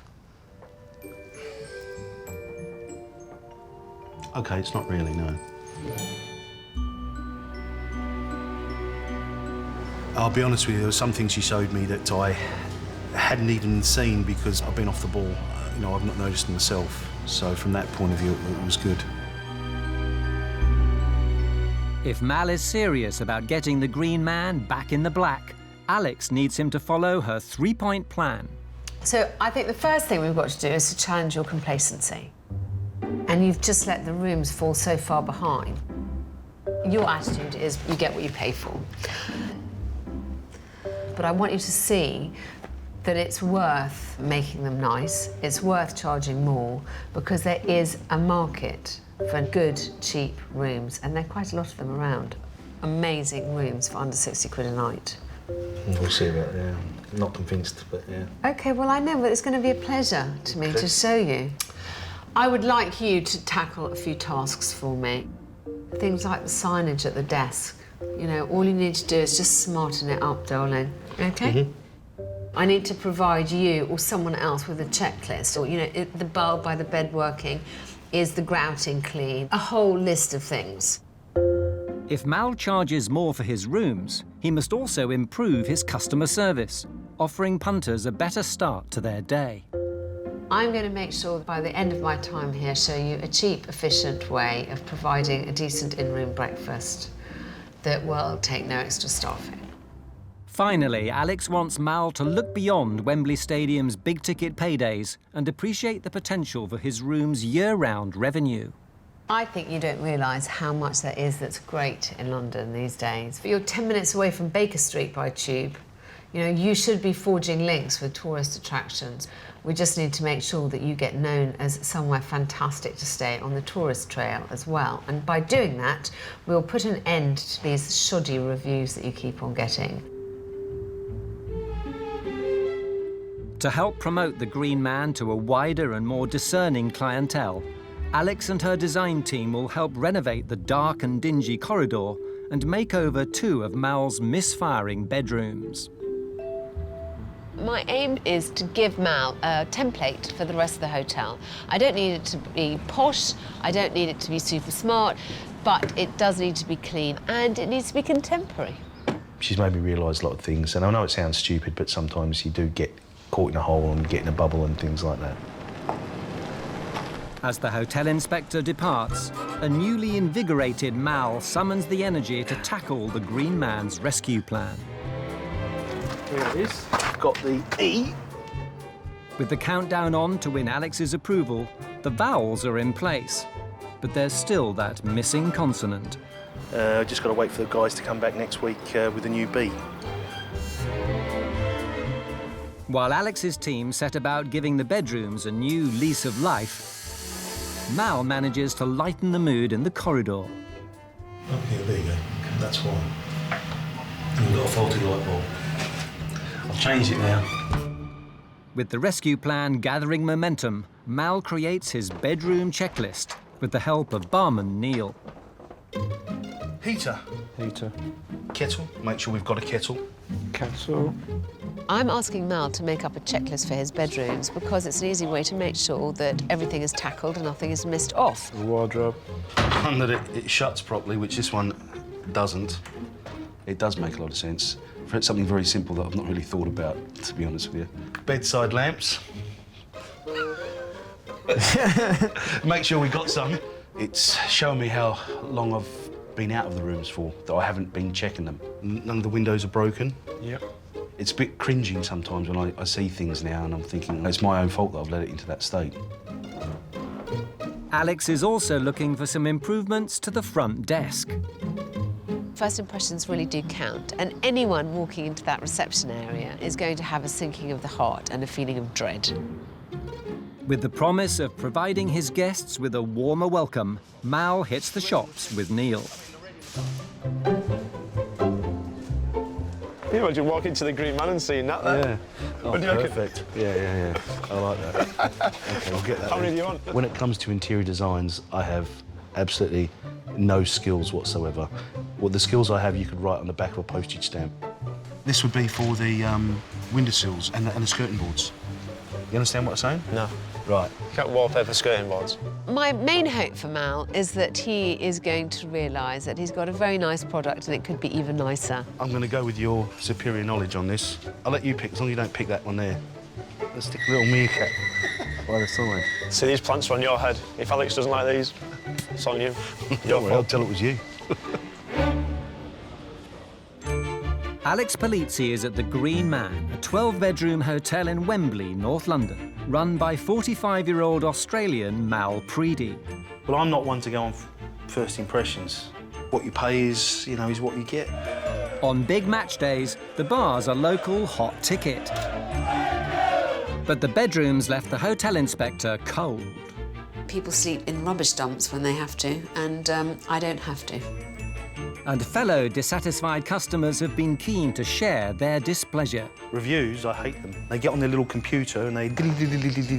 Excellent. 5 out of 5. Mrs. M. Preedy, that's my mother. First impressions really count, and in this case, it isn't a good one. After Alex kicked up a fuss, Mal promised to clean up his act. It's reignited myself in the hotel. I can see what can be done quite easily. I reckon that one there. Yeah, it looks good to me. I'm pleased with it. I'm very pleased with it. I'm looking forward to what she's got to say about it. The hotel inspector's back. With Mal's recent rash of activity, has he been able to scratch Alex's itch? The B is still missing, but at least one of the letters is up. I'm really looking forward to seeing what Mal's done with the reception. I hope that he's feeling bullish and enthusiastic. Hello. Alex, how are you? Okay? Good, very happy. I'm very happy too, yeah. I don't know where to start. I mean, I love the carpet. Yeah, it's excellent, isn't it? It goes with the grey Paint. paint, yes. Yes. This is looking lovely. Thank you very much. It looks so professional. Coming in now, you get the impression that you're coming to stay somewhere that actually doesn't terrify you. It's an impressive start, but can Mal deliver in the bedrooms? To help him raise his standards, Alex wanted him to introduce a daily checklist. Just because he's running a pub doesn't mean he should ignore his rooms, and he's losing out on a very valid source of revenue. So, what new procedures are you putting in place for your bedrooms? Well, this is what we've done so far. This is for the cleaner. We've got the heater, Yeah. just to make sure the heater's working. Kettle, tea and coffee facilities. I'm fairly confident with the checklist, yeah. I think we've covered most things on there. Lights and bedroom lamps, Very good. again, they're working. Bed, soap dispenser, clean towels. Mal's ticking most of the boxes, but Alex still manages to flush out some missing detail. Loo rolls, OK, yeah, I'll put... mattress protector, pillow protector. OK. Have you started doing it yet? No. When will you start? Soon. Once the new room's done. Then we're going to start up from there. I'm really pleased with that, darling. Thank you very much. I'm happy. I'm a happy, happy woman. With the bedrooms on the road to recovery, Alex wants Mal to increase his non-match day rates to closer to £60 a night. But that will mean reassessing his get-what-you-pay-for pricing structure. There's a lot of budget hotels that have opened recently, not only in the area, but in Greater London as a whole. I want to show him some of them and challenge his perceptions of his own place. I still can't believe £59 somewhere in central London, but we'll wait and see. The hotel in question is East London's newly opened Cubic. Converted from an old office building, the state-of-the-art interior challenges the stereotypes of what budget accommodation can provide. This is under £60 a night. It's good. It's not bad. Do you mean it's not bad? It's not bad. Is it a little bit better than the Green Man, would you suggest? Yeah, just a bit. Yeah. Because it's all prefab. They just get it here on site and slot it all together. They have 171 rooms and they have 96% occupancy. Not surprised, this is good. It can be done. It can be done that you can get a budget hotel at a very good price. The simplistic nature of it, I don't think it's impossible to do. And the sleek, modern lines don't only deliver on design. They give their cleaners 20 minutes to clean this room. The simpler it is, the easier it is to clean. The benefits seem to be sinking in. But if Mal's going to charge more for his rooms, he'll also need to follow the Cubic's grab-and-go breakfast solution. And what you get is 2 juices, 2 pieces of fruit and 2 breakfast bars. Now that is included in the £59 price. Bit of an eye-opener? Very, yeah. With Mal's barrier to breakfast being broken down, Alex seizes the moment back at the Green Man. So, darling, breakfast. Yeah. What I've tried to do is to ensure that there is as little wastage as possible. All this comes frozen, and all of it has a 4-day shelf life. Mal has always complained that it's impossible to provide breakfast without adding on an extra member of staff, which is an expense he doesn't want. But he does need to be generous to his guests, and if he really isn't offering them anything, he's going to come off the loser. A porridge and a muffin and a granola bar are all more or less the same at around the 82p mark. I quite like how neat and tidy that looks. Warming to the theme, Mal adds his own creative touch. And I would have definitely porridge. Yeah, great. Croissants. And everybody relates croissants to breakfast. And 2 of maybe all of that. Yeah. Oh my I'm gosh! go to work. From 0 to hero. There you go. And you can leave that in the room, and people will love you. It's really that simple.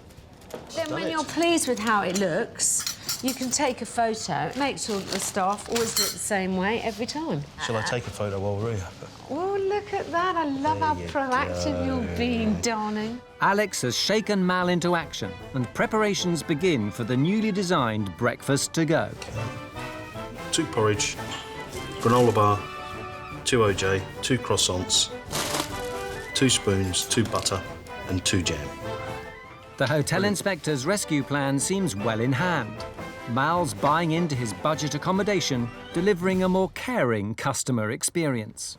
But there's still one more task. You have your current, fairly loyal and reliable clientele. Whenever you've got a football match, you're full, but you want to move up in the world. And I think it's very important that you now make an effort to go out and start trying to forge some links with people who haven't been here before. Right. With her design team's bedroom makeover nearing completion, Alex wants Mal to organise a relaunch event for the freshly minted Green Man. So he hits the streets to drum up some custom. First stop, ITV Studios, home to hit TV shows with plenty of potential punters. I've got a hotel that's only just up the road here, and we're currently doing a big refurbishment project, which is why I'm here today. We have hotels needed for our staff, also audience members of about 700 people. Next up, nearby Neasden, and a Hindu temple attracting thousands of visitors from around the world. Hello. Within our Hindu calendars, there are an average between 1,000 to 2,000 people attending our temple. Divine intervention might be required for Mal's last stop as he looks to re-establish links with a road transport training company. Henry stopped recommending us because of complaints from delegates that had stayed here. The rooms didn't help them, I suppose, studying things like that, you know, so. And what I would like to do is to invite you to the Green Man in the view to hopefully we can start working together well, again. If the rooms are improved, Mal, you know me, you know, got my word, I'll send more people over there. Mal's managed to convince 3 companies to attend his relaunch. But if the Green Man's going to turn around its bad reviews, he'll need more than just a slick sales pitch.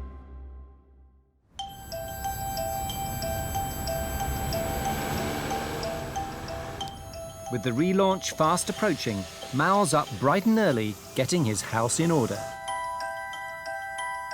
But as the hotel inspector returns, there's just one thing on his mind. The anticipation of seeing new rooms really does give me a new buzz. I'm hoping that I can start to reproduce that in all the other rooms in the hotel. They're going to look stunning. Such a break from the past. A very large step in the right direction. Morning, Alex. How are you? Lovely to be here again. The dark and dingy corridors that frightened Alex into fleeing the hotel are now a distant memory, replaced by a fresh, clean look. All we've done here is a lick of paint and new lampshades, but I think you'll agree the effect is quite startlingly different. Very startling, much brighter. The damp, cracked bedroom has given way to a warm, welcoming space with contemporary colours and individual touches that will appeal to a more select clientele. Wow.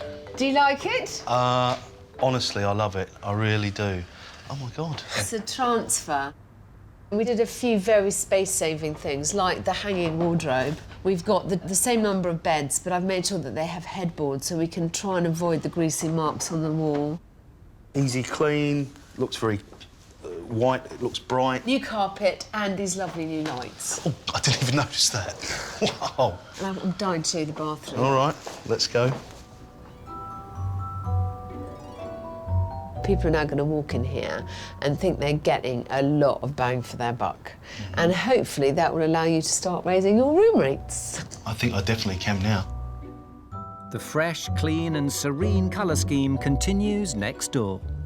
So, darling, what can I say? It's the same, exactly the same as the other room, exactly the same furniture. I just think that this is quite a good way forward for them. I think it's definitely a way forward. You know, it's not going to be too expensive to do the rooms like this. The new open rooms are a real success, but there are still some skeletons in the closet that need to be dealt with. I'm springing an awful surprise on you. Yeah, what's that? Which is that downstairs I have some of your bad reviewers. I'm so sorry, it's such a mean thing to do. Alex Polizzi is in Wembley, North London, opening the eyes of owner Mal Preedy to the failings of his 12-bedroom Green Man hotel. I mean, it's not like the building's falling apart, it's just the plaster on the outside is cracked. With a focus firmly on football, Alex has pushed Mal to clean up his act and promote his rooms up the pecking order. Wow. Do you like it? Honestly, I love it. I really do. In a bid to win new clientele, the hotel inspectors planned a grand relaunch event. The only way is up, so, you know, there's nothing to be nervous about. If Mal's going to turn around his fortunes, he'll have to impress local businesses. I'd like to show them that the Green Man's turned a corner and it's a decent place to stay again. And face up to some critics. Downstairs, I have some of your bad reviewers. This is going to be fun. Who could bring down the curtain on the biggest day of his career. One of the things I wrote on my review was that I felt the place was unfit for human occupation. We weren't expecting too much, but we were expecting it to be clean and hygienic, which unfortunately it wasn't. It was like walking into a cesspit. Hi. Hello. Hi. Hello. So, these are the gentlemen. Oh, welcome back to the cesspit. Thank you. Thanks very much. Thank you. They were here for a concert at the arena. At the arena? And they stayed 2 nights. Hopefully we're going to show them that this place has really changed and that they can now write a decent review. In terms of the location, I thought it was fantastic. But you do expect a decent level of cleanliness, and I don't think we got that here. We arrived and the room just wasn't up to standard. You know, holes in the wall, you know, stains on the bed. Not something we wanted, really. I wouldn't bring my kids there because that was a bit of a just a bit sloppy, sort of lazy. Yeah. For Mal, the reviewer's comments are a stark reminder of just how far the Green Man had fallen. I can wholly understand where they're coming from. It probably woke me up a bit, really, you know. And with the VIP guests on their way, it's an indication of just what's at stake for today's event. There was a time when it wasn't great, but I'm hoping maybe, you know, if the rooms are good enough, maybe we'll send our trainers there again. I wouldn't want to recommend something which I didn't feel wasn't significant and right for the job. Mal is certainly delivering on hospitality, putting on a good spread. as Alex tries to egg him on. So, darling, a few people we have Yeah. to show rooms off to. You're going to welcome them, Yeah, no, I will. show your hospitality. Right, Go on, lead on. let's go.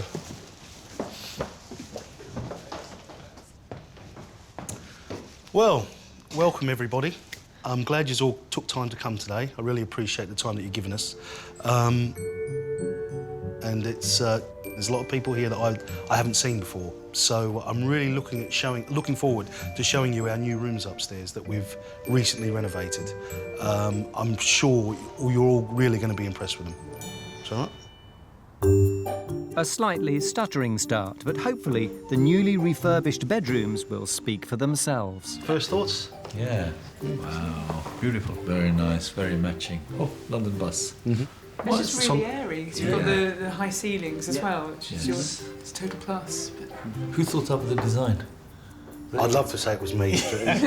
I'm sure that Mal is showing a real sense of pride in the rooms. Great design of the wardrobe, doesn't it? We used to have wardrobes in here before and they'd come out to about here. Yeah. So, It just gives you much more space, doesn't it? Very nice. The local businesses seem impressed.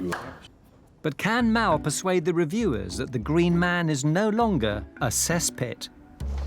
Right, gentlemen, in we come. What do you think? It's unrecognisable. Yeah? It's absolutely it really is. Everything just looks so modern, clean. Feels bigger fresh. as well. Drawers, they've got bottoms in them this time, have they? Yeah. It just feels like a completely different place now. Breakfast. Breakfast. It's only continental, but it's something. No, it's nice. Yeah? Fantastic. Can't beat a bit of porridge, really. First impressions are good, but would the boys pay Mal's proposed increased room rate? If I said £59 for this room, including breakfast for the three of you, would you pay that? That's a reasonable price for the location. Yeah. Take that very. Yeah? Absolutely.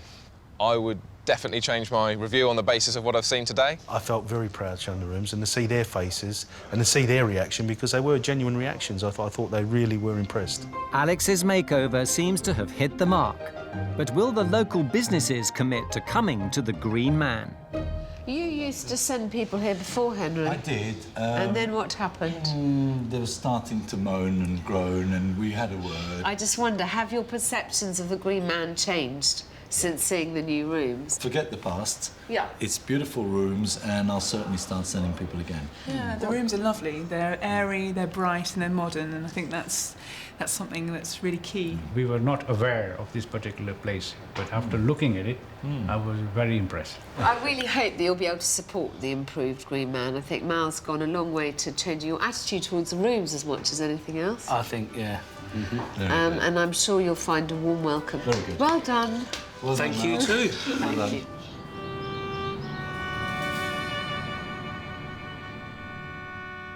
Did you find the whole experience incredibly pleasurable, or were there any painful moments? There's a few painful moments, but overall I think everything's been great. I mean, I was a bit dubious to start with, but I think as it's got on, it's got better and better. I mean, it's never going to be five-star luxury. It's still going to be more budget accommodation. Yeah, it's budget accommodation, but I think that if I can get it up to all the rooms up to that standard, I think that's really good budget accommodation. I would encourage you now, every time someone stays and has a nice time, to encourage them to write you a good online review. And I have to say, you know, this is now a place that I would willingly stay at the night. Thank you very much.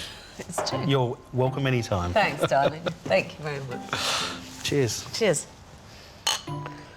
He's had plaudits aplenty. I really see a twinkle in his eye. He's enjoyed it. Having Alex come along and Alex go through things has helped me. It's helped me see things, because there were some things that I wasn't even looking at. I can see a light at the end of the tunnel. He's got a great template that he's very convinced about. I'm sure he could roll it out across the other rooms. And then it's a no-brainer. He's got a great location. Why wouldn't it work?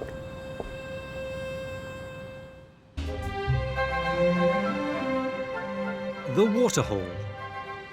A 12-bedroom hotel set in 34 idyllic acres of West Sussex.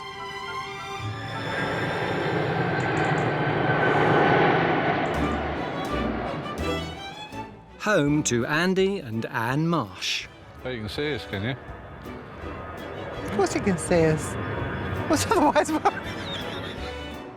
With one of Britain's busiest airports mere minutes away, the Marshes had high hopes for the Waterhall, banking on Gatwick's jet set to carry them comfortably into retirement. When I first walked in, I thought, well, bingo, this is the place. I could just imagine myself living here. So pulled all the stops out and, yeah, we got it. Instant fire. We're both over 60 now. And this is room 2. I know you've got OAP rock bands, but I don't know whether you get OAP hoteliers. Along with running the bar, orders. Ex-builder Andy doubles as hotel handyman. I fixed the hairdryer for tidiness. The cable recedes back into a nice little tray underneath. If it keeps him happy. So what was the date you actually stayed?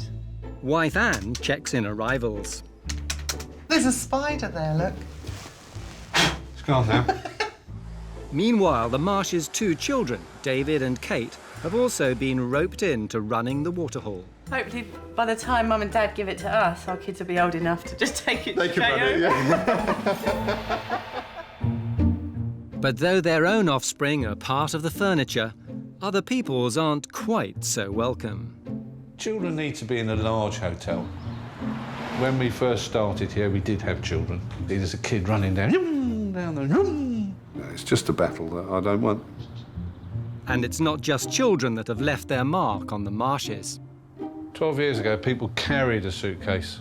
Now they're all dragged. They just cut corners and they smash the building up. And look, you see, people come in and they behave appallingly. There's no need to behave like that, you know. Nice table, a mother's table this was. Look, they put wet mugs on the top. Shame, isn't that? Real shame. It leaves a bad taste in your mouth. The Marshes are also finding the finances difficult to swallow.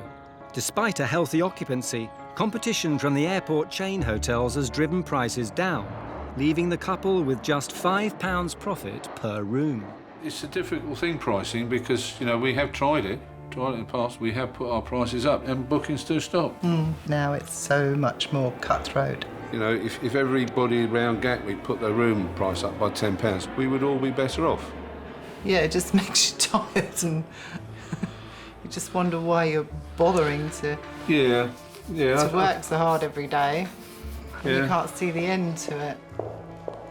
The pitiful profits have left the family struggling to balance the books. It's our livelihood, it's our well-being, it's our retirement, it's our inheritance for our children. I'd hate to be considered that I'd failed in what we'd tried to achieve over the years. Enter the heroine of hotels, Alex Polizzi.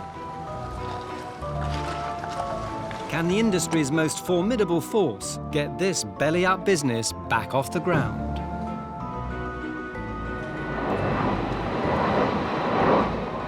I knew it was near Gatwick, but I didn't realise quite how near.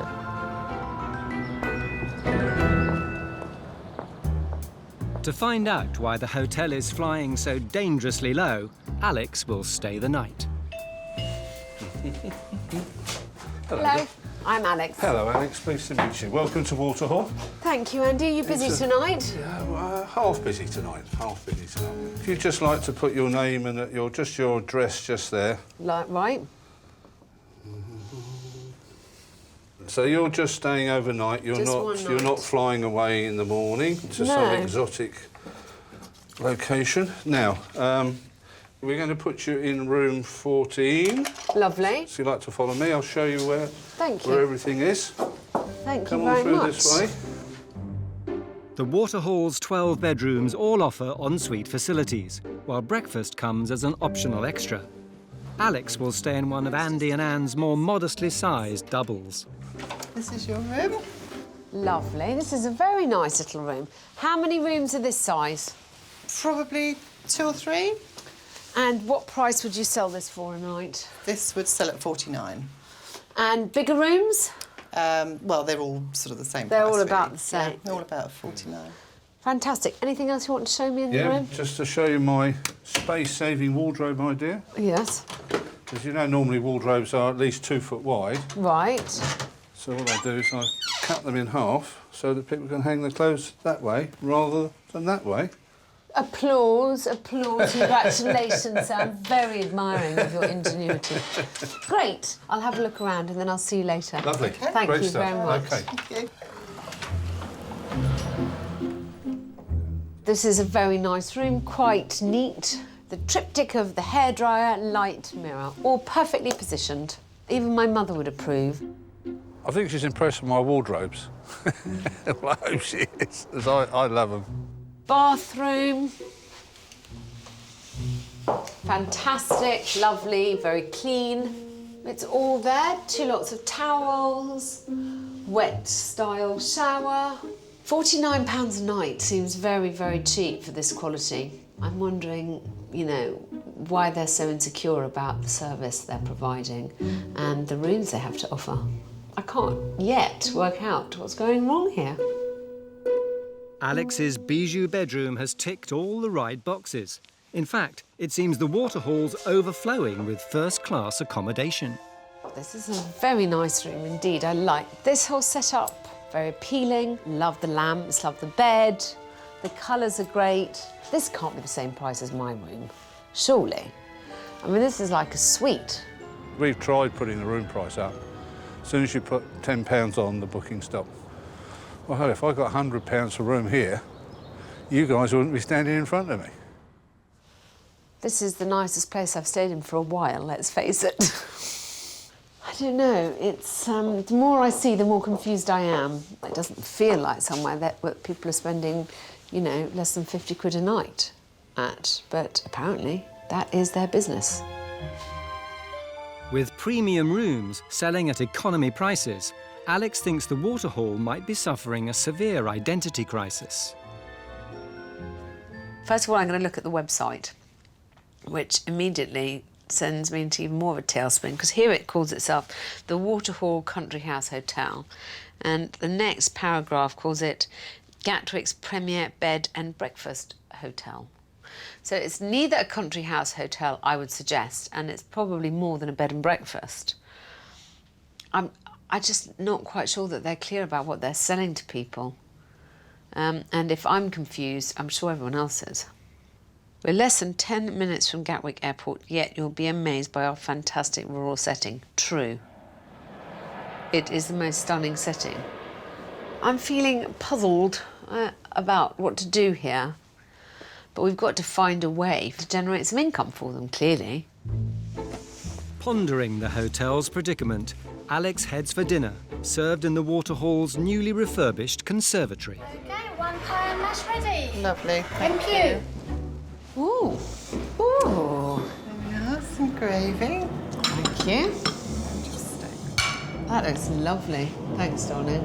Yeah, enjoy. I shall. Can I have some cutlery? Well, okay. Thank you, darling. Thanks. Doesn't that look nice? I can't believe I just did that. I reached across the guest to put her knife and fork down. I've never done that. Thankfully, dinner quickly compensates for Anne's knife and fork faux pas. Delicious. Really delicious. It's thumbs up for the food, but for the decor, thumbs down. It's a long time since I've eaten somewhere quite so. Well, I mean, there's no atmosphere in here, is there? There's not a twinkly light on the table. It's just a bit soulless. The hotel may lack atmosphere, but with good rooms, fine food and friendly hosts, Alex is far from pinpointing why the Waterhall's in danger of a crash landing. Very unusual problems. Very unusual place. It's not for where we're going wrong, it's what we can do to make things better.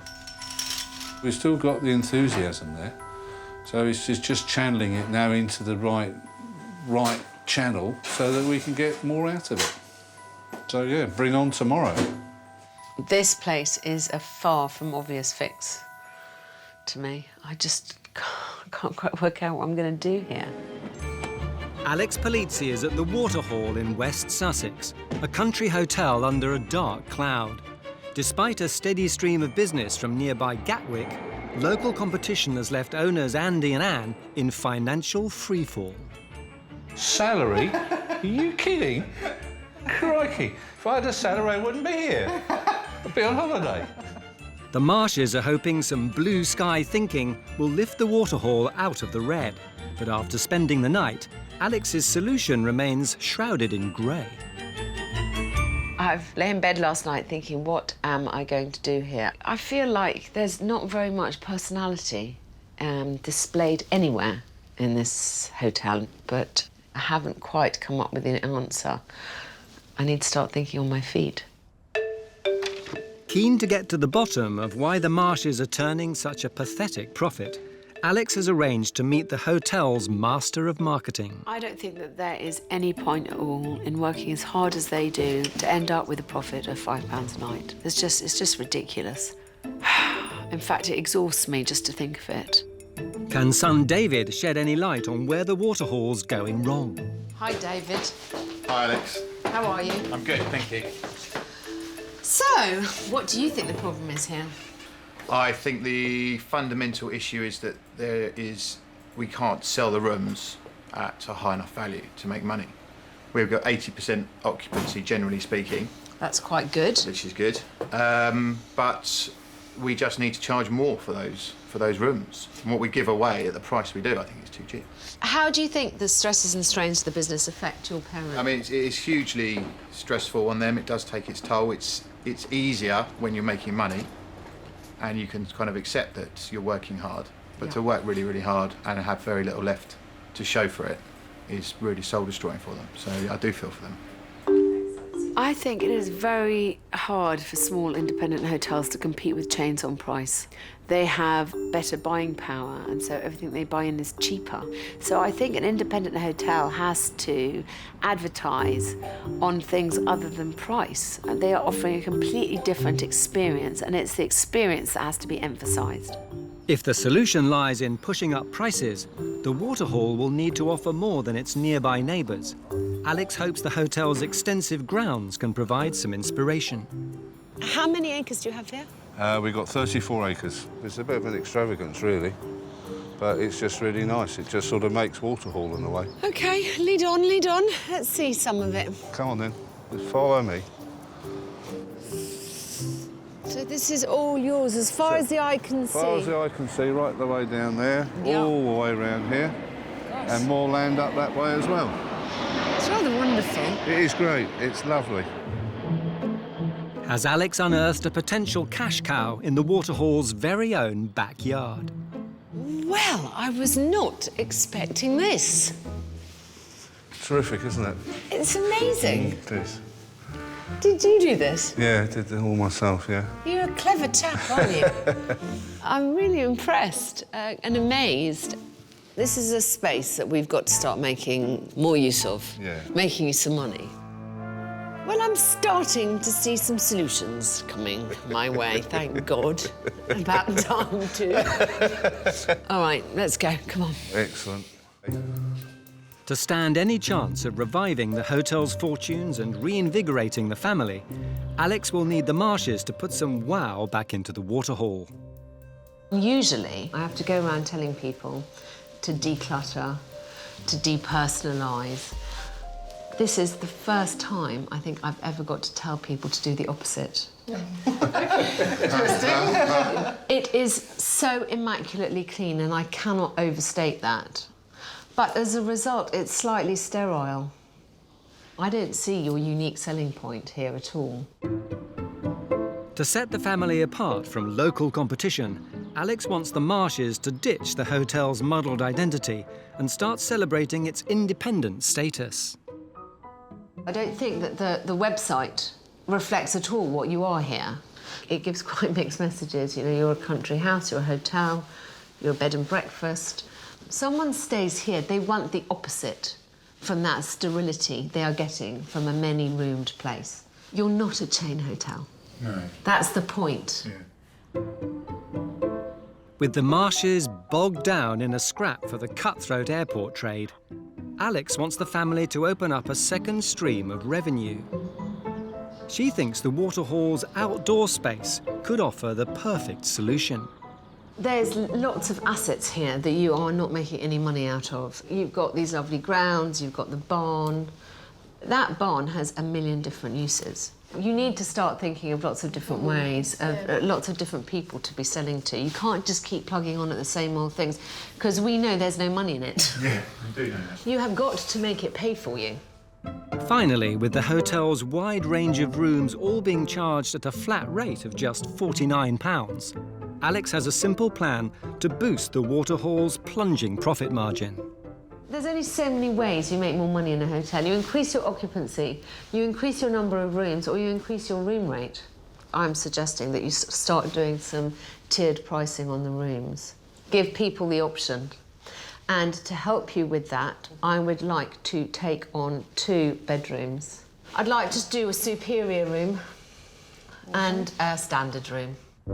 To give the Marshes confidence in their new price structure, Alex plans to transform 2 of the hotel's less inspiring bedrooms into clearer categories with a more luxurious and independent feel. Does that sound like a strategy that everyone can sign up to? Sounds perfect. Sounds good. Yeah. OK, good. Well, that was very easy. Wow. Now we've just got to get the work done. I thought the chat overall went very well. I was a bit worried, though. Andy was quiet. He hardly said a word.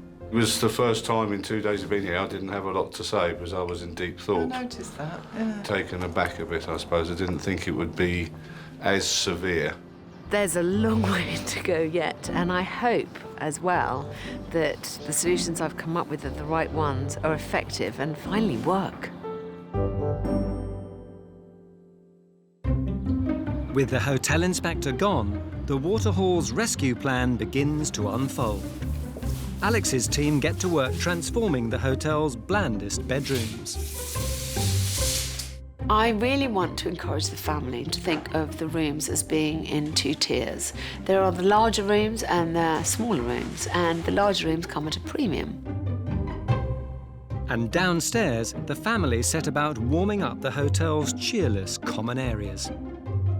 I'd like you to put these pans up randomly on the wall, just to give a bit of interest. I'll put this one right up there. Oh, it just reached. Oh, got it. Is that what you want? That's fine, thank you very much. The restaurant is beginning to shine a little brighter, but Andy is still smarting over Alex's rather downbeat assessment. I'm a bit shocked that she thought the place was not homely, and I always regard it as homely. I'm not a great one for knickknacks, but I do think there needs to be some personality in the place, and this was seriously lacking any sort of personality. OK, one thing I would like you to do, Andy, is to put this up here somewhere. And what are you going to put on it? I don't know, I haven't decided yet, but I just want something in there to add Well, my darling, if that's what you like, that's what I'll do for you. Colour. Yeah, I'll put it up there. Yep, that's really good. I'm not going to make an issue of it, but I can't help feeling how I feel. Hotshot hotelier Alex Polizzi is at the Waterhall in West Sussex, hoping some home truths will help owners Anne and Andy buck up their badly performing business. I never expected her to say it was not particularly homely. Yeah, that looks good, doesn't it? That came as a bit of a shock. Crippled by competition from nearby airport hotels, Alex wants to prove that with an image overhaul, they can afford to push up prices. But a clear identity for the Waterhall is yet to emerge. So what is our USP? Our unique selling point, dear. I found out. What is it? I think What it's, is it going to be? I think it's one word. What? Waterhall. Yes, we know that. But what is Waterhall? I'm back at the Waterhall Country House Hotel, or B&B, or who knows what it is today. So far, the rebranding effort has seen the Marshes trying to inject a little rural charm into the hotel's drab decor. And look, we'll put that one up there. That's better. I'm really looking forward to seeing if they've managed to inject any personality into the place. Will the Marshes' attempts at country chic meet with Alex's approval? I I do like the dresser. Yeah. Very nice, and that's very country. Yeah. I must say, I like it. Show me what else you've done. OK, let's go through. And we've done some changes in here. Oh, very nice. Added some shelves here. So you've taken it very seriously. Oh. Thank you. This looks much smarter, doesn't it? It does, definitely. Are you pleased with this it? is great. This is fantastic. I'm sure your guests will appreciate it.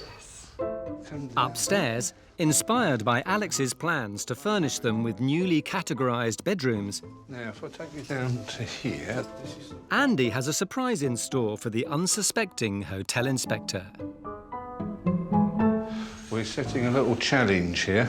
My goodness. Yeah, whilst you're doing the 2 rooms up there, Yeah. I'm going to be doing this room down here. You challenge Alex Polizzi. I'm taking you on, girl. The rules. Yes, what are the rules? Once that door shuts, you're not allowed in here till it's All right, finished. you're not yeah? allowed to Like, poke I'm your not nose allowed to into poke my it. business. Absolutely. All right, fair enough. Shake.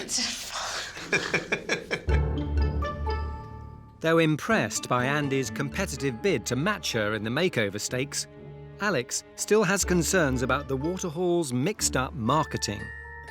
So, the one thing that I think we need to decide, put to bed as a discussion, is what you want to describe yourselves as. It should be a hotel. I like the word hotel. It's the country house hotel thing that I don't like. But also, you don't want to suggest to people that you're kind of grandiose or grand, in fact, and then have them arrive here and find that you're not. Definitely logical, everything you're saying. And I think it would be helpful, both for you and for your marketing, to have one very strong, again, and coherent identity. The country thing, with your land, all kind of seems to tie in together. I don't mind whether you have country or not. I think Waterhall Country Hotel sounds... Yeah. I think it's probably the favourite. And I just think then you want to make sure that everything bears that legend. Yeah. Excellent. We can do it. No, we'll do it. OK. Yeah. Excellent. Thank you so much. With a clear consensus on country, Alex takes the opportunity to refocus the family on the 34 acres of it currently lying idle. The Waterhall's clientele is almost exclusively airport transfers. And although this fills rooms, it doesn't allow the family to make any profit at all. To encourage the Marshes to think beyond the bedrooms, Alex has come armed with a plan that will allow the family to see for themselves what's unique about the Waterhall. I think that the grounds are underutilised, and I'd like to suggest some ways that they could start bringing in some revenue to you. Hopefully, this will spark your imaginations and get you thinking about people who you could approach. Fantastic. Let's go. Let's go. She's invited a specialist corporate events company to showcase its selection of country pursuits. But will the experience provide enough ammunition to help them realise the grounds are the Waterhall's biggest weapon? Here we go, and pull.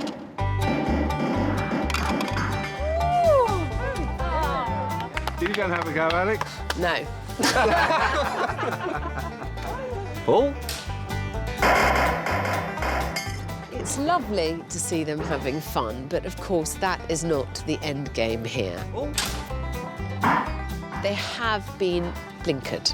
They haven't looked outside the obvious fare of traveller.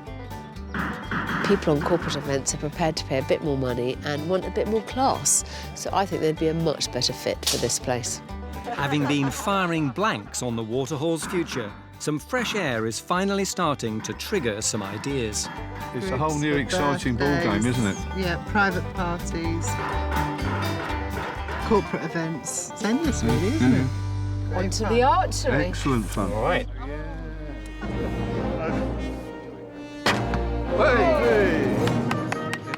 This is actually something that people were paid to do to come here. What was just a little few acres of ground is actually turned out to be probably our biggest asset. The Marshes are finally starting to see that the corporate clientele could be a lucrative string to their bow. The session today has taught us that we can start to use the full potential of what we've got. Yeah. That was excellent fun. Just gutted that my dad won. Top notch. Right, fantastic, thank you. Cheers, guys. Enthusiasm's fired up. Alex wants to leave the Marshes with the final part of her plan to prove that the Waterhall has all the ingredients of a package with pizzazz. I've talked a lot to them about turning the barn into a revenue-generating space, and I haven't done anything proactive about that yet. I'd like to show them how easy it is to entice people in and make some money from it. Alex thinks the barren barn is the perfect venue for an evening of dinner and dance. And she's sending in the members of a local dance club to road test the facilities. I'd like you to be able to show them around the rooms, show them around the grounds, the barn, possibly put on a bit of food to show what you can provide in that area too. The London Swing Dance Society are in search of a country retreat for their events. It's up to the Marshes to tempt them to the Waterhall. Basically sell your property to them. Sure. So that you become a location that's linked in their minds to the benefits of being near London, close proximity to London and to Gatwick, and yet with amazing facilities and grounds. Yeah? Feeling fired up, Well, full I of should say energy? so. Looking forward to it. Thank you, darling. Yes, Good. thank you. I'm a bit scared because there's a lot to do in a very short space of time, and although they've got the bit between their teeth, I don't think they're pulling against it quite yet. We've got a matter of weeks, so they've got to pull finger and get on with it. Scared stiff. Can we do it? The workload is going to be colossal. huge. We look forward to the new challenge, yeah. With just days till the dancers swing into town, Andy's found a spring in his step as he goes head-to-head with Alex's team in the rooms. I don't know what they're doing down there, so he's got 2 to do. I've only got 1 to do. He wants to win. Of course he does. No, Anne's come up with a look. Yeah. So I just do as I'm told. I want it to be quite traditional. This is going to be wallpaper. Very calm and soothing. Television on the wall. Not too contemporary. No problem at all. Andy's doing okay in room 11. I think he took on a bit more than he thought. Yeah, don't even let Alex come, you know, it's pointless. Challenge is going our way. Finally, the hotel's chaotic brand gets some consistency across the board. That's fantastic. That's perfect. It's a great sign, isn't it? Yeah, I like Absolutely the... perfect. They are very classy signs. They do look fabulous. Yeah, I think the old one's definitely dated. No, fantastic. It's a whole new image. And their online presence at last falls in line with their new look. We've got the new website coming together. We've pretty much built it. It's just a case of making it look pretty, really, now. I felt even I could use it. Yeah, you could. Hey. If you could learn how to turn the computer on. I don't know how to turn it on. You can't find the on button yet. With rooms ready to be revealed and the big day upon them, Andy decides there's one final part of the package to be rebranded. Shortly, I think Alex is due. Good job you don't choose the colours for the bedrooms, isn't it? Thank you That very is much. terrible. You've got a dinner shirt, you've got a tie that haven't doesn't got a match. dinner Look at the shirt shoes. Oh. For the hotel inspector, first signs are encouraging. This is exactly what I was hoping for. It's much more appropriate for the surroundings, and it gives them a very clear USP. You know, it's a country hotel. It does what it says in the tin. Inside, Andy's hoping his new look will garner equal applause. Hi. Hello, Alex, come in. Hey. Hello, aren't you a sight for sore eyes? I'm glad you said it. Goodness, darling. Well, it's very seasonal. What can I say? Before the dancers descend on the Waterhall, Alex is ready to reveal the results of the fiercely fought Battle of the Bedrooms. I can't wait to see the rooms that I've done. I think they're really going to add to this place. And of course, I'm longing to see Andy's room. We had a small bet on whose rooms would be better, and the loser has to buy the other one a drink. I'm feeling pretty confident at the moment. Ours is great. Oh, yeah, yeah, I'm love pleased it. with the way it's Absolutely love turned it. out. Yeah.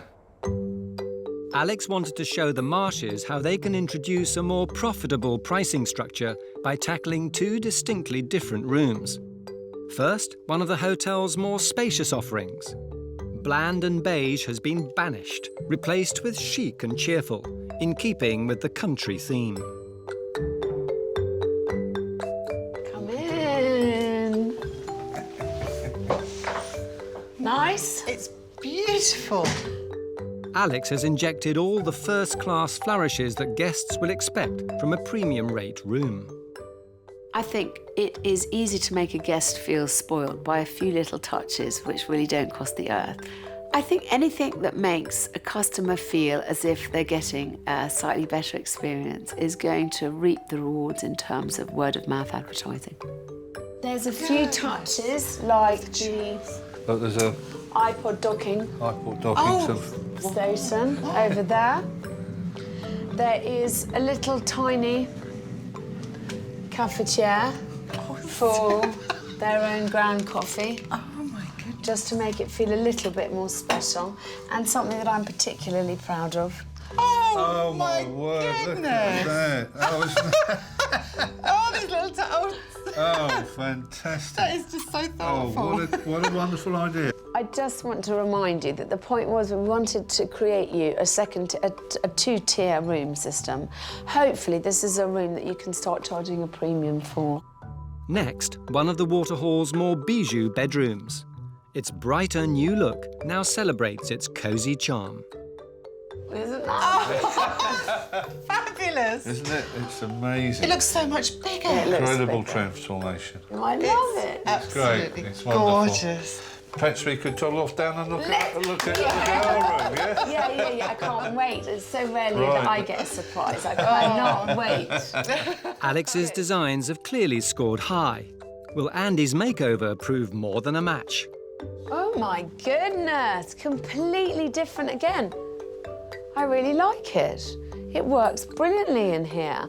And this is fun. Yeah. It's really different it's here. really fun. Well done. So Thank I'm glad you like it. Thank you very much. Excellent. I'm thrilled. Really happy. Well done.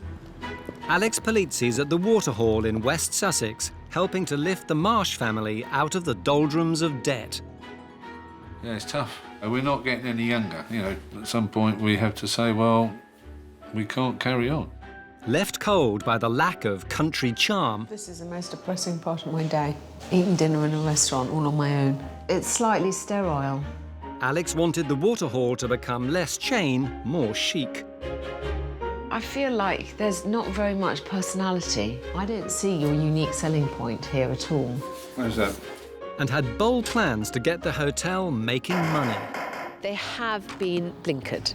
They haven't looked outside the obvious fare of traveller. Where the rooms rated high on comfort, they were low on profit. I do want to bring in tier pricing. A larger room can definitely command a greater price. I mean, it's a no-brainer. Now the hotel has a hat-trick of newly renovated rooms. It's beautiful.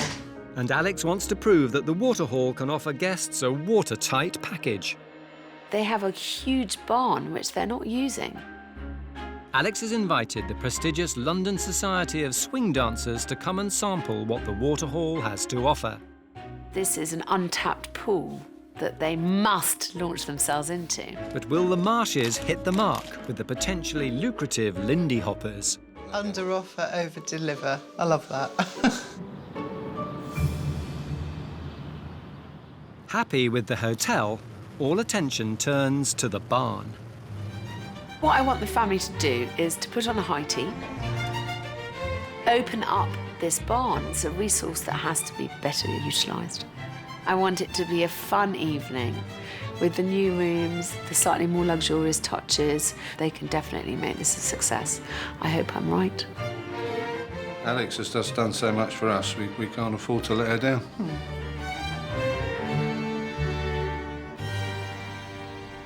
The barn looks lovely. I like seeing it all laid out with the tables. It looks good. Food's ready. Yes. Water's boiled for tea and coffee. Anything you'd like me to do now? No, I don't think so. Lovely, darling. Lead on. Come on then, let's go. With a full house, keen to meet their hosts, it's up to Andy and Anne to charm their audience and sell the Waterhall. Good evening, everybody. Welcome to Waterhall. Yeah, just a little thing about Waterhall. We've been here about 12 years. We're sitting about 34 acres. We've got 12 bedrooms on this side of the road and a barn over the road, which we're going to take to you shortly. All right. And now, what they forgot to say is this is Anne. And this is Andy. Where? Anne and Andy are your genial hosts this evening. Just would love to hear your opinions of what you see. Thank you very much for coming in, for taking the time. Thank you so much. Yeah. After a stilted start, Alex is hoping some dancing in the barn will help warm things up. OK, let's have crazy leg twisting. 5, 6, 7, and twist, twist, crazy leg, twist, twist. Let's see some clicking of the fingers. Ladies, wave that hand. It's amazing how quickly the ice has broken and all these people that were standing in the barn, not talking to each other, are suddenly dancing. Even the clumsiest are putting their best feet forward. If you're not a natural mover... Which you're not. I've been a dancer for 69 years, and this was something new for me, and I've thoroughly enjoyed it this evening. And a twist, twist, twist, twist, twist, twist, twist, twist. Oh, looking nice. Lindy hoppers and swing dancers will travel far and wide, so if you've got a venue, use it. Definitely would look into using this hall in the future. And the two that run the hotel or own the hotel, they're really, really nice people. So, and they got involved with the dancing as well, so it'd be nice to see that in the future. So nice to see Anne and Andy and David and Kate having fun. It's brought this place alive. I enjoyed it. Yeah, it was good fun. And then clearly other people are enjoying it. It's something that people would pay to do and enjoy, so brilliant. Can definitely do this here. It's made for the place. Barn dancing a triumph, the Marshes now need to perform in the bedrooms. It's time to see if the new designs will leave the guests demanding an encore. Oh, lovely. Very nice. Very comfortable. That's so nice. Are you staying, are you? We really would love to come on a dancing weekend here. We like to get away and then just up the stairs to bed afterwards. And I like to feel at home. And it's a nice warm feeling. You just go into your room and you can sit on the bed. Personality paying off. Can they plug the plush luxuries to justify the increased prices? It's a price with bottles with our logo on it. Yeah. The other thing that they've introduced in here is it's an eye station, is it? What's it called? Docking station. Docking station. Docking station has been provided as well. The Waterhall's revamped rooms are winning rave reviews. But will it be Alex's designs or Andy's that take top billing? The new room's absolutely lovely. They're both equally as good as each other. 10 out of 10 from me, really. The result may be an honourable draw, but Alex is certain the business will soon take off. I'm very, very happy with how everything's turned out. You know, to have done 3 rooms, 1 them and 2 me, is an enormous change to this place. It's another one of our newly decorated rooms. And hopefully it's going to give them the confidence to start charging more for their overnight stays. It's perfect romantic country retreat. Yeah.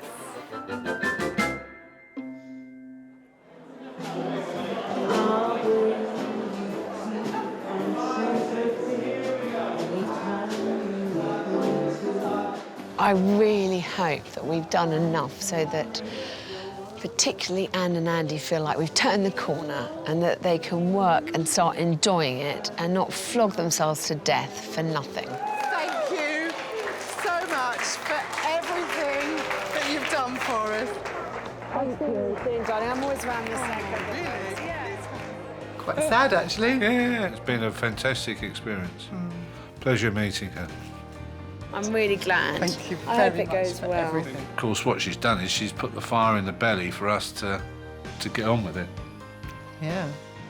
It's about time this place became profitable and they could start to enjoy their life and their work here. Thank you very much, Alex. That's it. The only way Raise up.